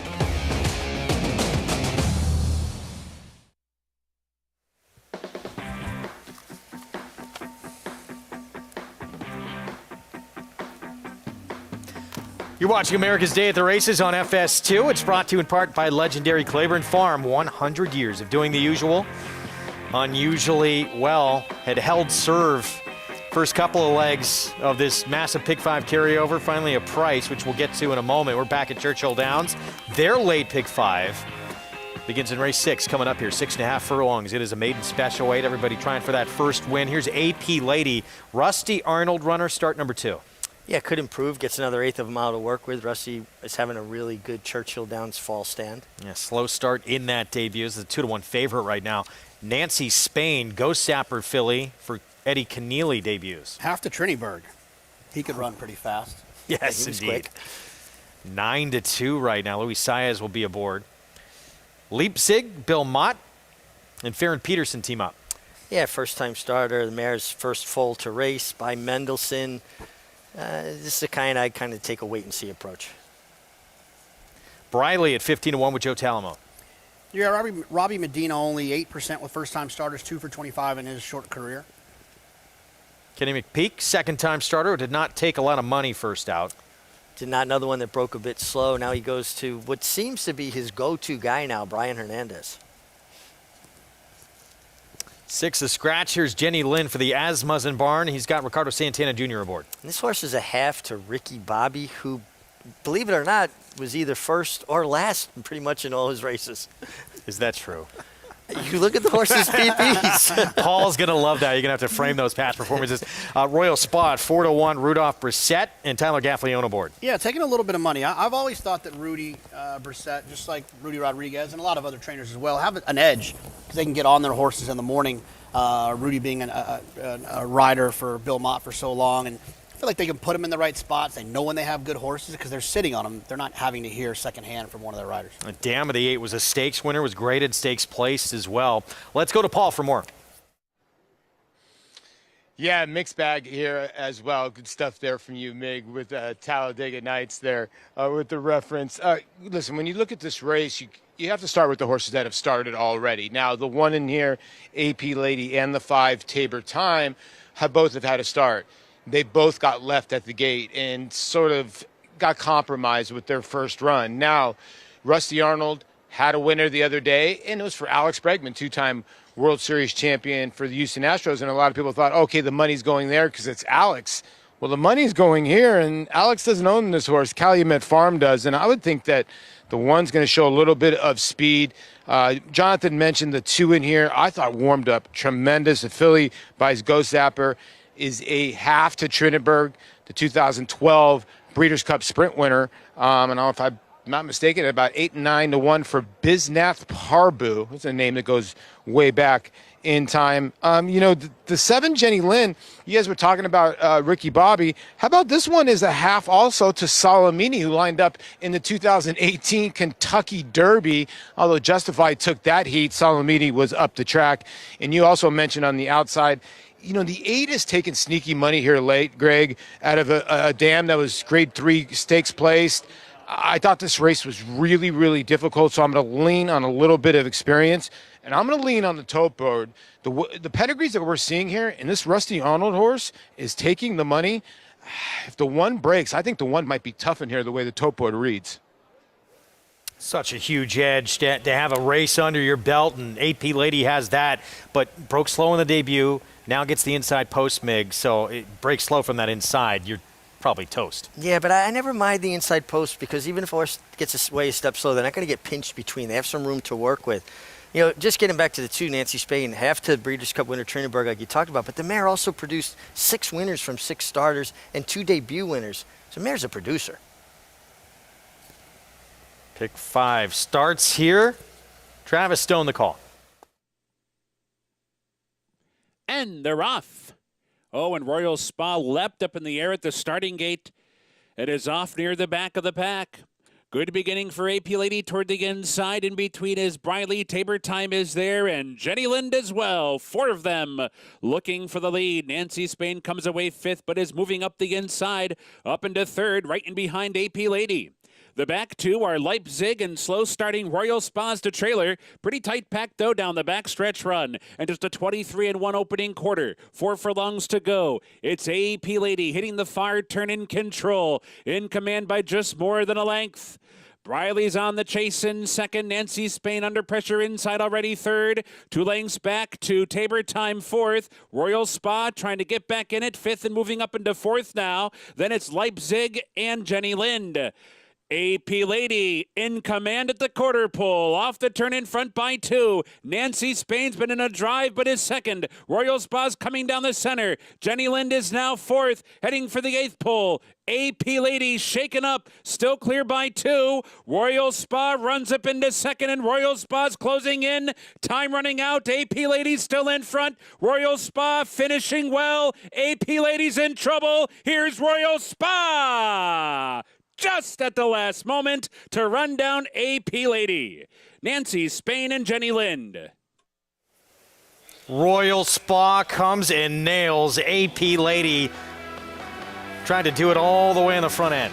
I think, Jonathan, you made such a great point before the horse went in the gate, how Rudolph Brissett gets on these horses and can tell firsthand and what an edge that is, and particularly somebody who's been on good horses pretty much his whole life to identify the talent. This was a big run from Royal Spa to nail AP Lady. What a heartbreaking loss if you had her. She led every step but the one that counted.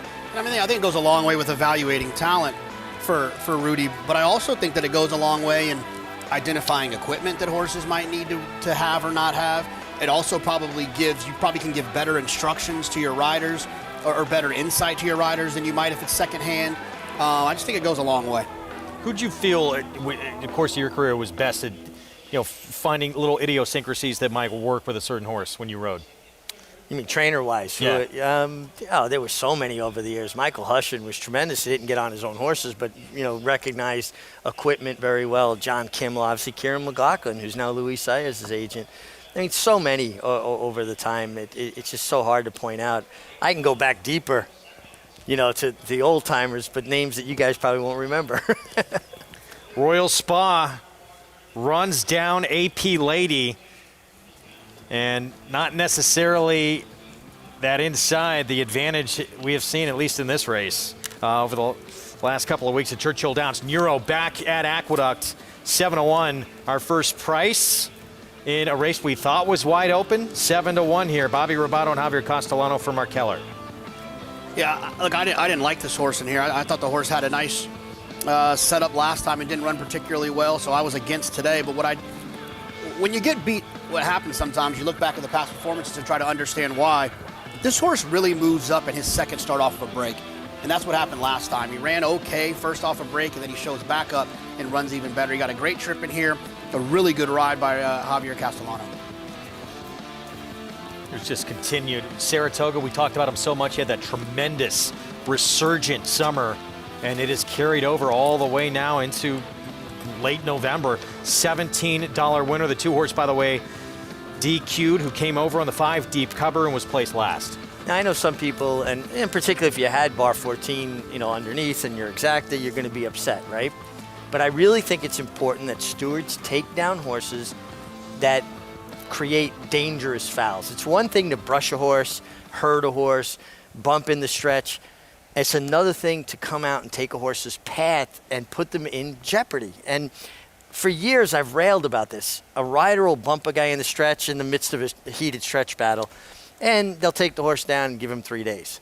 A rider will come out and take a horse's path by the rider's guidance or squeeze a horse down from the outside to the inside and get the same 3 days. It's like getting the same sentence for jaywalking as it is for assault and battery. You've got to look at crime and punishment. A competitive foul is different than a premeditated foul that when you're in control of a situation. And I also think it's important that when you're making these decisions, the stewards are, let's not wait for someone to go down to then take someone down. Like, if there's an action that could lead to that, let's go ahead and address that so it doesn't lead to something a little bit less fortunate. Yeah, and listen, I'm not trying to pile on Omar Hernandez Moreno here. Jalen Samuel messed up big time, caused an accident earlier. It was a mistake. The way you learn from your mistakes is to own it and realize it was a mistake and apologize to the other rider and know that you won't do it again. But if you don't acknowledge a mistake, you can never improve. Part of that, too, though, is you got to realize maybe the rider doesn't even know they're making that mistake until the stewards adjudicate it. Then they're going to realize, but they make the right call here.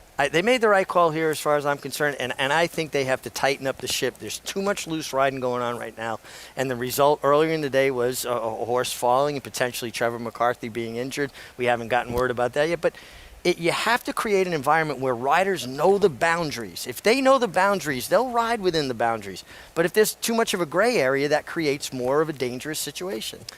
Going to move on to race 9 here in a moment. Let's take a look again at this big carryover in a late pick 5. It is rare to see this, a pick 5 not getting hit.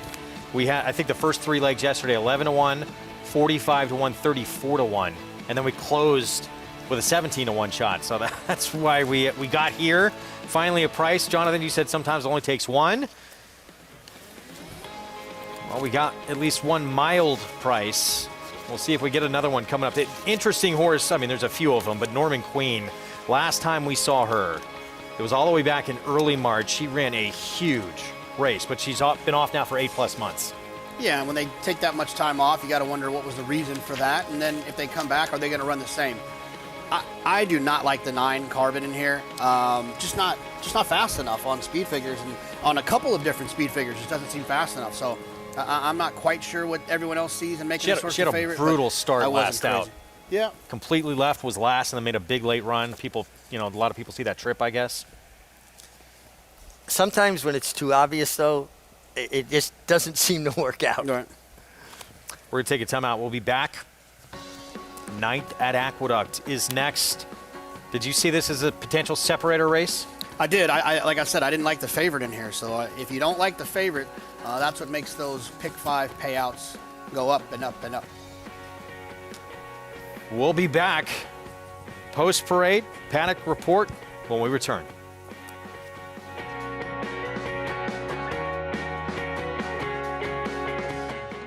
The return of Sunday Silence. Sunday Silence surges to the front. It's Yoshida in front. Yoshida takes charge at the top of the stretch, and Yoshida wins the Turf Classic. Here comes Yoshida, storming home in the center with Gunnevera. Yoshida! Yoshida has won the one-word. The perfect balance. Yoshida.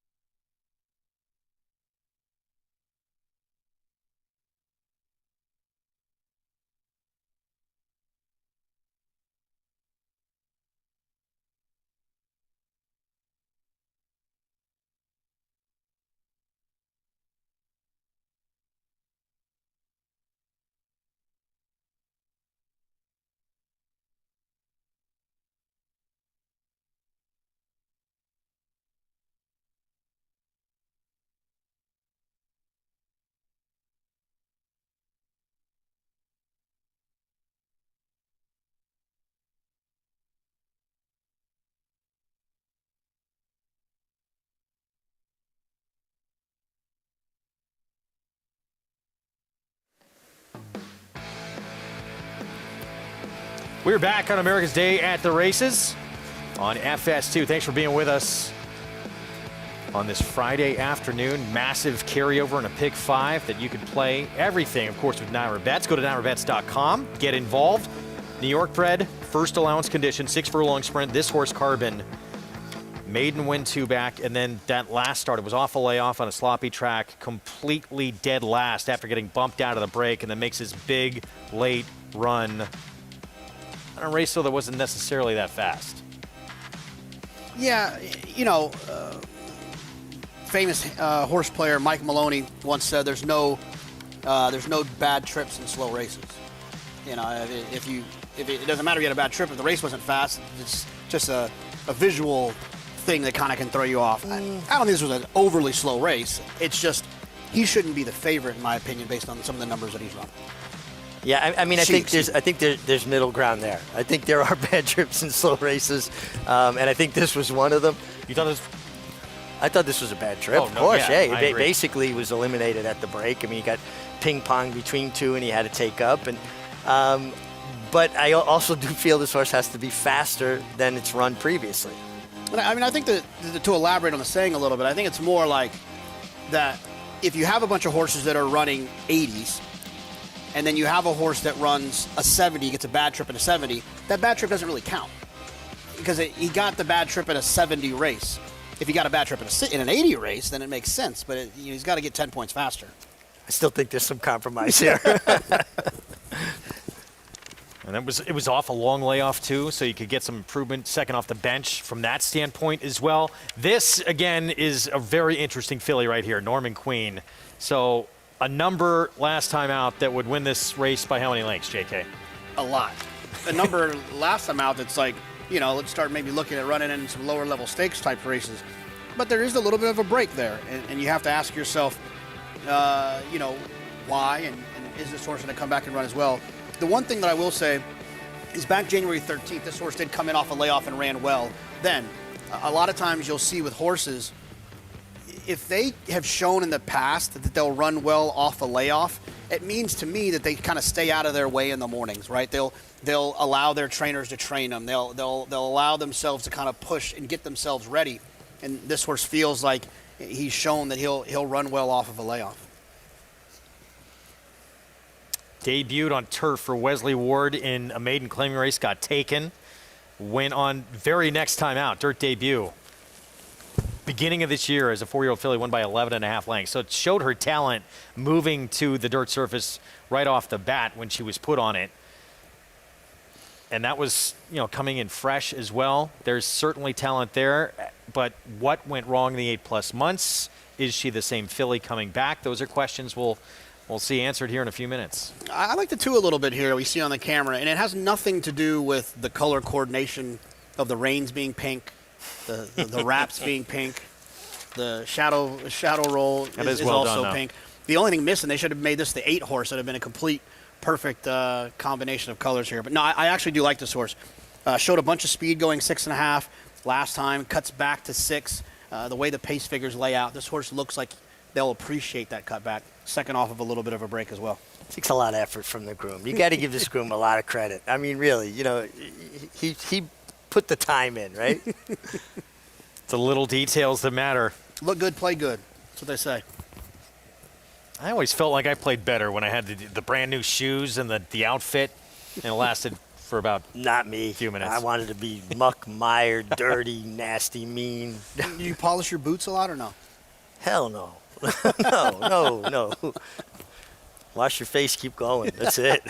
You wanted to be the rough kid from Brooklyn. Well, it wasn't too far off the mark. Riders up, Omar Hernandez Moreno. I wanted to teach him to play Skelzy yesterday. A horse named Skelly was in. It's Skelly or Skelsey in Brooklyn. Bottle cap, wax. Oh, man, it's a great game. Play for money, too. This is going to be our Saratoga Summers. They didn't have that game in Texas. Here's Can't Hurry Love, moving by 701. Clement, Manny Franco, another one who's shown some speed, completely backed up the last time against a couple other faces she's going to have to deal with again. Now the favorite. That Norman Queen has become the favorite in here. Didn't think you were going to get 7-2, and now you're not. There's the 7. Rebos Valentine has only been on a fast track once. 3 other times she's caught sloppy going One time she got a fast track, she won. As we get a look at Doc Rock here for Bruce Levine. Homebred for the Belinskis and Roddy Valenti, well-bred by Intermission. Had to go to Finger Lakes to kind of find her better form. Patrick Quick sends out the one JK likes, Liberty Flame. Pink on pink on pink. This horse has some nice early speed. I love speed and sprints. Drawn towards the inside, should send away from there. I think the cutback's going to help quite a bit. Can't Hurry Love, Christophe Clement, Manny Franco. I thought this one was interesting as well. 3 back, the race ran well, but was chasing slow fractions. A little bit of a downgrade for me, but I wouldn't be shocked if this horse won. Might just be best of this group, Norman Queen, but an 8+ month layoff. Yeah, some questions there, but what an astute claim. Take a first-time starter for 40, put her back on a different surface and be rewarded like that. Fancy Feline for the Bond Barn has Junior Alvarado. Yeah, has okay numbers, was extremely wide last time, could move up off of that. Rebo's Valentine. 4 starts, 3 of them came in slop. The sole fast track race was a win and the best race this horse has ever Just ran. looked too, especially coming out of the stretch last start in the slop, she just wasn't getting over the ground that well. It was kind of slipping and sliding. Here's Bunty Windermere, more speed. Yeah, I don't really need this horse. Feels like a turf horse against some really capable dirt runners. And here's a horse with that trip. Got bounced all around like a pinball, as we showed you. Was dead last, made that big run. And a 3-year-old filly. You know, very possible that she changed a great deal from March of this year to October. Now she got that race under her belt. Looks great in the warm-up, getting that patented Kendrick Carmouche big warm-up. And one thing about it, with post 9 of 9, she's not going to get pinched at the break. It's Norman Queen, though, who is the current favorite at 2-1, showed big ability. Certainly the last time we saw her. Can she do it again off the bench? Let's welcome back Acacia Clement. And I do wish I was still up on the set with you, Greg, as it's a little chilly down here. But starting with that layoff runner, the number 5, Norman Queen, who just won so incredibly easily before we saw that layoff. She does come back here, and this is my first time laying eyes on her. But I have to say, she looks fit coming back off the layoff, especially not having run since March. Now, she is a horse that it has some good size to her for sure. So given how she was running, she's incredibly light on her feet for a horse of that size and just the amount of condition that she does carry. Don't know the reason for the layoff. She's obviously quite quick. She looks like she's ready to roll. She's been kept pretty subdued out on the track, but once she kind of got there and started stepping, see, she's very flashy. A lot of chrome, as we say, with 4 white socks and a big white face.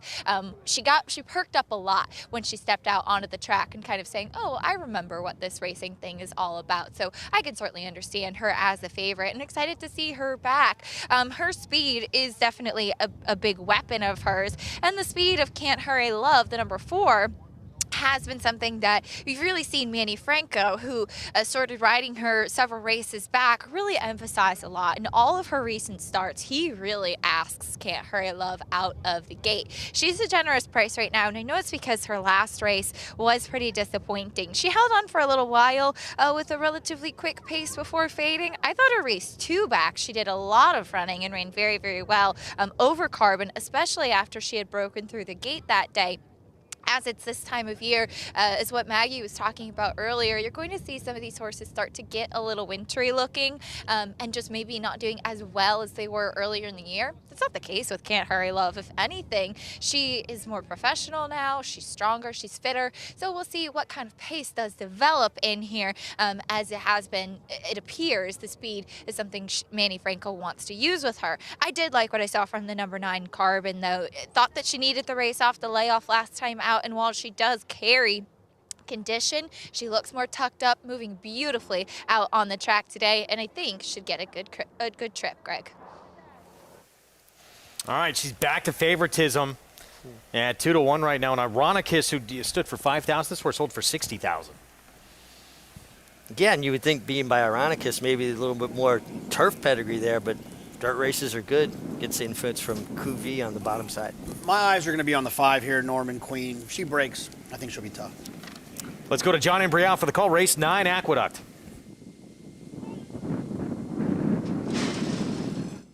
And they're off with Bunty Windermere going out for the early lead. Norman Queen moves up now to challenge, and Can't Hurry Love is not far behind in 3rd. Rebo's Valentine runs in 4th. Carbon's on the extreme outside in 5th. And a Fancy Feline, Doc Rock down at the rail. Liberty Flame is the trailer in 8th. A battle up front, Norman Queen on the inside and Bunty Windermere on the outside. The two of them are heads apart as they go for the far turn through a quarter in 22 and 2/5 seconds. Long shot, Bunty Windermere on the outside, leads now by a half length.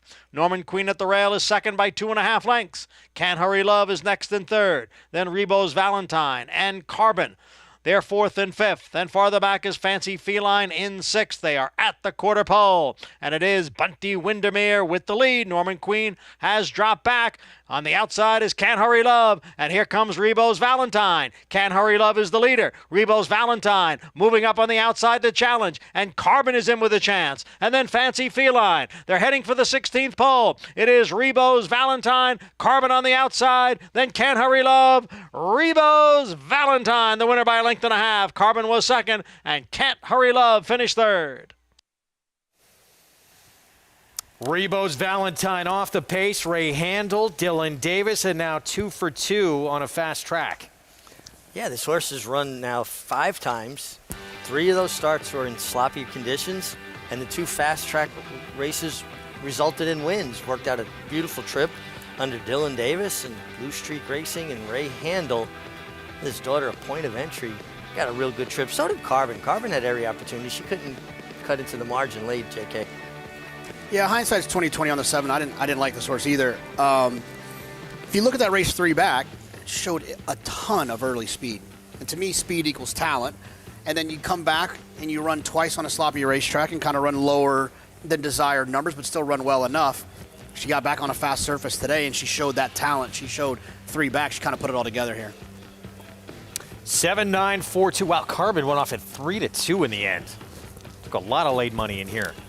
Rebo's Valentine, second win of her career for Dylan Davis here, teaming up with Ray Handel. Blue Streak Racing. Ray Handel owns part of this filly as well. Generous 7-1 here. I really thought this was a very generous price on her. 2 7-1 shots in this massive pick 5 carryover with 1 leg remaining. So we've got a couple of mid-level range prices after it was very formful in the first 2 legs of the sequence. Those help. You know, a couple of 7-1, 7-1, 8-1, 9-1s. Those can help impact it, especially if you can get a couple of them. Back at Churchill Downs, 7th race starts their late pick 4.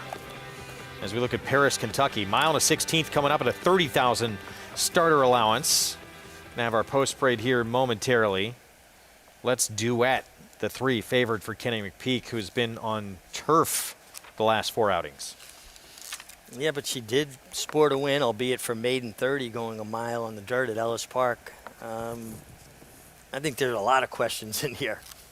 Yesterday I was wrong about 4 times when it came to like turf horses trying the dirt, but I will say this. If there's a turf horse who comes from way out of it on the turf and is trying the dirt, those are really easy horses for me to play against. Sure. We're going to take a time out. We'll have the post parade when we come back. 7th race, Churchill Downs kicks off their pick 4. We'll have prices from Rebo's Valentine win as well in New York when we come back. View Stallions, proudly standing the ultra-fast, multiple stakes winning son of Uncle Mo, King for a Day, the only horse to defeat 2019 3-year-old champion Maximum Security. Well, King for a Day was basically a clone of Uncle Mo. I mean, good speed, the ability to carry it over distance of ground, real professional horse and a really cool horse to train. Sire maker extraordinaire Uncle Mo, represented in New York by King for a Day. Visit ihdvstallions.com to book your mare today. Now more than ever, it's time to get with the program. When shopping for your next race prospect, consider that New York breds start with an advantage. Our New York breds run for serious green. At Saratoga Race Meet, New York bred maidens run for up to $88,000. New York bred allowance horses run for up to $100,000. And New York bred owners can collect awards of up to $20,000 per horse per race. So get back with the program. Seriously. Giddy up. Game of Silks is coming this December. Prolumo is the all-natural, non-medicated, targeted therapy top horsemen choose to reduce bleeding caused by strenuous exercise. We use it for preventative And also, we start horses on it if after a race or after a workout, they bleed. The success has been tremendous. Prolumo's active ingredient, Noto Ginseng, has proven hemostatic properties. Consult your veterinarian prior to administering. Go natural. Visit Prolumo.com to order today. Adelphi Racing Club, offering a truly personal racing experience. Looking to own thoroughbred racehorses and win at the highest level circuits? We're not just a syndicate, and our members aren't just investors. We are partners. Experience the Adelphi difference. Join the club today. Contact us to get a taste of the Adelphi racing experience, and let's win races together.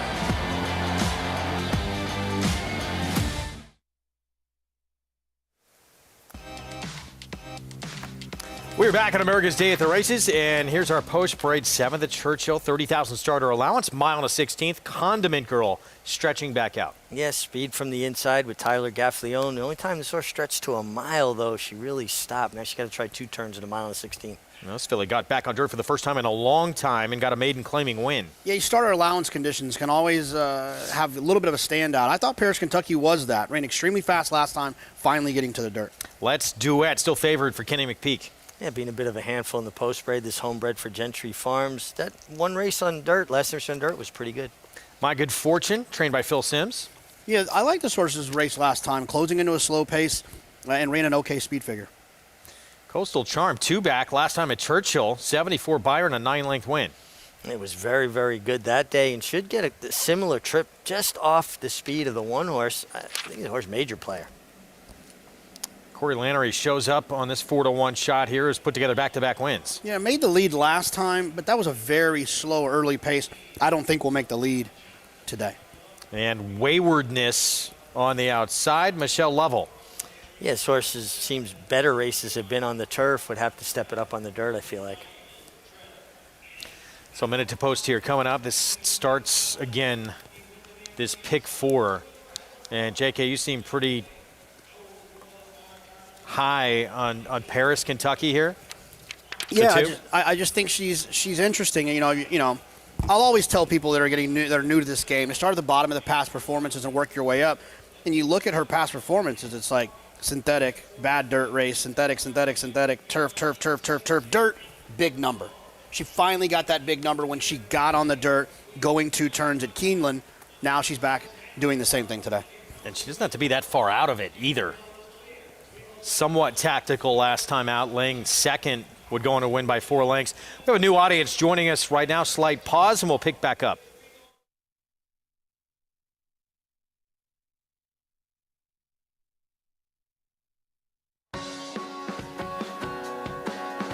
Welcome to those just joining us on Bally Sports SoCal in San Diego, and those already with us on FS2. Thanks for joining us on this Friday edition of America's Day at the Races with live coverage from Aqueduct at South Ozone Park and Churchill Downs out in Louisville under the Twin Spires. Greg Wolf, champion jockey Richard Migliore, Jonathan Kinchin here.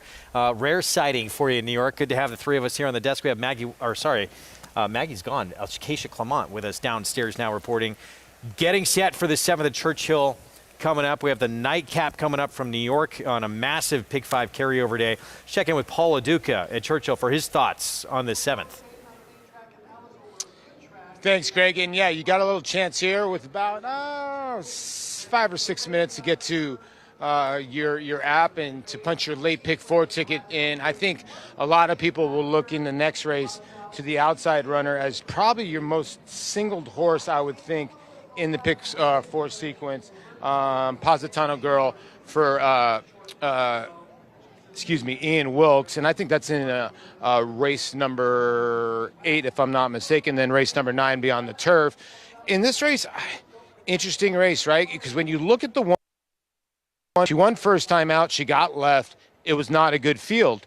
The 6 was in that field is at 5-1, so I don't get the disparity. Now, I understand going around 2 turns, she got pressured when she went the 1-turn mile. This is 2 turns now, and I think she'll be able to get away and relax on the front end and maybe give a better account of herself going the distance to ground. The 3, Let's Duet, you know, this is a horse that did win on the maiden 30 level, beat Coastal Charm one time on the dirt and is gone to the turf course and has gotten some really bad draws. That last draw in the 11 hole, you could probably draw a line through that at Keeneland. The other efforts are a little okay. Just wonder how far back.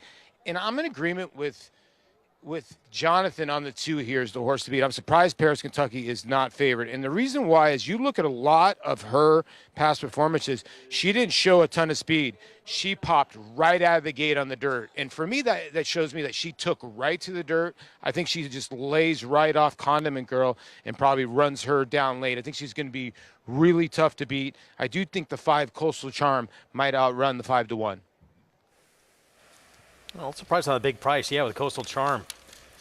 With that big number she got last time she was at Churchill. We're set for the 7th, start of the Pick 4. Let's go to Travis Stone. They're in the gate.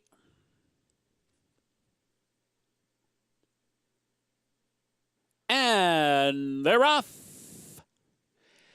Coastal Charm and Condiment Girl. Condiment Girl for that inside post on through to take the lead. Paris Kentucky holds second. Coastal Charm 3 wide into the turn while third.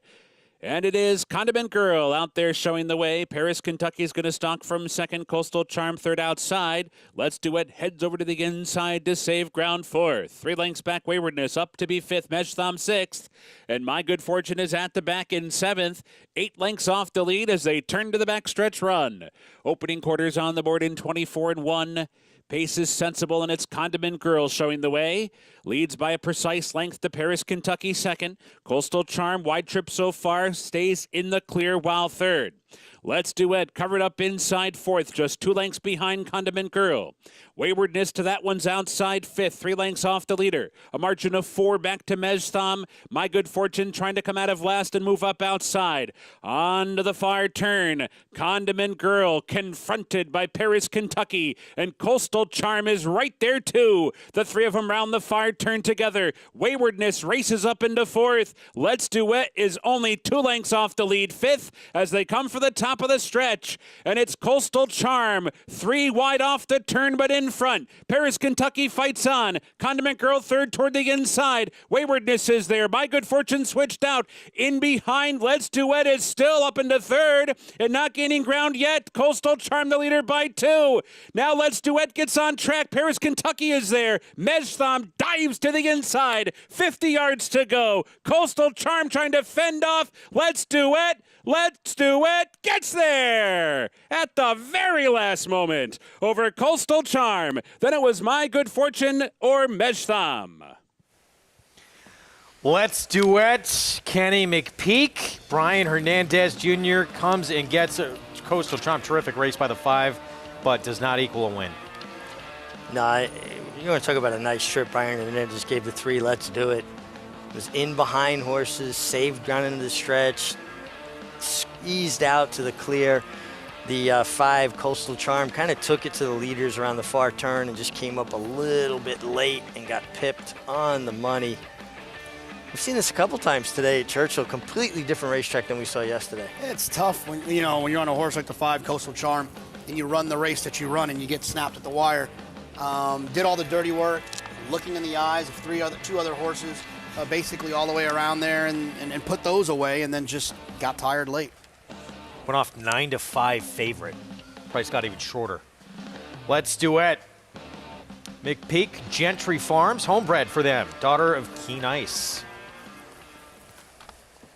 With Brian Hernandez Jr. We'll have those prices coming up for you in a moment. Welcome to those again, just joining us on the program. So underway in this Pick 4 in New York, at Churchill, I should say, and we have the finale coming up in New York. We'll see what's going to happen in this big carryover in the late Pick 5 that nobody was able to hit yesterday. Here's what we have ahead, presented by Claiborne Farm. Going to close things out in New York with a $10,000 claiming race. Churchill Downs races 8 through 10 still to come on the card. Are they fast and firm? We do have a turf race still ahead on the program. You can play it all by getting signed up, started with Naira Bets. Bet any track, anywhere, anytime. That's the offer, that $200 deposit match sign-up bonus with that code for new members. Punch in match 200 and sign up, and you'll get that offer at NairaBets.com. So back to Aqueduct here, and this is what we're going to end the program with here in South Ozone Park. 1 turn mile, $10,000 claiming race, And the remaining half of the entry, the other half, the 1A comes out. Durkin's Call, though, more than capable, as the current 3-1 favorite right now will stretch back out in distance. Yeah, I thought this was a wide open race, too. I mean, Durkin's Call made some sense in here. I thought the 2 Busting the Rules made some sense in here. The 8, Kumar, I thought this was one of the toughest races of the sequence. And it's because you just don't – some horses seem to be maybe improving a little bit. Some kind of seem to be going the other direction. You got to try to catch which one, kind of catch that lightning in a bottle. I thought the 7 was interesting. First time on dirt and had no chance, but was able to run down the stablemate. 18-1 right now. Those at Finger Lakes obviously would need to step up from a speed figure standpoint. Take a look at the Will Pays. There they are. So to the current favorite in this pick 5 with 2 7-1 shots, 2 favorites before that. $565. And it gets much better from there.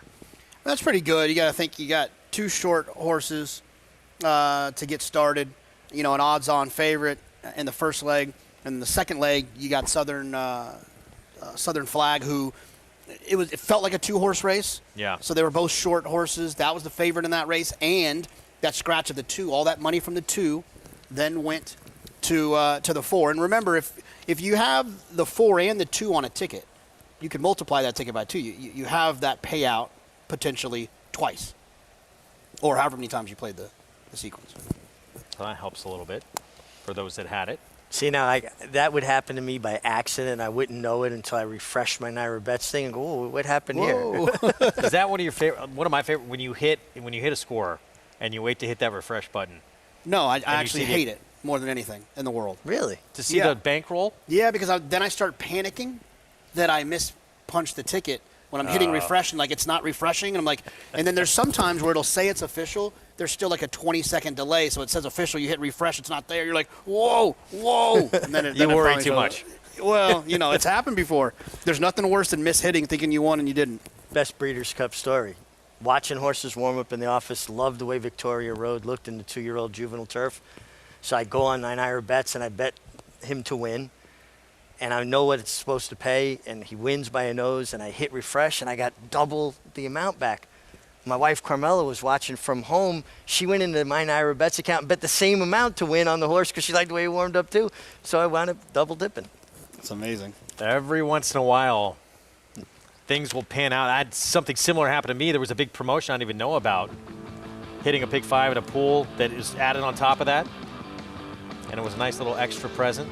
Just every once in a while, things Christmas go your way, morning, don't you know, they? you open a package and oh. Back at Churchill, Let's Duet. Kenny McPeak, Brian Hernandez Jr. Again, Gentry Farms, homebred here with a daughter of Keen Ice, just up in time to nail Coastal Charm, who ran very good in defeat.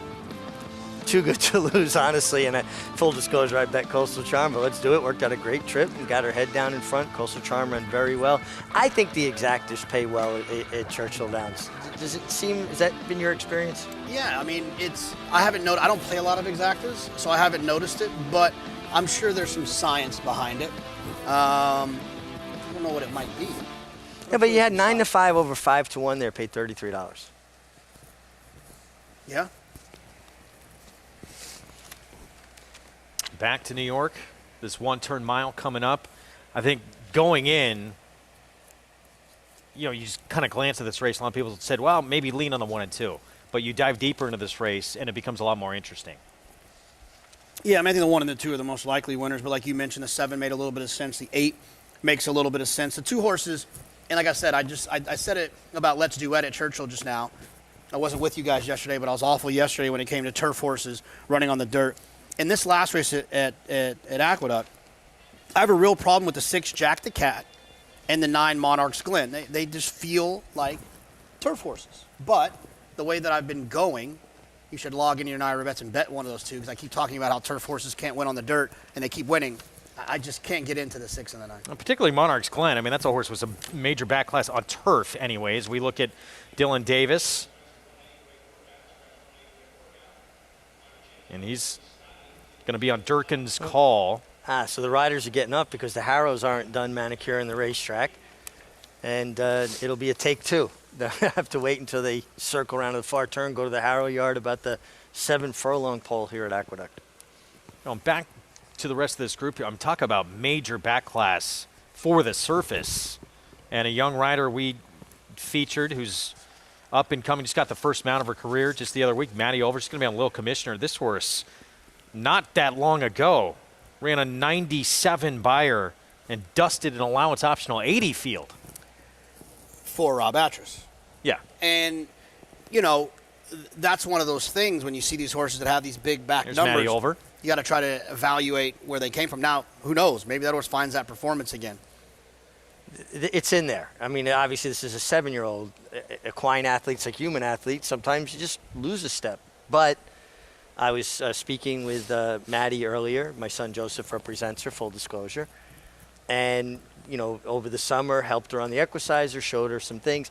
And we were talking more about the approach and preparation.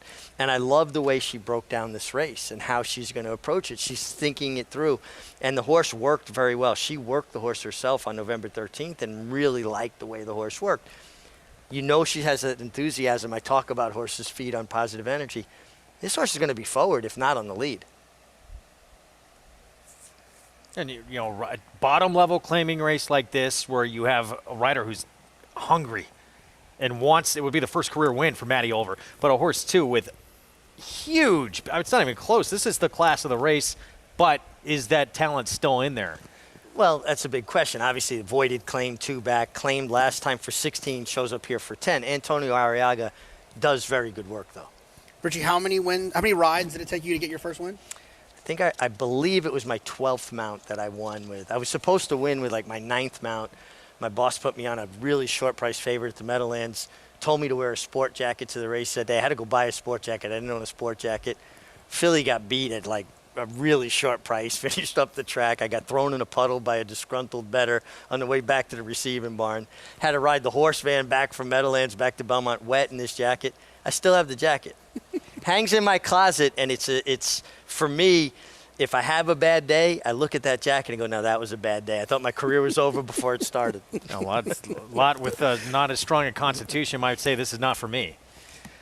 Yeah, I always knew. But then he put me on 3 a couple nights later, and he said the first one will be a warm-up. The warm-up got up and won. And then I rode a mile on the turf the next race, the one that was supposed to win, and that horse came from last and won. And then the third one finished third, beating 2 noses. I was in between Angel Cordero and Chris McCarron. I got the official win photo at home because I'll never be between these 2 guys again. Did you wash the jacket at least? No, the jacket's there. It's a symbol of what you got to go through to make it. I hope it's outside in a shed. Here's the one Durkin's called Dylan Davis, Linda Rice. Yeah, listen, this is the other speed in the race. Dylan should be aggressive from the inside, especially stretching from sprints. Railed to this one. It's ran a very good race at Finger Lakes. It was back in July. Yeah, and kind of moved a little bit early, I thought, last time, and it turned out to still work out. Pretty impressive performance. Scotty at 12-1. Gregory DePrima trains. And came off a big win last time under Dylan Davis. Trevor McCarthy obviously off his mounts. Jose Lozcano picks this up for Greg DePina, Jess Iglesias, and Michael Imperial. Decent appearance here from O'Shea. Can you see? Yeah, it just doesn't have much early speed. Trying to get warmed up here. Does need to pop away from there to beat this group. Here's the horse with all that back class. Maddie Over looking for the first career win. Should be forward. I don't think this horse will be laying worse than second, depending on what Durkin's call does. Little Commissioner likes to be in the fray. There's 2 turf horses getting on dirt for the first time. This one seems like a stretch. Yeah, it feels like it's screaming, come claim me. 16-1, Supply Chain. I liked how this horse ran down the stablemate last start. That was a dirt debut. Yeah, 1 for 1 on dirt. Got it done. It's just hard for me to discern the Finger Lakes form because we see horses that do well at Finger Lakes come here and just not replicate it. Kumar has faced some good ones. Locally owned, Chris and Dave. Well, what are we looking at now? I can't find. Oh, there's the 8. Yeah, this horse has beaten 5th beaten 14, 5th beaten 10, 6th beaten 15, 5th beaten 18. But all 4 of those races, I thought probably a little bit better than look. Yeah. And it's 9-2 on the board. Meanwhile, another really exclusively turf horse, Monarch Glen, though, actually has been on a wet track once in the past, did hit the board. And the numbers on turf, if translates in any way to dirt, the 9 out there somewhere, that may be a danger, 5-1. Yeah, but I really think that Jonathan makes a great point with horses that are predominantly turf horses running on dirt that are deep closers.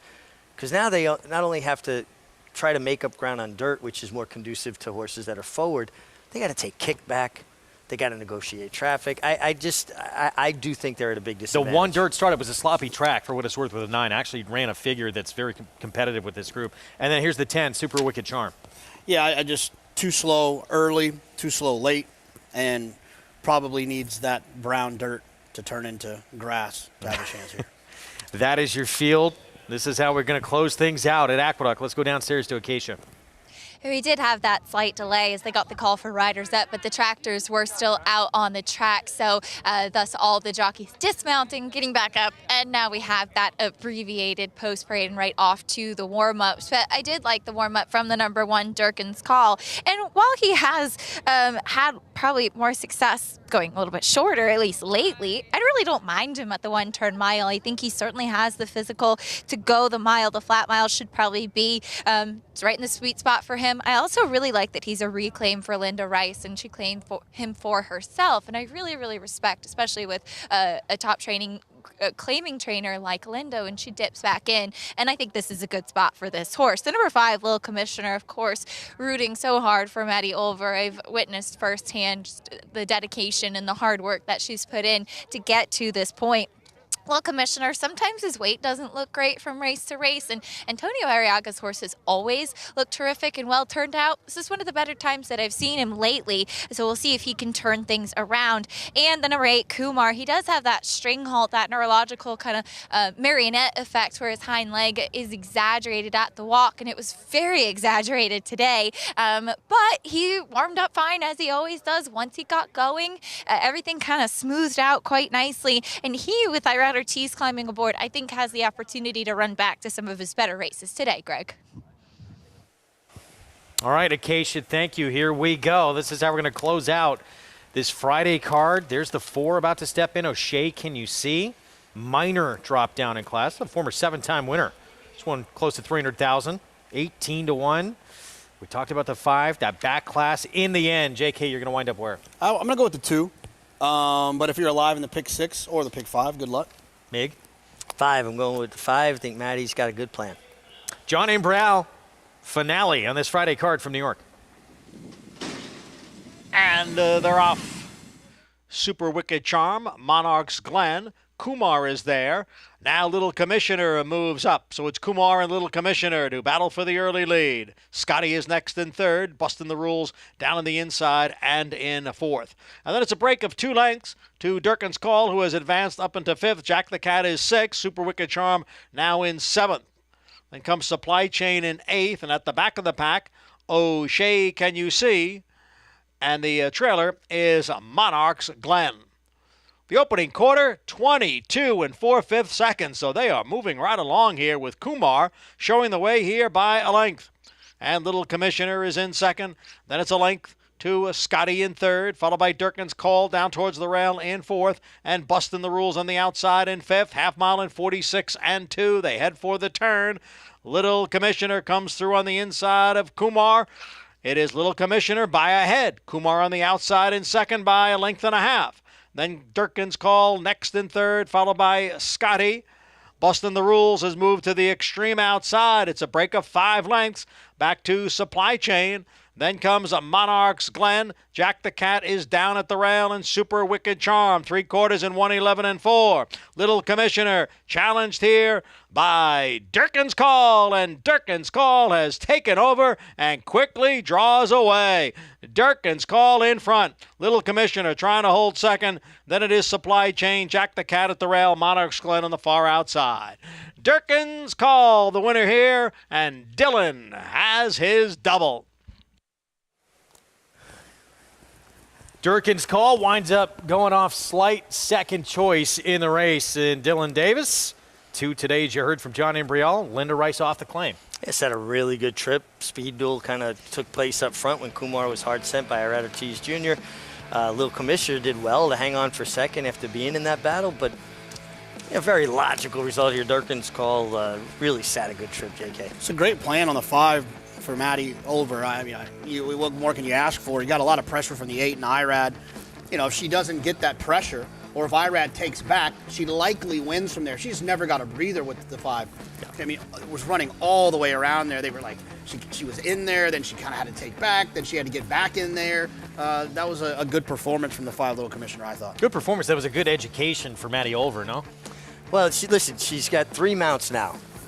A second, a third, and an off the board. She's been involved. She's in the fray, and you're going to learn, and things are going to, get slow down for her. She's going to get to start seeing a race more and more the more she gets to do it.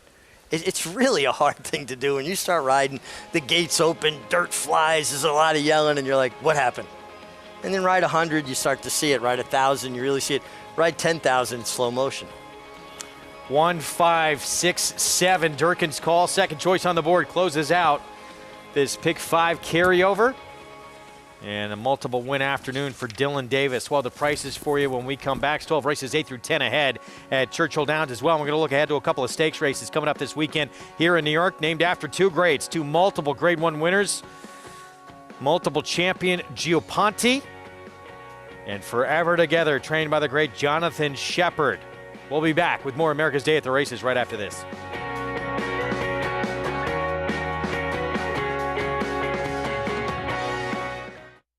Catholic Boy, one of only 3 American 3-year-old colts in history to win Grade 1s on both dirt and turf, including the immortal Secretariat.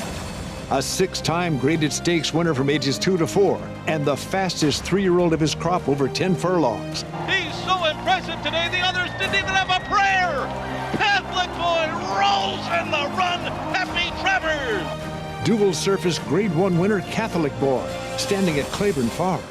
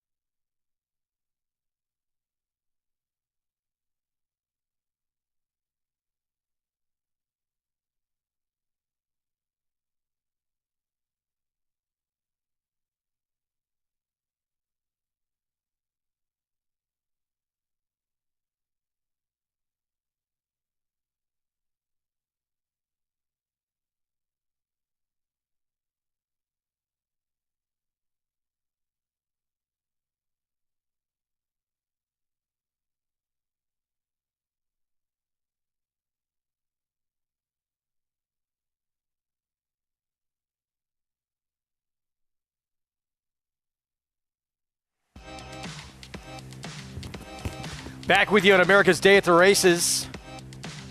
It's presented by NYRA Bets, where you can play all the action. Go to NYRABets.com and bet any track, anywhere, anytime. Dylan Davis takes the late double on this card here in New York. Rebo's Valentine in race 9, and now Durkin's Call.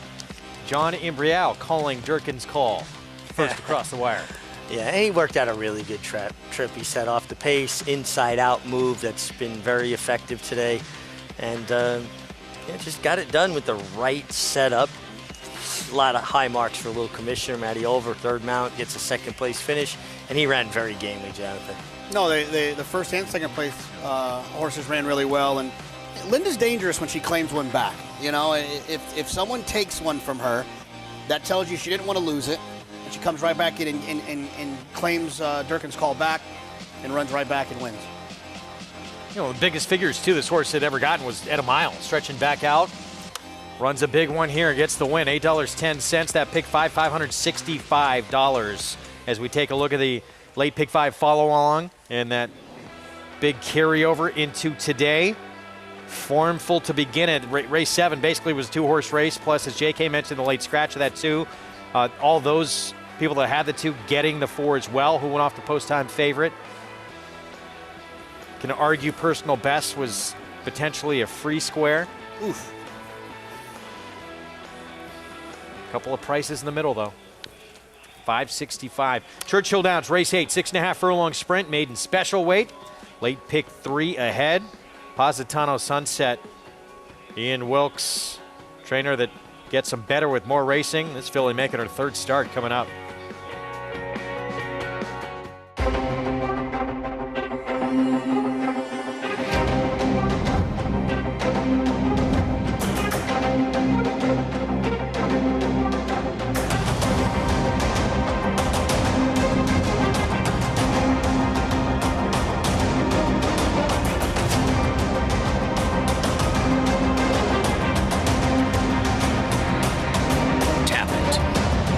Standing at Gainesway. Who you betting on? How about an app created specifically for horse racing? Naira Bets.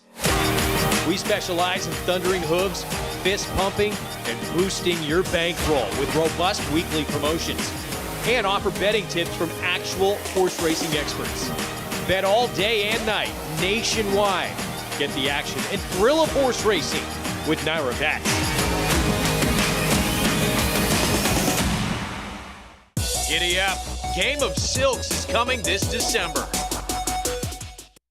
Liam's Map, a 2-time Grade 1 winner with 6 consecutive triple-digit buyers, including a 114 to win the Breeders' Cup Dirt Mile. He's already taking the lead as a sire with Grade 1 winners Basin, Wicked Whisper, Colonel Liam, and Juju's Map, plus multiple 6-figure yearling sales and 2-year-old sales up to $1.2 million.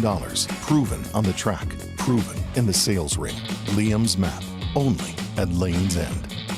RaceLens is the most in-depth product in horse racing with unique features found nowhere else. True odds, predictive analysis, and pace projection. RaceLens. It will change the way you follow horse racing and take your game to the next level.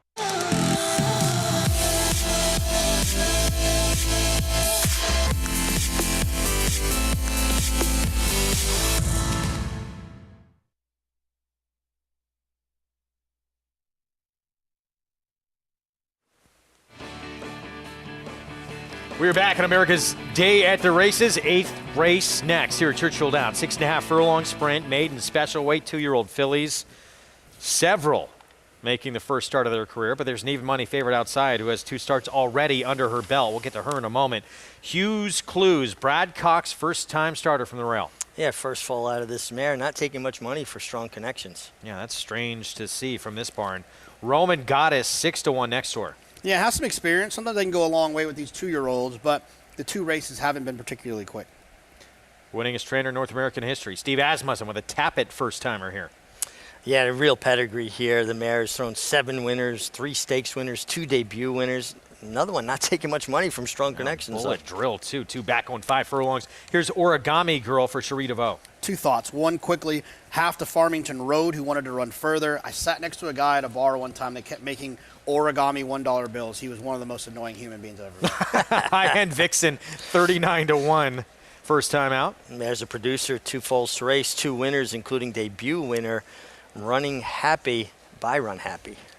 Al Stahl with She's Looking Lucky debuting. Joe Talamo will be aboard and taking money. 10-1. Oh, we'll skip the 6. We go to the 7. Broken Hearts Bay. This horse is a player at a big price. If you watch the race at Hawthorne, this horse walked out of the starting gate and made 2 different runs within the confines of the race, took kickback, negotiated track, and finished.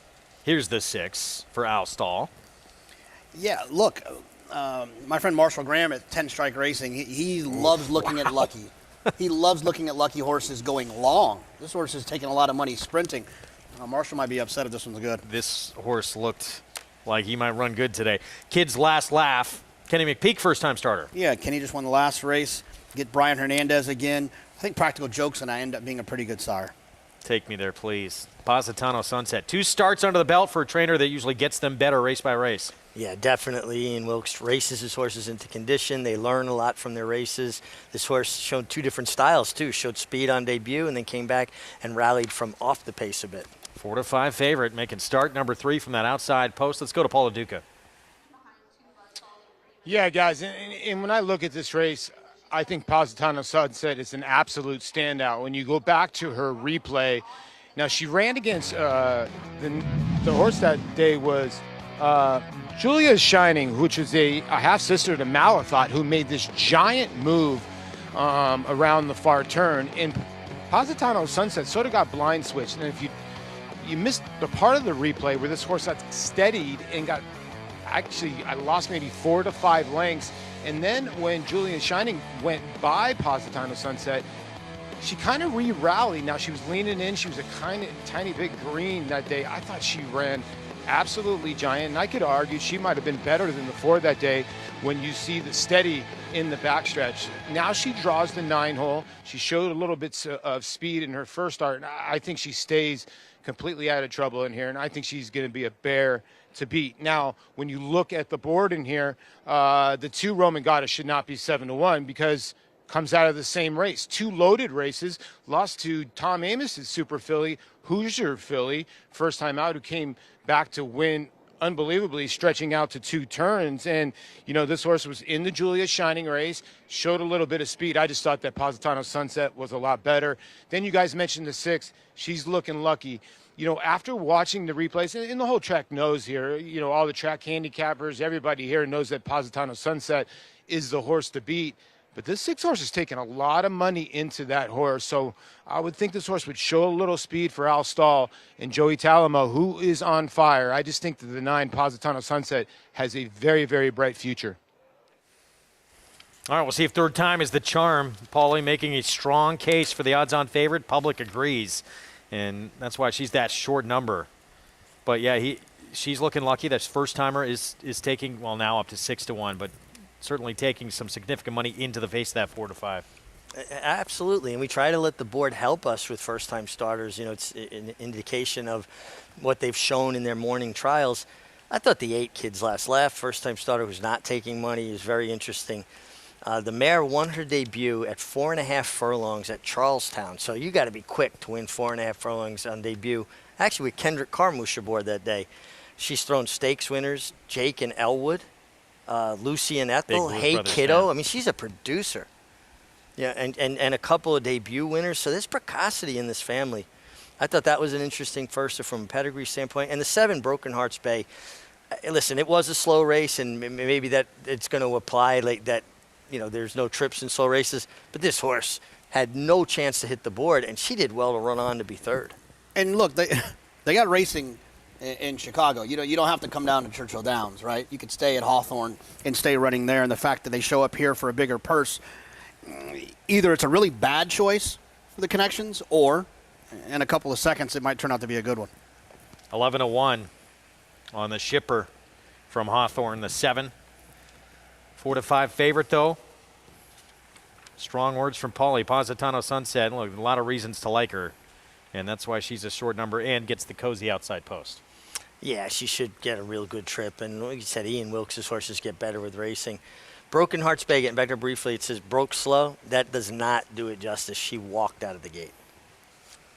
Travis Stone, race 8 from Churchill. There's Positano Sunset, going to be the last to load. Those black and yellow diamond silks for 6 Column Stables.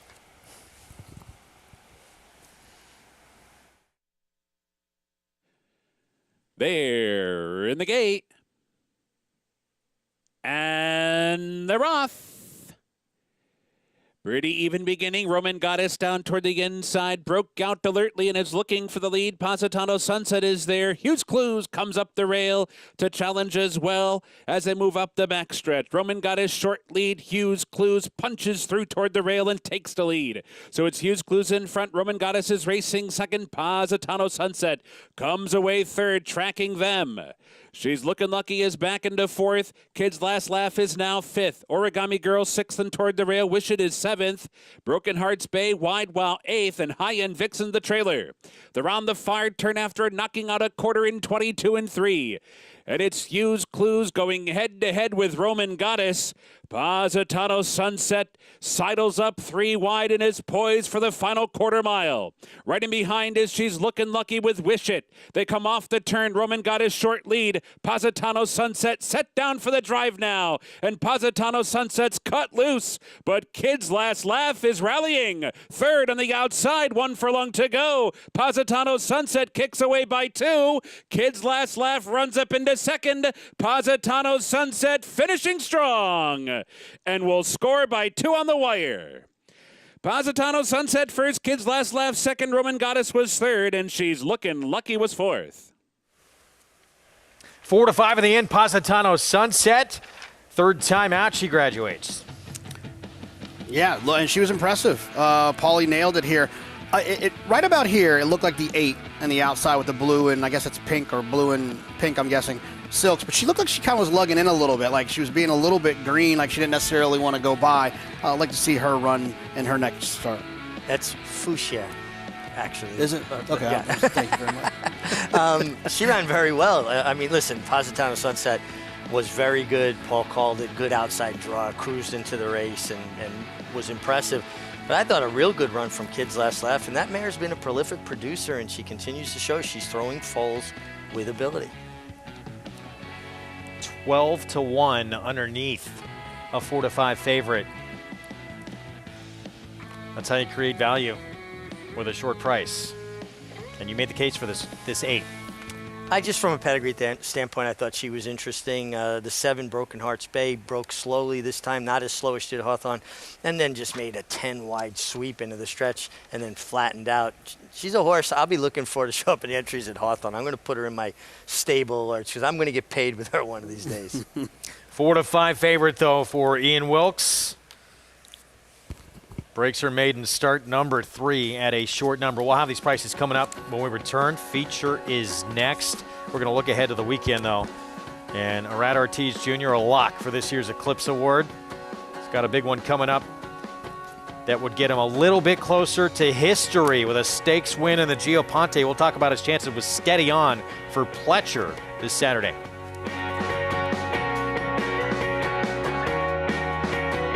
They say breed the best of the best and hope for the best. Vekoma broke well on the outside. But you don't expect to get speed like this. Is Vekoma the one to catch? Vekoma has a 5-length lead in this Grade 1 corner.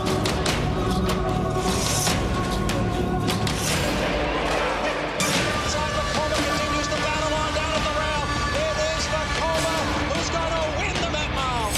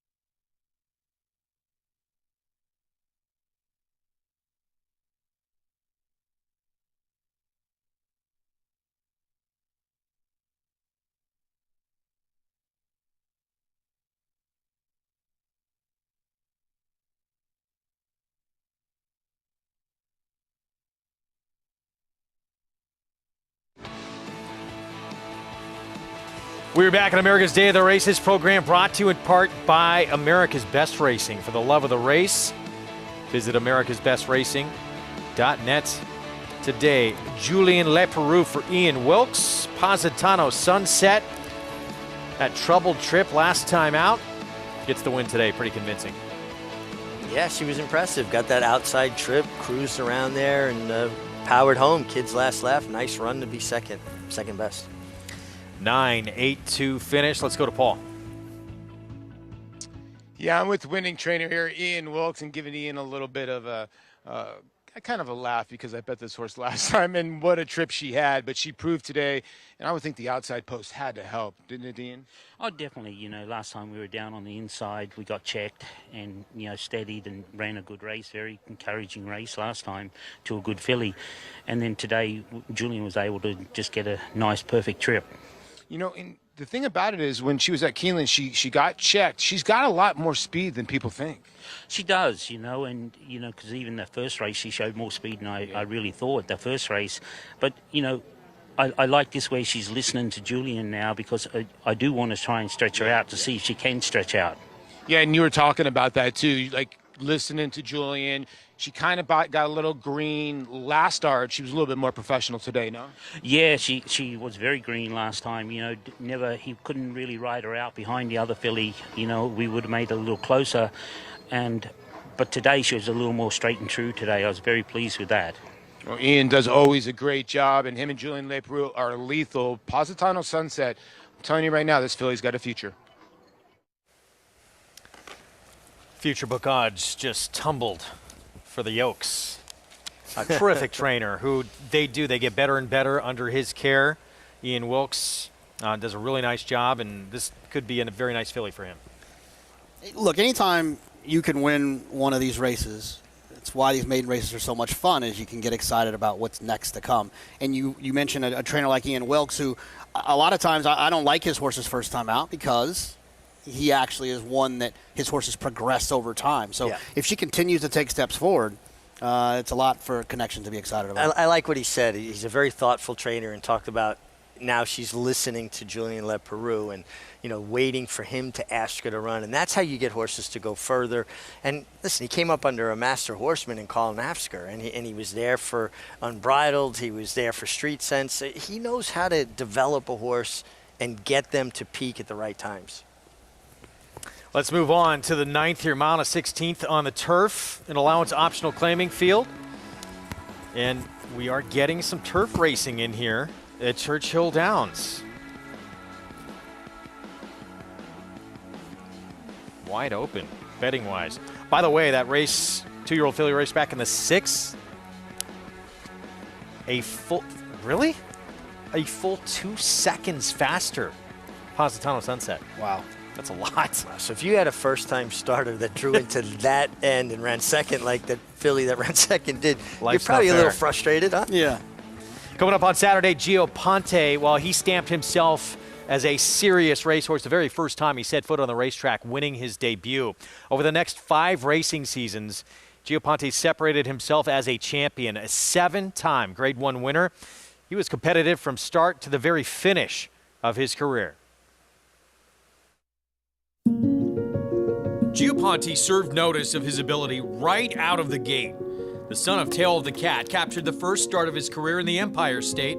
He continued to shine on the world's most brilliant stages throughout his illustrious 5-year career. And down to the line, Gio Ponte will prevail. As a sophomore, Gio Ponte collected his first graded stakes score in the Hill Prince at Belmont Park. The victory only demonstrated what was yet to come for the Christophe Clement trainee.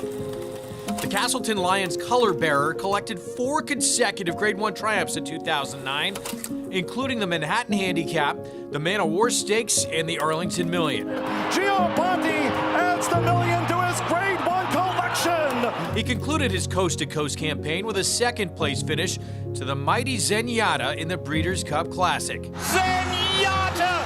What a performance! One we'll never forget. Looked impossible. Gio Ponte seconds. The dual surface specialist was named champion older horse and champion turf male. Gio Ponte did it like a champion that he is. In 2010, Gio Ponte embarked on an international 7-race journey that included a second triumph in the Man o' War Stakes.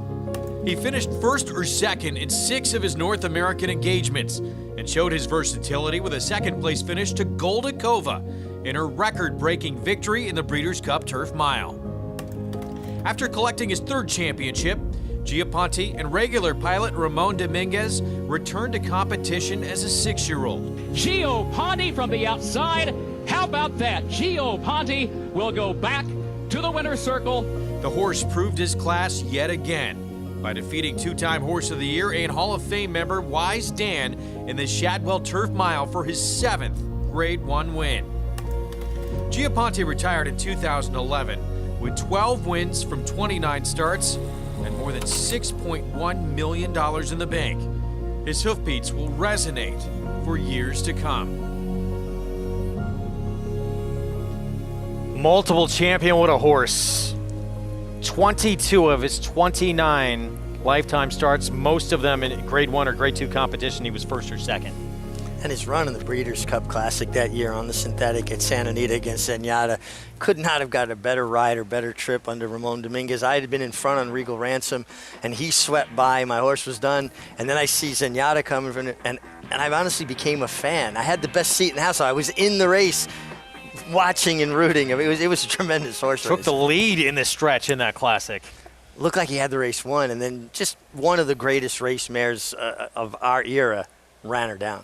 Yeah, I mean, you got the call, this is unbelievable. If she didn't do that unbelievable thing, Giaponte would have been a Classic winner. Well, this year's edition of the Giaponte coming up this weekend, and it's an important race for Irad Ortiz Jr., who is 2 away from equaling the all-time stakes record in a single season, chasing Garrett Gomez. This would put him 1 away, and he's on the morning line favorite, Steady On for Town Pletchers, won back-to-back starts on the grass. And a horse that's got, versatility. Jonathan, he's shown speed. He's come from off the pace. He ran a big figure last time. He looks very well placed here.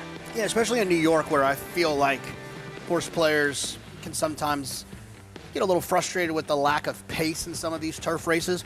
A horse like Steady On, who can make his own trip because he is versatile, like Richie mentioned, makes him it's a huge weapon against these types of horses because he can make his own trip. He doesn't matter if they go slow. He can go out there and take the lead, or he'll at least be tactical if it's an honestly run race.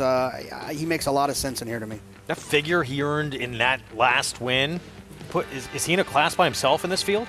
I mean, I don't know if he's necessarily in a class by himself, but he's definitely in the front of the class. See if he can back it up again. Put together back-to-back wins. Dakota Gold, 3 for 5 on the lawn, coming off restricted stakes win, Saratoga. Last time out, he obviously has ability for Danny Gargan. It's going to be a showdown between those two. Marinara Sauce, huge price, who's not been that far behind Dakota Gold. And maybe was part pace of the mix compromised. as well. Pace compromised against Dakota Gold. There's more pace sign down here. Here's what Irad is chasing. Garrett Gomez, mark of 76 stakes wins. He is 2 behind, and he has plenty of opportunities to try and surpass that mark. Yeah, a lot of time to get it done. And look at the schedule he's keeping, going to Mahoney Valley on Monday, just making sure he gets this done. Last year, it looked like Joel Rosario was poised to do it. Unfortunately, he was injured. I think as long as Irad stays healthy, he's going to get this done. And more impressively to me, he's closing in on 300 wins again this year. It'll be the 7th consecutive year that he's won at least 300 races in a year. That's an unbelievable accomplishment in itself. And look at the pace he's keeping. There is no record that a jockey holds that's not in danger if he stays healthy. Yeah, including the one that we saw this summer with Johnny Velasquez with 1,000 wins at Saratoga. Yep. We did some math. I remember you were working out the math on the program over the summer. It's within reach, without a doubt. At the pace he's keeping in Saratoga, now a 40-day meet, and we didn't always have that luxury. I mean, he can certainly surpass Johnny over the next 10 years. I mean, it's really incredible. And the thing that frustrates me about him sometimes, being a little bit over the top with the maneuvers and the aggression, is the same thing that I admire about him. That's what makes him great. It doesn't matter if it's a 10 claimer or a grade 1, you are going to get 100% effort from him. And that's all any horse player, owner, trainer, groom, anybody involved with these horses can ask for. I know all these guys want to win. It's extremely competitive, especially on this circuit. It's unreal. Have the talent in there.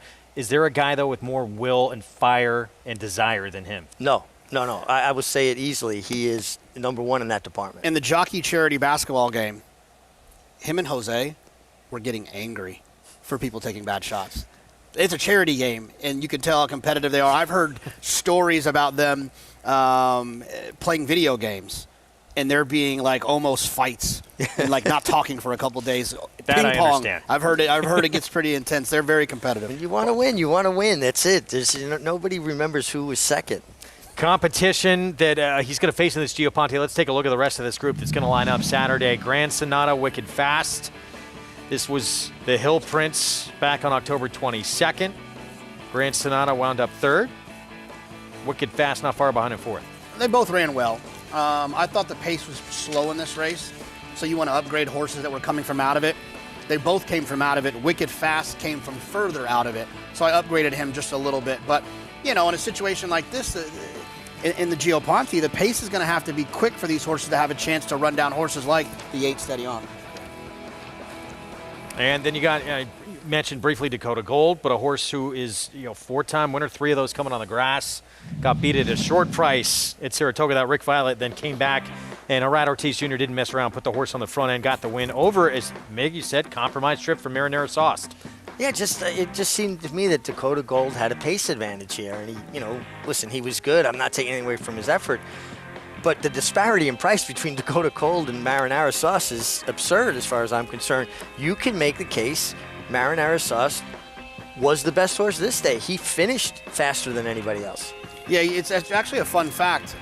Dakota Gold is a trivia answer. Who was the favorite in the Breeders' Cup Juvenile Turf that Modern Games won? It was Dakota Gold because obviously Modern Games was a, no non-runner, non-bet type of situation. Right, sure. First money only, What do you think of his ability? Look, in this race, Irad said, I'm on the best horse. Let's just put him out there in front. What do you think exactly what Saturday? happened. I think that, in that situation, he worked out a perfect trip as the best horse. I think out of that, you'd have to question. He's one of those horses that's going to be price dependent, right? If they bet him like, he's 3-1, 4-1, I think you try to look elsewhere. If they ignore him for whatever reason, he drifts up to 6-1, 7-1, then he's the type of playable horse. Danny Gargan's done a really good job with this horse, but I do think that some of these wins were a little opportunistic, and I just see more pace signed on in this race, and I'm not so sure that it's not telling, too, that Irad Ortiz went with the Todd Pletcher trainee. Yeah, and I will say this, though, not so much about this scenario, but when you play that musical jockeys game, you know better than anyone, it makes more sense for Irad to stay on for Todd and Rapoli than probably anyone else in this entire world outside of, like, Chad and Klarovich, right? It's like, he would ride a horse that was 20-1, I feel like, in that spot for them. I no doubt, and I agree with that. Usually it's driven by your customers and who you have to have your allegiances with. But when a rider gets close to a milestone, it's funny how people make accommodations. And his agent has the ability to say, listen, we're right on top of this, and I just think I got a better shot here. And they take it better. I remember Craig Perrette, when he was going for the record, made a lot of moves that way. Roger Sutton was his agent, and people would allow him off to ride a better one because they start pulling for them to get that milestone. It's a good excuse. It's like when you say you can't come to work because your kid's sick. It's undefeated. Yeah, we know who's going to argue with tried that yet. I'm going to be using that soon. We're going to get to the 9th at Churchill Downs, their feature race. Coming up next on this Friday card, we're going to step aside for a timeout. Going to be on the turf in race 9 here at 1 16th. Straight answer, Brad Cox. State's debut coming up. Coming in from Ireland. 2-time winner on the grass. Florent Giroux will be aboard. The feature out of the Twin Spires is next.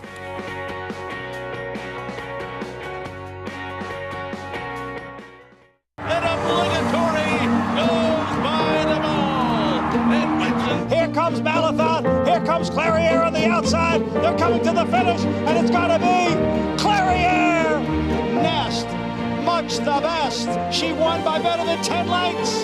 Cody's Wish on the outside. Cody's Wish with the upset in the Fargo. Malathaat grabs the lead in deep stretch, and Malathaat has won the Personal Ensign Stakes. Curling, the classic sire. Industry has a few things that we have to take care of better, and one was the aftercare of the horses. If we did nothing, these horses would end up in very bad places. That can't happen. We have a social responsibility to make sure that thoroughbred aftercare is also #1 on the list. The cost could be the entire industry. We have to take care of these horses. I remember that meeting at Belmont Park. It was a dream. It's different than any other program that was put into place. It is a first line of defense for those who are concerned about what happens to the equine athlete after he's done racing. We started with some 21 organizations across the country, and now we're up to over 82 facilities throughout the country and giving away almost just under $25 million. It's the one shining accomplishment that we have that we can point to say we really do love our horses.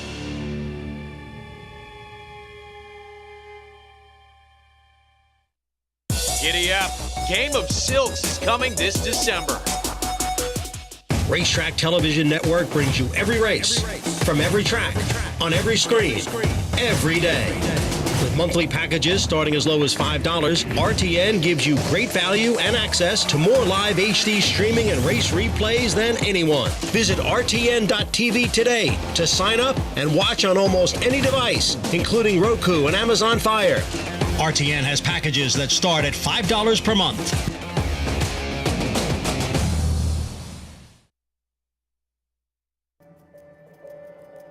He passes on durability, strength, consistency, great turn of foot, soundness, the ability to go 2 turns, to get better with time and age. Really all the things you'd look for in a racehorse. And it's all Curlin in the race of the year for Horse of the Year. It's Curlin in an absolutely stylish performance. Two-time Horse of the Year Curlin had another banner season in 2021. He was the leading sire of Grade 1 wins with 5 and Grade 1 stakes horses with 9. Curlin is truly a classic sire. He's a horse that gives you a chance to win every important race. So I believe that, all the Triple Crown events, all the classic races, Curlin is certainly a horse that produces offspring of the highest level. Carefully manage his book, breeds 140 mares in capacity. He breeds many of the finest mares in America, some of the finest mares in the world. He's followed through every year with multiple Grade 1 winners and really good horses. And it's a vintage performance by Vino Rosso. I think as good as he's been, the next 3, 4, 5 years will be his best yet.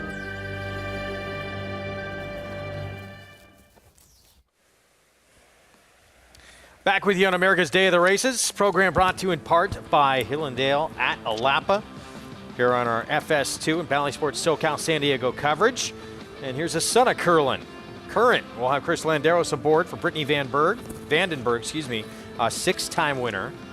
9-2 on Current, who is a 5-time winner on the turf. He's got a blonde mane, too, when you come back to him. Current won a 2-year-old turf race, stake race. He had a lot of talent early in his career. It hasn't necessarily panned out, I think, the way they wanted to, but I think he's definitely live in here. He's back running fast numbers again, and he was impressive here as well. That's it. 90-plus buyer speed figures each of the last 3 performances. One of those a win. Now was it Ellis? This horse has some ability here as a 6-year-old now. Still at 9-2. As we take a look here at the 10. Point me by. Blinkers going on. Luis Saez will be aboard here. But 2-1 favorite. Straight answer. It's the Brad Cox kind of mystery horse. What will we get from this horse making the state's debut? 3-year-old facing older company. It's funny. When you have a horse like this, one of these horses that chips in for Juddmonte, and they go to a trainer like Brad Cox or Chad Brown or even Todd or Christoph, the public just can't help themselves but bet on them as if, there's this old kind of idea that I think has kind of changed, that European turf horses are just better than ours. And I think that Breeders' Cup proved that wrong. Well, I think that the top ones, when they have a good one, their good ones are much better than our good ones. But I think the middle area has become a lot closer in the last 10 years. Yeah. This horse ran in a Group 1, not that he ran well, but Group 3 placed. So showed some ability, running second in Leopardstown in Ireland. Man, we'll get back to it in a moment. Current Chris Landeros on board at 9-2. The Curlin we were talking about earlier. Good inside draw, should get a good trip, can be forward, maybe get that coveted pocket position. Like that blonde mane. Busy Channel, 13-1. Another one that could get that pocket position, drawn inside with tactical speed, should be able to get position and then get out of any tough spots. So here's the Euro debuting for Brad Cox. I mean, to me, this is kind of chilly on the board. If there's a bunch of buzz about how good this horse was, how good the horse was training, it would be a little bit shorter, I think, than 2-1. Super Design, just claimed, new barn, was with Wesley Ward. Yeah, and should be a pace factor. Don't really think this horse is a contender, but could have a say in the way the race is run. Two-time winner on the lawn, Alex June with Julian Leperoux. It's dark out, 10 strike, 10 strike, 10 strike. This horse broke a little bit slow last time, tried to catch a loose winner and couldn't. I thought that performance was better than it looked on paper. Get everybody buzzed, JK. Risk manager at 7-1, Joe Talamo. Yeah, more of a deep closing type. Would like to see some pace on. He's got some races good enough to be in fray. Talked about the blinkers on the 10. Point Me By, Saez for Eddie Keneally. Yeah, tried the 12 furlongs last time. That didn't work out. Now back to a distance that ran well at Kentucky Downs. And also eligible. A couple of them drawn to this field. Here's one of them. Monition, Cherie DeVoe. Another one that could be a part of the pace and drawn towards the outside. You would expect Brian Hernandez to put this horse in the game to clear some of the slower runners to his inside. Some good ones. This horse being forgotten a little bit, I think. 12, Bay Street Money at 10-1. It's been in a lot of different barns. Jimmy Jerkins, Rob Atras, Chad, Rob Atras, Maker. Maker got him to run well last time. Interesting. Poor post, but interesting. And Bullseye Run, last of the Alsos, Rafael Bejarano at 23-1. And not only does he have a poor post, it just looks like he'd have to get a bit faster. And what kind of trip does he work out? He's not fast enough to clear, and he's not slow enough to drop out and tuck in. He's just in a tough spot. One of the things to keep in mind, we'll see what happens. Obviously, they've had some issues with the turf course, trying to get it going back in the right direction. But before they had to kind of stop on it again, the outside paths were where you wanted to be. Now, we haven't seen enough probably to know that for sure. But as they're starting to kind of run on the grass a little bit, I would, take a look at that. Horses like the 11 and the 12, how do they run in here from those outside posts? Let's check in with Paul and more on this Euro making the States debut for Brad Cox. Paulie. Yeah, straight answer here, the son of Kodiak. I was able to talk to Brad actually before the last race and was asking him about this Euro import. And, he said when he arrived to his barn from Ireland, he was a tiny bit green, and he's just gotten better and better with each work. And he seems like he thinks he's going to fire a big shot today. His worry is going to be the gate. Obviously, first time in the States, you always got to worry about the gate. The horse does get Lasix for the first start. You look at some of his PPs, he's been a horse that's pressed the pace, and he's also been a horse that's come from off the pace too as well. So he's very versatile.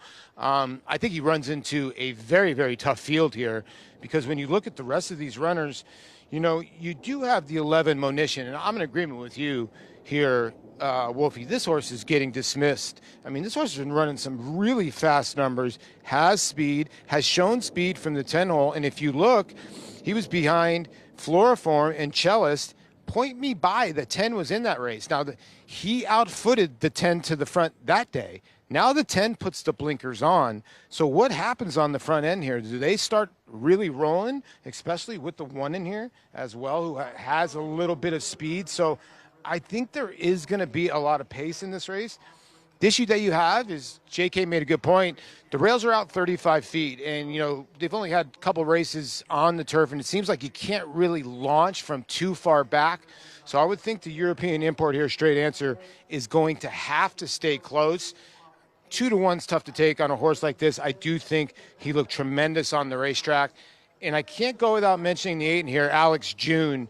This horse is taking a lot of money at the window. Last start, just absolutely left and made a ton of ground. The race before that, lost to Next. Next came back to win. I don't even know if it's called the Breeders' Cup Marathon, Las Vegas Marathon, the Nevada Arena Marathon, whatever the heck it's called. But that horse came back to win. But the other turf races are pretty good. So the 8 is getting bet in here. We'll see how this European import goes. Brad Cox is giving me a straight answer, no pun intended, that this horse is live. And we don't usually see pace from these Euro imports. This is a horse that was actually shown sprint speed over in Europe. So it'll be interesting to see what we get from straight answer coming up. The one tricky thing about it, in these situations where we're really lucky in the summers at Saratoga is, we would have an answer about this horse because he likely would have worked on the turf here. So we got to really see him working on the turf. He's been working on the dirt exclusively at Churchill. Now, I trust Brad Cox. He's obviously a future Hall of Fame trainer that if he can look at the horse work on the dirt and say he's training well and we expect big things from him, you'd like to think he can run well. I just feel like in this race, if this horse is as well meant as some of these are, he should probably be a little bit shorter than 2-1. My question about it is the distance. They're very, very sharp in Europe about distances horses want to run. This horse, 6, 5, 7 furlongs. Worst race came at a mile and a 16th.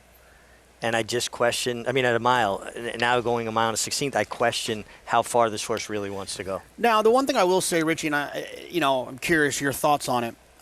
There's the obvious situation when it comes to European horses coming over here. The one of the reasons why is for Lasix. If they happen to be bleeders over there, they can't use Lasix there. They come here, they can use Lasix. Can help with that situation. The other thing is that sometimes they might want firmer ground. They'll usually get firmer ground here than they will there. When it comes to those, how would you compare like a soft 6 furlongs over there versus running in a firm mile and a 16th here? Well, it's obviously not nearly as demanding running over the top of the ground. It's interesting. I think it's less prevalent to bring horses here because of the Lasix issue, because we can't use Lasix in stakes races anymore. And Juddmonte Farm, this horse is stakes placed already. They're looking for stakes performers. So I think that negates that part of it. This horse won on soft ground on debut at the Cara when they went 6 furlongs and won 16-2. So he handles soft ground. So I just think they thought he might be a better fit here. Honestly, though, I can't get past the fact that he was so good at 6 furlongs and his worst race came when he stretched to a mile. I think the 1 is the one you want here. I think this horse works out the right trip. That's Current, the 6-year-old. There's already a winner at this 1 for 7 at this distance. A rider that you actually represented for a summer at Saratoga. Good rider, Chris Landaros. Very strong finisher. He really needs to enjoy the process as much as possible. You got to enjoy working in the morning. You got to enjoy that repartee with the people. I couldn't wait to get to the track in the morning. Here we go, the feature on this Friday card. Let's go to Travis Stone. And they're off. Risk Manager pinched back soon after the start. Super Design bounces out near the top. Monition is there. So too is Bay Street Money and Bullseye Bun from the far outside. Busy Channels pulled back off the pace to rate today, 5th and toward the rail. Super Design hits the first turn in front, trying to control the tempo. Monition comes up on the outside second. Busy Channel resisting that inside trip so far. Very keyed up, trying to settle down. Has settled down just a bit there, now third. Bullseye Bun races up into 4th. Backstreet Money is now 5th. Point Me by 6. Risk Manager 3 wide in 7th. 2 lengths back. Straight Answer comes away 8th. 6 lengths off the lead. Followed by Current and inside 9th. And Alex June is the trailer in 10th. So down the back stretch run. Super Design at a big price shows the way. Monition prompts. They're 1-2. 2 lengths back, Busy Channel coasting along while third. Bullseye Bun only 2.5 lengths off the lead in 4th. There's 4 furlongs to go. Risk Manager wide on the second turn as well. Point Me By is covered up down inside but sneaks up into 5th. Bay Street Money is back into 6th. Straight Answer still about 6 or 7 lengths off the lead as they round the far turn. Current is second to last and Alex June's the trailer. They're coming for the top of the stretch. Super Design is still in front. Monition is there. Here's Bullseye Bun on the outside. Busy Channel set to strike, but is bottled up in behind. They're off the turn into the stretch. Monition short lead. Here's Bullseye Bun down the center. Farther out, Risk Manager's getting on track. Straight Answer is rolling down the center of the course. And down inside, Bay Street Money comes on through. And a late rally from Point Me By as well. 100 yards to go. Bay Street Money comes away with the lead. Flying finish for Alex June. But it is Bay Street Money. Bay Street Money won it. Point Me By might have grabbed second with Bullseye Bun right there too, as well as Alex June. Bay Street Money, Mike Maker, Gerardo Corrales came off a short layoff to win at Keeneland, going a mile, now has put together back-to-back wins. told you, I always love those outside posts in turf racing. Yeah, Nick and I tried to tell you, JK. I know it's I don't know what it is or if it's just this situation. I mean, this horse was sitting on a big race. He'd run a big race since switching back to Mike Maker, and he actually ran extremely well in here. He kind of got stuck in behind horses for a little bit, had to kind of get brave and run through horses. The 8 for 10 Strike ran well, was flashing late. 13 in the mix here as well, so keep an eye on that when you're looking at these turf races. But straight answer, the 6. I kind of agree with what Richie said. I think it's probably the distance. I'm not sure this horse wants to run that far. He didn't break very sharp, but he was able to get some position, was under a good hold from Florent Drew, and then he just kind of ran unevenly. I think this is a horse that wants less ground. Cut him back. Cut him back. 701, Bay Street money. Give me some of that Bay Street money. 12 horse gets the money. Nightcap still to come. Going to close things out with a maiden special weight 6 furlong sprint in the finale. Well, the prices from Bay Street Money's win when we come back on America's Day at the Races.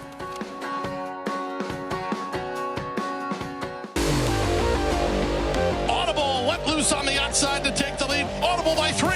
Audible, no doubt about it. Internet, 575,000. Thank you. PC, 675,000. Oh my, 725. What we're seeing from Audible across the board are very athletic shapes, strong hips, and powerful bodies that look like they have speed, which is really what you want to see from the freshman stallion.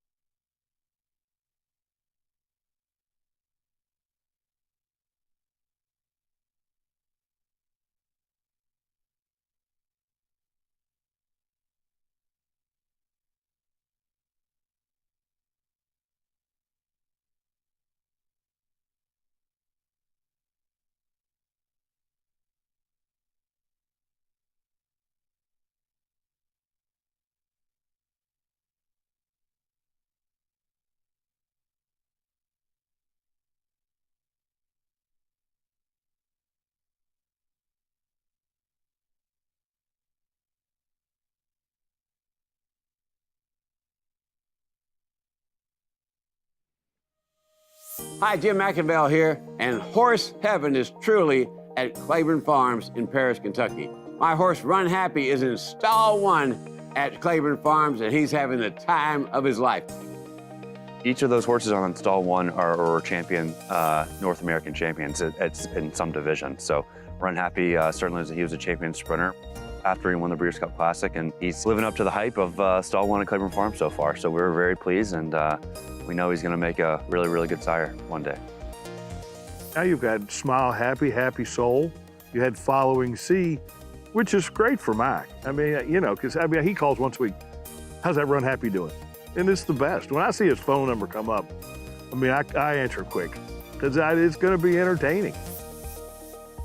You know, I think that was one of the reasons he got off to a semi-slow start was because people assume that they're going to be quick 2-year-olds just because he has so much speed. But really, that's not the case. You kind of have to let them come into their own. For the most part, big, strong horses, and they can run around a ground.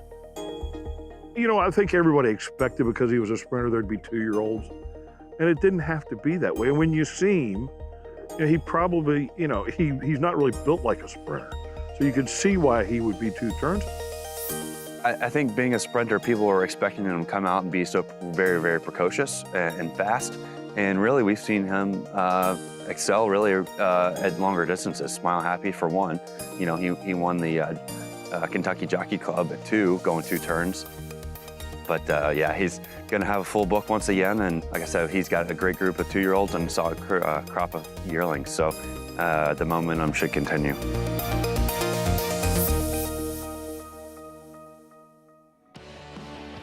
Back with you on America's Day at the Races program, brought to you in part by Run Happy, champion sprinter. Never lost while sprinting in his career and did it all while racing medication-free. Now standing at legendary stall number 1, Claiborne Farm. Bay Street Money. All you had to do was heed JK's advice. Those outside posts, Bay Street Money, $16.60. Trained by, last interview with Mike Maker and Paulie was tremendous. Let's get to the encore. Yeah, I'm with winning trainer Michael Maker. I get all the good information from Mike. He was telling me when he got this horse, he wanted to run this horse at Kentucky Downs, and blessing in disguise, he kind of got sick, and now he's turned around and won 2 in a row since then. No, horse is thriving. Looks a picture very high. I think he's going to have a huge year. Now, he's shown some speed before. We talked about this, too, and you even gave the praise. I mean, Gerardo Corrales, he can flat out ride, Mike. He did. The 13 was, looks like Jock was having a little bit of trouble. He got him in a nice spot. Got a little anxious moments turning for home, but he got out and had a lot of horse. I don't know what it is, but, like, I've done about 7 or 8 interviews, and every time I see you, you keep on winning. Am I going to get any kind of, like, you know, happy holiday card or anything? Am I a good luck charm to you, Mike? Absolutely. I'm going to leave one on the edge there and be a little gift card inside. Sounds good. Michael Maker gets the job done with Bay Street Money, 2 for 2 in his barn. Do you remember the scene in Step Brothers I'm talking about? Did we just become best friends? I feel like those two have had that moment. I tell you what, Paul has just given me hope for something I've wanted to do that people are like, are you sure? How's Cart Talk with Mike Maker? Because he doesn't really talk very much. He's very, very quiet, very low-key. Paul's getting him to open up. I think, though, you're going to have Paul there. I'll get Paul with me. You're going to need Paul. Tremendous trainer, one of the great trainers in the sport, certainly, and claiming trainer. He's done so good with taking horses, claiming horses, and making them exceptional going long on the grass. When he changes something, they do. You know, I remember he had a horse named Hoagie that was like a turf sprinter. He stretched him out and won a great estate going along when no one else could. And when he changes things, especially going along on the grass, it's pretty exceptional. Had that incredible first half at Saratoga. Was that 2 summers ago? 2 summers ago, yeah. Yeah. Let's get into the nightcap here at Churchill Downs. Maiden special weight 6 furlong sprint. Fillies mares 3 and up. Parents Pride second in the dirt debut. First 2 starts came on grass, then ran a distant second for Saffie Joseph Jr. Tyler Gaffleone will be aboard. Tyler? From a speed figure standpoint, it makes a lot of sense that this horse is being bet the way that they are. Has some experience, has some tactical speed. You get Tyler. A lot of things pointing in that direction. A couple of first-time starters that are attracting a little attention, too. We'll go through this field more in depth in a moment. We're going to look ahead to the weekend. Big win, obviously, for, I know, barn that we're all excited to see have a big moment. Cantor Mossy Barn, family affair with them. And that Grade 3 Noble Damsel, first graded stakes victory for this outfit. We'll talk about their chances with the Evie Jets coming up.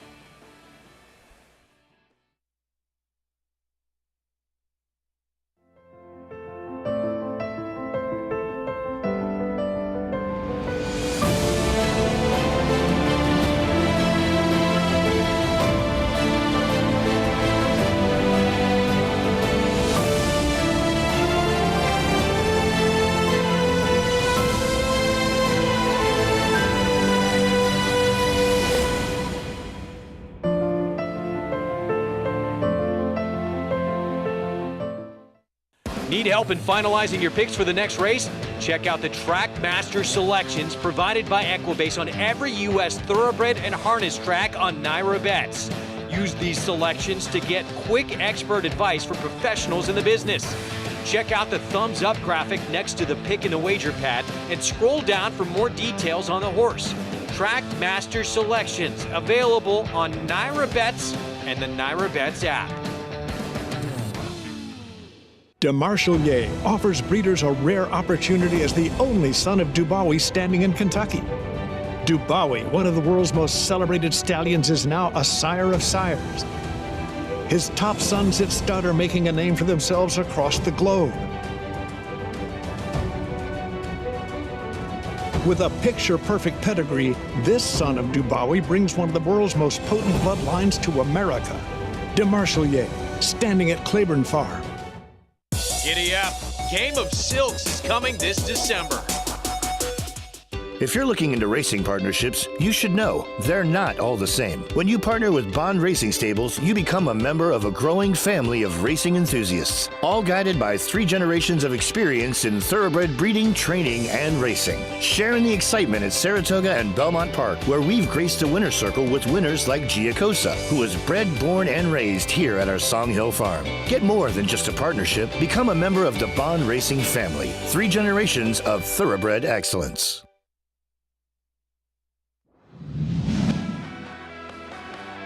Forever Together has been produced on the outside, and she'll run to daylight as they run to the final furlong. And here is Caribbean Sunset, who comes bursting on through to take the lead. And Forever Together coming with giant strides, and there she is to win the Diana again.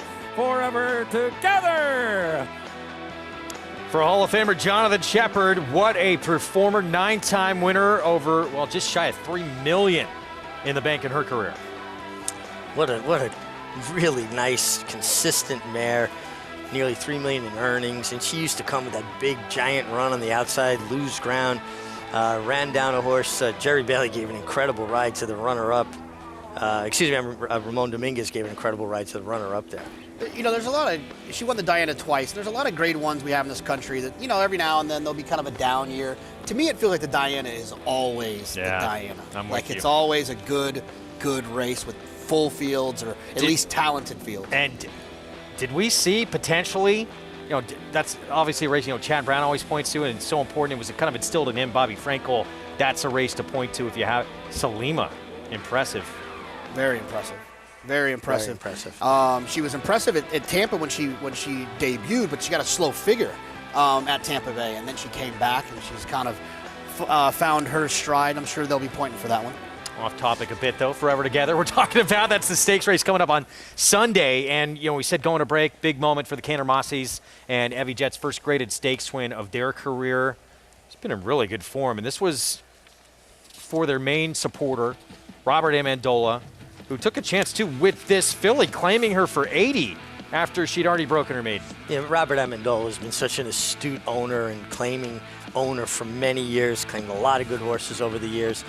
And recognizing talent, and the Cantor Mosses have talent. They do a great job. They work hard. They're easy to work, you know, root for. And Evie Jett creates her own trip because she's tactically fast. More than a lot of trainers in New York, when the Cantor Mosses, when they get a horse, I expect that horse to improve. Well, back to Chad Brown. He's going to send out Fluffy Socks in here, 8-5 morning line favorite. And Rad Ortiz Jr. will have the call Sunday. She ran so well in the Rodeo Drive out at Santa Anita, going 1.25 miles. This is obviously a little bit shorter, but she was closing into a slow pace, and she was fourth that day, but it was a tough field. She's a really cool horse as well. Saul Cuman's son actually named this horse Fluffy Socks. 11 times in 16 starts, been first or second with 4 wins. Let's get to Evie Jett and Messidor.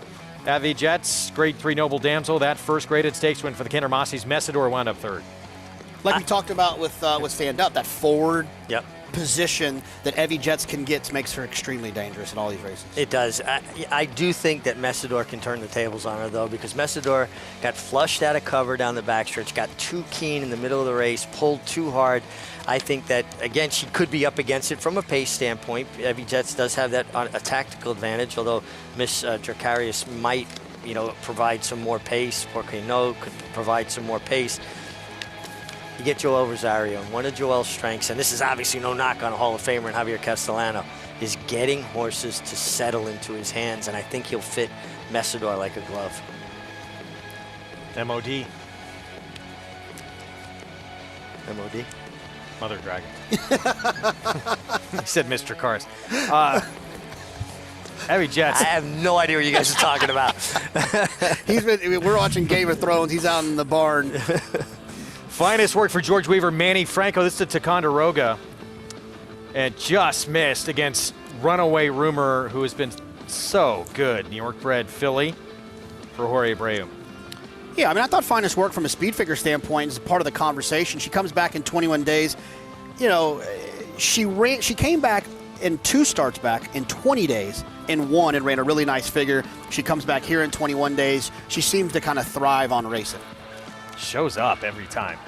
I think there are more horses out there that thrive on racing that we don't never find out because now it's just the way things are done. They race every 4 or 5 or 6 weeks as opposed to years ago when they would just run when they were good, and when they were tired, you'd back off them. We just don't see guys sitting out of that comfort zone until this time of year with turf horses because you have limited opportunities. Turf season's almost over, and those rules tend to go out the window. I gave credit to Steve Asmussen, too, because he went old school with Gunite and with Wicked Lady in the Breeders' Cup. Yeah. Brought them back on short rest. Wicked Lady ran really well, too. Yeah. Yeah, I thought Gunite ran well. Yeah. Also, you know, he was chasing a very fast pace. Interesting. We talk about it all the time when it comes to Hall of Fame trainers making decisions that some might question. I always give them the benefit of the doubt. And if I'm handicapping a race and Todd Pletcher puts blinkers on, I'm assuming this horse needs blinkers. Or if Chad switches a horse from the grass to the dirt, I'm assuming this horse needs dirt. And I think the same with Steve Asmussen. When he decided to run those horses back in short rest, I felt like he knew what he was doing. Which I think, I could be wrong, I think it was the first time since 2019 horses came back on that short rest going into the championship weekend, which shows you how much things have changed really in sport. We have another stakes race on that Sunday card earlier on for 2-year-old fillies. Key Sense at 6 furlongs. New York breds.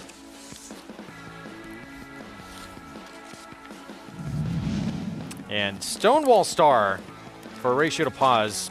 Maiden win came at the Belmont at Aqueduct meet, was dominant against this group as the favorite. And then ran in a stakes race, Finger Lakes, good accounting. Slow break, was only beat a length, ran 3rd. Yeah, chasing wide throughout that day. You know, 2 horses on the inside kind of kept fighting it out, and she kind of got out there, hung out a little bit wide. And Stonewall Star, Barry Schwartz's Stonewall Farm, so they probably had high hopes for her from the beginning. Yeah, you know, she's not running like these blazing fast numbers, but she's running blazing fast numbers for the group she's running against. 3 to 5 morning line. I think that's about right. Filly who beat her though in a maiden race, security code, will get an equipment change, blinkers on, and will turn back in distance. Yeah, look, this is one that the cutback I think is interesting. If for whatever reason someone can find a way to pressure Stonewall Star early, security code we know will go this far. She ran well going 6, but she's got the 7 furlong and the mile race under her belt. She'll be finishing while the others might be getting a little bit tired. Jose Lezcano will ride off that, when she beat Stonewall Star, stretched out to 7. Didn't pan out, tried a mile, so now it's back to what was successful at 6 furlongs, but still the figure she earned in that race. Going to need a lot better if she's going to try and do it again to Stonewall Star. And Phil Serpy's really kind of had a terrific year. Runner-up in the Breeders' Cup Juvenile Fillies with the filly that came from such a bad post and ran so well. And he's really put together a good year. He's winning it better than 18% on the year. A guy that knows how to win just needs horse flesh. He's got better horses this year. So that's coming up, race 3 on Sunday's card. The Key Sense, 6 furlongs for 2-year-old New York bred fillies. We hope you join us over the weekend for the Saturday and Sunday cards. You can play it all with Naira Bets. Get signed up, started at nairabets.com. New members get that offer. $200 deposit match sign-up bonus with the promo code MATCH200. We got the nightcap coming up at Churchill. Fillies and mares trying to break their maiden sprinting, going 6 furlongs. And here's a look at a first-time starter for Dallas Stewart, who we ran a feature on just the other day. Tales of Home.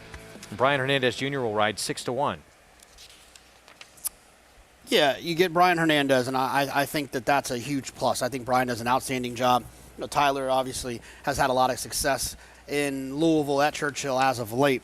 But I think I think Brian is I don't want to say he's underrated, because I think he is highly rated. I just think that he's maybe underappreciated.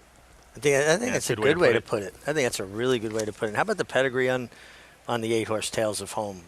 Out of the Phipps mare, Pleasant Home, a Breeders' Cup winner. She's had 7 foals. All 7 are winners, although no debut winners. All right, here they come through the tunnel. We're going to see a couple of first-timers from the inside to kick off this post parade. One for Greg Foley, who I talked about before. I love, so glad to see Bango win again. 9 wins for Bango at Churchill, and he's coming back next year again to try and get the record of 11. Yeah, half to Bango, half to Eaton Ridge. Mare's a producer, gets an inside draw. Luis Saez should be aggressive. Mike Pewich with the first-timer, Bainbridge Dancer. Those silks remind me of one of my favorite horses when I first started falling in love with this game, Blind Luck. Yes, Mark DiDomenico. Parents' Pride, even money on this 3-year-old filly by McLean's Music. Has speed, should be forward, has experience. Sweet Baby Ray. Took no money on debut, did no running on debut. The trainer 0 for 5 with first-time starters in a very, very limited career. There's Terra Nova, not running in New York, but Kentucky. Yeah, it was running at Oaklawn. Hasn't been seen since January. Does have speed. Amaryllis Kiss, Steve Asmus, and Ricardo Santana Jr. Yeah, it could be a little sneaky. Always takes a little bit of money, and you know if you got burnt orange on the back of your silks and that star right there, you always got a chance, huh? The Heilig Broach, strong. Waiting on Wendy, the 7 at 8-1, moves to the Chris Hartman barn. Actually was out on the West Coast with Shelby Ruiz. No, I don't think they'll be waiting on Wendy. At least they didn't when she sprinted. Last time we saw was on turf, going long. First-time starter, here's the Dallas Stewart debuter by Taylor Bacati. If you look at the lifetime kind of works for this horse, horse has been working August 15th, 22nd, 29th, September, October. I mean, been working a long time and just making it to the races. And 16-1 outside on a filly whose first 2 starts came at Tampa back in March and April. Did improve from the first start to the second start. It hasn't been seen in a while. Would have to make another big step forward. Well, Paul made a great call with a filly who was odds-on for Ian Wilkes breaking her maiden. What about 4 to 5 here, Paulie, on Parents' Pride? Wow, this is a tough call in here because Parents' Pride has run well in her 3 career starts. You know, the first race at Saratoga over the lawn, I thought it was a good second-place finish. Now you can go to Kentucky Downs, and we all know that's a tricky race course, so sometimes horses won't take to that course. And now they go on to the dirt. The horse broke kind of flat-footed, got rushed up into the race, and I thought it ran a pretty good second. So I understand where the public is going here, that Parents' Pride is your favorite right now. Do you want to take 4 to 5? Now, when I look at the 6 in here, Amaryllis Kiss for Steve Asmussen, you know, you look at her races, she threw in her clunker in her first start. She was in the 1 hole. She did not run a step at 25 to 1. Came back, ran 3 decent races or 2 decent races. They put her on the Kentucky Downs turf course. And then she came back on the dirt. She landed in a loaded race. 5 runners out of that race have come back to win. You're So Silly, Scarlet Stripe, and One Time Mo. You see it right there on the form. And she got dead left in the gate, had no chance. So she can come back to some of that speed with Ricardo Santana aboard. I think she's a player in here at 9 to 2. Cromaldi on the inside, the 1, I thought made a good appearance. A filly by Outwork for Greg Foley. You can get him ready at 9%. Got a couple nice little drills. You get Luis Saez, so I would think on the send with the 1. You know what, guys? The 8 came out here looking like a monster for Mr. Fipke and Dallas Stewart. You guys were talking about the pedigree. I just don't know if this filly's going to need a race or not. Pleasant Home, I think, won by 13 in the Breeders' Cup, and I got a great story for you. I'll never forget, I liked Pleasant Home that day, and it was over the slop, and our colleague, Frank Lyon, said, you know what, I've been watching that horse work, and I really don't like her today, and I ended up betting on her as she crossed the wire 14 lengths in front to win the Breeders' Cup. So I do think the 3's the horse to beat. I think a little bit vulnerable at 4 to 5. And as we speak, I just got off the phone with Michael Maker. He is at a Circle K right now getting Doritos because we are going to go play karate in the garage. They did become best friends. I knew it. That's great. Oh, such a good movie. Oh, Mike Maker, terrific trainer, and nobody gets more out of him than Paul Lo Duca. No, it's really remarkable. I mean, I've interviewed Mike, and I've known him for a long time, a number of years. I actually think I might have rode for him at the tail end of my career. I can't get him to talk. Just don't build a bunk bed. We saw how that went in the movie. Wow, so Paulie says this 8 looks tremendous on the racetrack, Tales of Home. We'll see it. Yeah, it's tough giving up experience, especially a filly who's getting bet like the 3 is here at 4 to 5. You know, Dallas isn't known for, getting horses to win first time out. 8% in his career, 52 out of 630 attempts. So that's, I would say, probably a check against. I also think it's a little bit of a concern that this horse has just been working so much.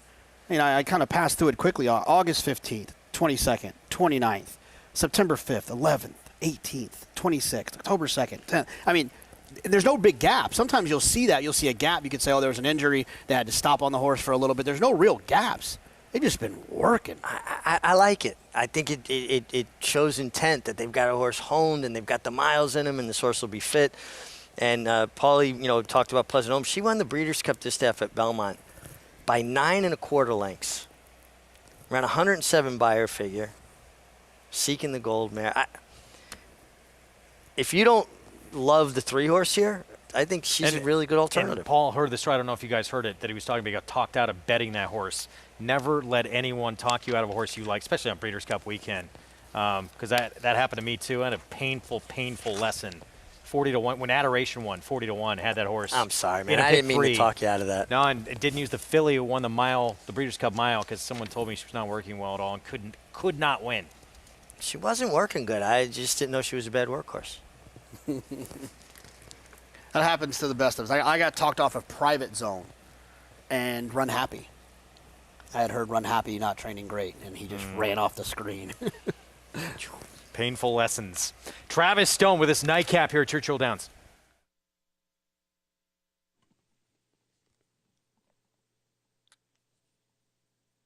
Waiting for Sweetsmaker.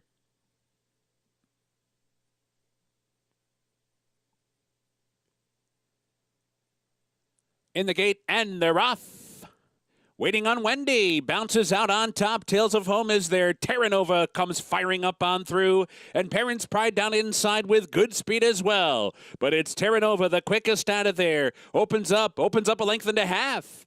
Parents Pride forced to come off the rail to track the pace from second, waiting on Wendy on the outside third. Sweet Baby Ray down inside fourth. Then it's Tales of Home fifth. Grimaldi down inside sixth. Sweetsmaker Racing seventh. Amaryllis Kisses eighth. And the trailer is Bainbridge Dancer. And the leader is Terranova. Opening quarter 21 flat.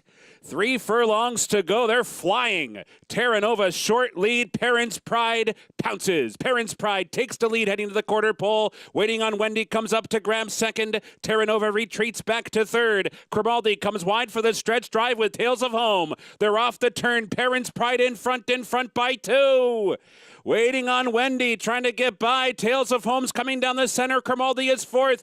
8th pole. Parents Pride still clear. Tales of Home runs up into second. Waiting on Wendy's back into third. Parents Pride needs the wire. Tales of Home is coming on fast. Parents Pride, Tales of Home. Parents Pride holds on.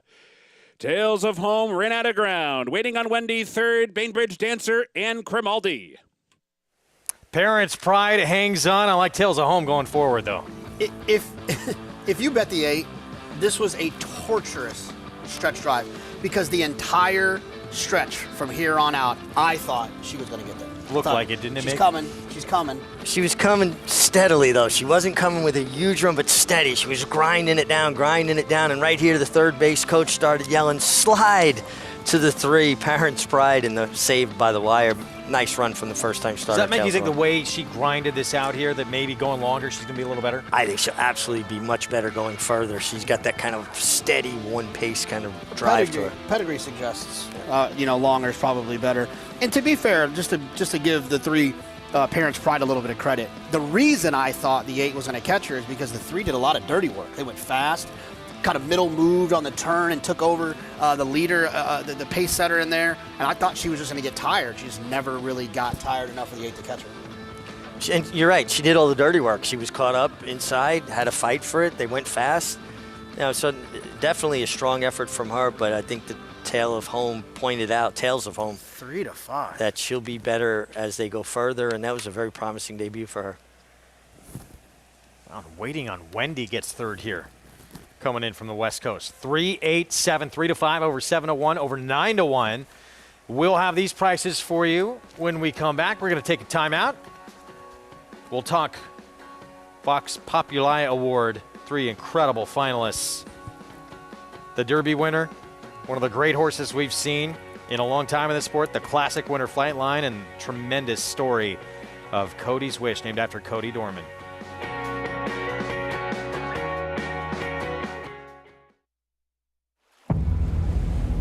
History remembers moments of extraordinary strength,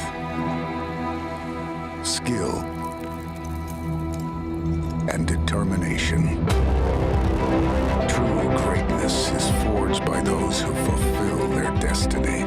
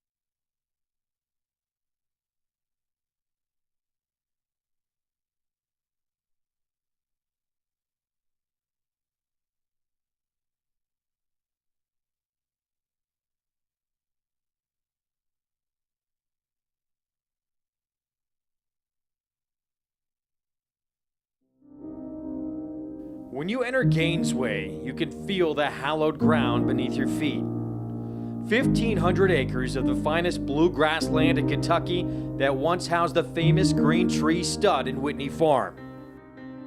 It's a gorgeous place. When I look around, all I see is work, but it is an absolutely stunning property. Just immaculate looking barns. They're more like churches inside. The woodwork, the stained glass, the stone, the tile. I've said it a million times, if I could come back in my second life, I'd like to be a stallion at Gainesway.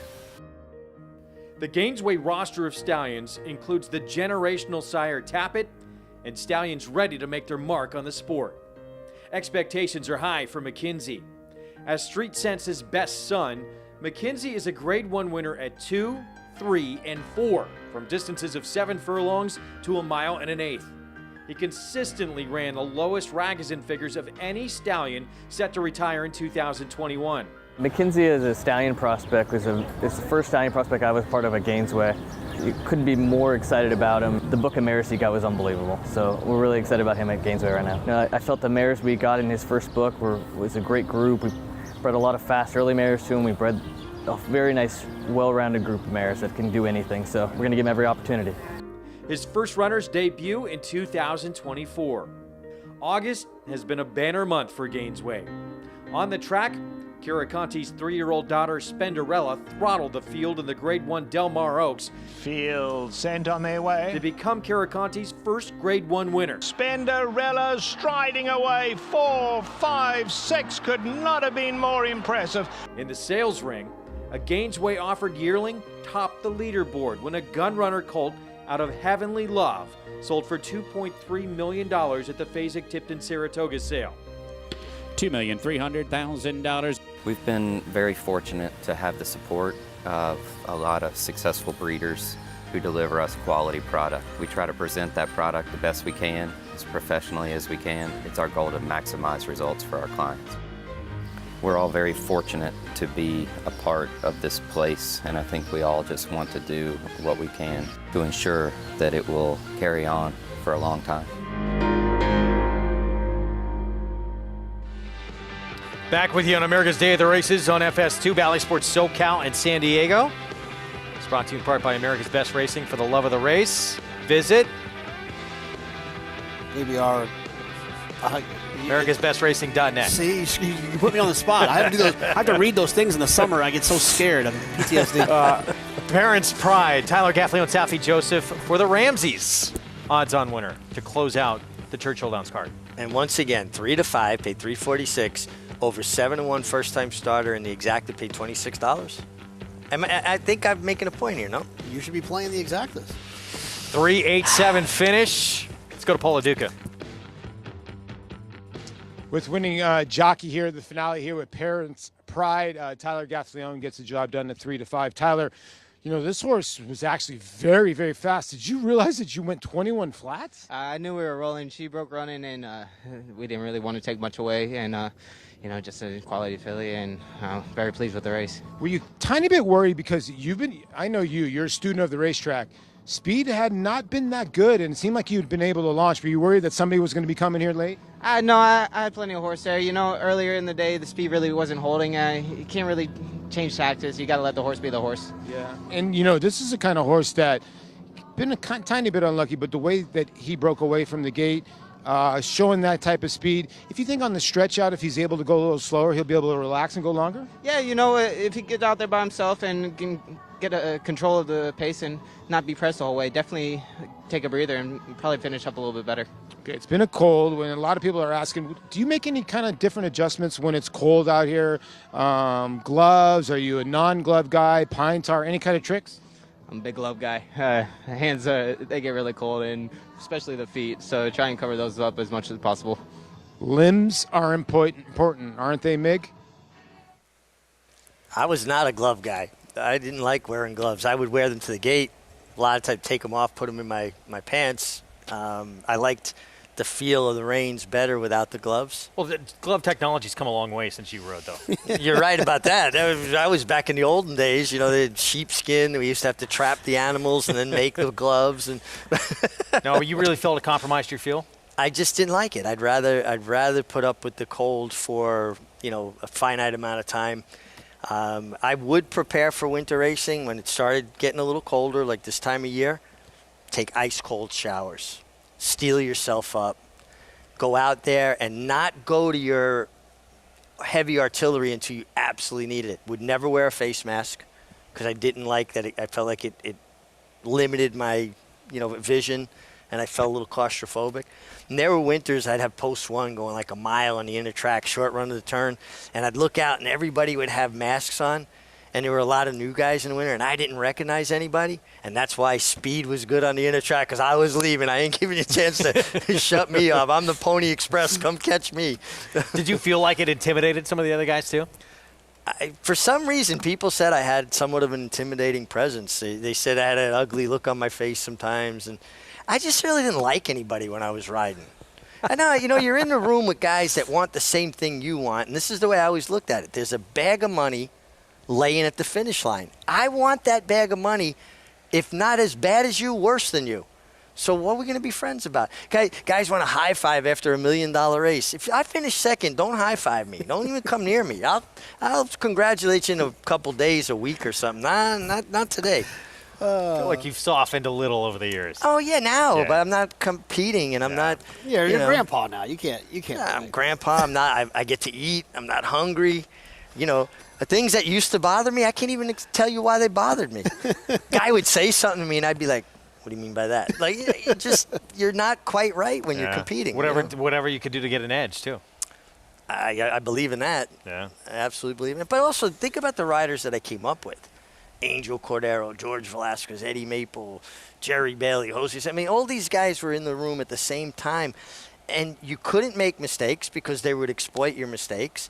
And you had to hang on to your mounts. There were just too many good riders. You know, you were a very replaceable part if you weren't riding well. And you find out early, real quickly, instructions. Trainer gives you instructions. You follow the instructions to the letter and lose, and they take you off. Don't listen, win, great ride. So you learn that. I'm going to do it my way. At least Frank Sinatra said this, I'll do it my way. Tough gig. We said going to break. 3 tremendous stories. We've had so many tremendous stories in sport this year, but these 3 really stood out. Your Secretariat Vox Populi Award nominees. You can vote at secretariat.com up until November 30th. And Cody's Wish, named after Cody Dorman. Rare degenerative disorders, had multiple surgeries. Wolff-Hirschhorn syndrome, and this horse and him, they just had a special connection. Named after Cody, after they met, and he goes on to win with this performance of the Breeders' Cup Dirt Mile. I think with Cody there. This is the slam dunk for the award. I just can't get past it. It transcends racing. It's such a touching human story, and to see Cody Dorman's reaction to this horse and that emotion and the horse's reaction to him. This is a big, strong, intact male horse that's in full training, and he walks up and puts his head in Cody Dorman's lap like he did when he was a weanling. There's no other choice as far as I'm concerned. I think Cody Dorman is like the great now ambassador of the sport. Oh, this is a great illustration of the majestic nature of these horses and why they're so awesome. But I'll tell you what, this is going to be the closest race in Flightline's career, because no offense to the connections, I don't think with these 2 stories that Rich Strike will win the award. I think it'll be a very close competition between Flightline, one of the greatest horses we've seen in this generation, and Cody's Wish. So Flightline was spectacular in all of his races this year. But I don't know if he was spectacular enough to beat the story that we saw with Cody's Wish. He's going to get go ahead. a very important award in his own right, Horse of the Year. And I think that is his reward because he's a famous horse. I think the award was geared more towards stories that touched people, that moved people, and that's the Cody Dorman JK, story. his performance at the Classic, it was awesome. But did he do enough to secure the kind of place in history that people have been talking about off that Pacific Classic? I mean, I think that there's always a knee-jerk reaction to answer those questions in the moment, right? Well, who's the best basketball player of all time, LeBron or Jordan or Kobe? It's like, you don't really have to answer it's not that relevant. Yeah. He was really, really good. Go Zapper was really, really good.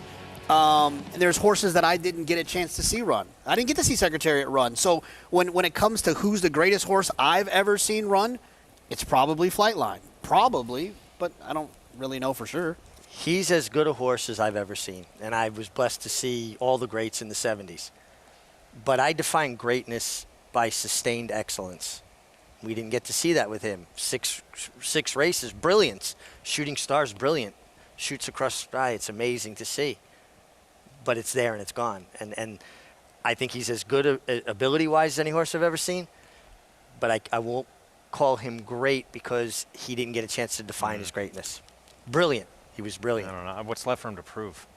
I mean, look, it would have been fun to we all want to see him back. Yeah, obviously. I mean, it would have been awesome to see him back. But, he accomplished what he had in front of him. Unfortunately, he wasn't ready to run as a young 3-year-old to be able to see what he would have done in a Triple Crown type of situation. Well, if he was healthy, he would have won the Triple Crown based on what we know I mean, but that he is. kind of ability. Yeah. Listen, I think the horse is brilliant and as good as any horse I've ever seen, but I'm a little bit old school, and we saw horses compete and, all of those good 3-year-olds coming back as 4-year-olds. Now he's 4, turning 5.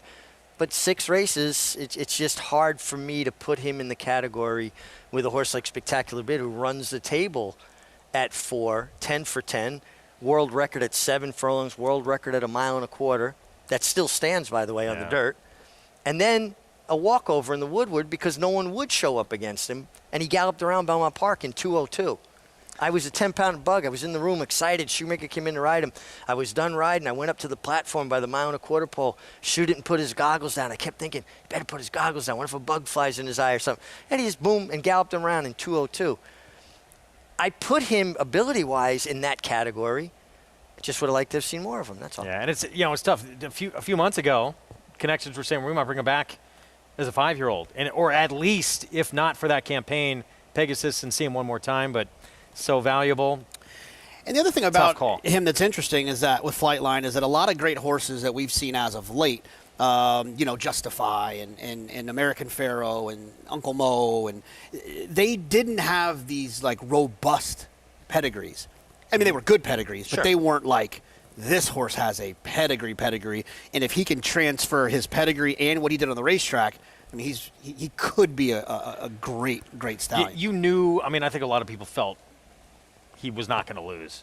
How did you make money with him in the Breeders' Cup? Yeah, I meant to pick 6, but that was the only way. You had to hit a multi-race into him. I mean, unless you like the Olympiad, I'm sure you can make some money with an exacta. The person who won the Breeders' Cup betting challenge, a friend of mine, Drew Coatney, he bet $97,000 to win on Flightline. Turned that into $130 and won another $400. Wow. Cleared $500,000. Wow. Horse of a lifetime. We may not see a horse that good again while we're in this, on this planet. Brilliant. Just always found more gears and went fast very easily. As for the third nominee, Derby winner, we're going to see him again next week. The Clark, yeah. Yeah, grade 1 Clark for Rich Strike. He's pretty good at Churchill Downs, by the way. We'll see you tomorrow, 11:30 a.m. start time on the program. Hope you tune in then on our FS2 coverage. Bally Sports begins at 2, by the way. Personal best. More Crown with that pedigree. Exactly what he wanted for the victory to start off that pick 5 carryover. Rebo's Valentine. Dylan Davis was the first half of the late daily double for Dylan on an impressive performance from off the pace. And Bay Street money, Mike Maker.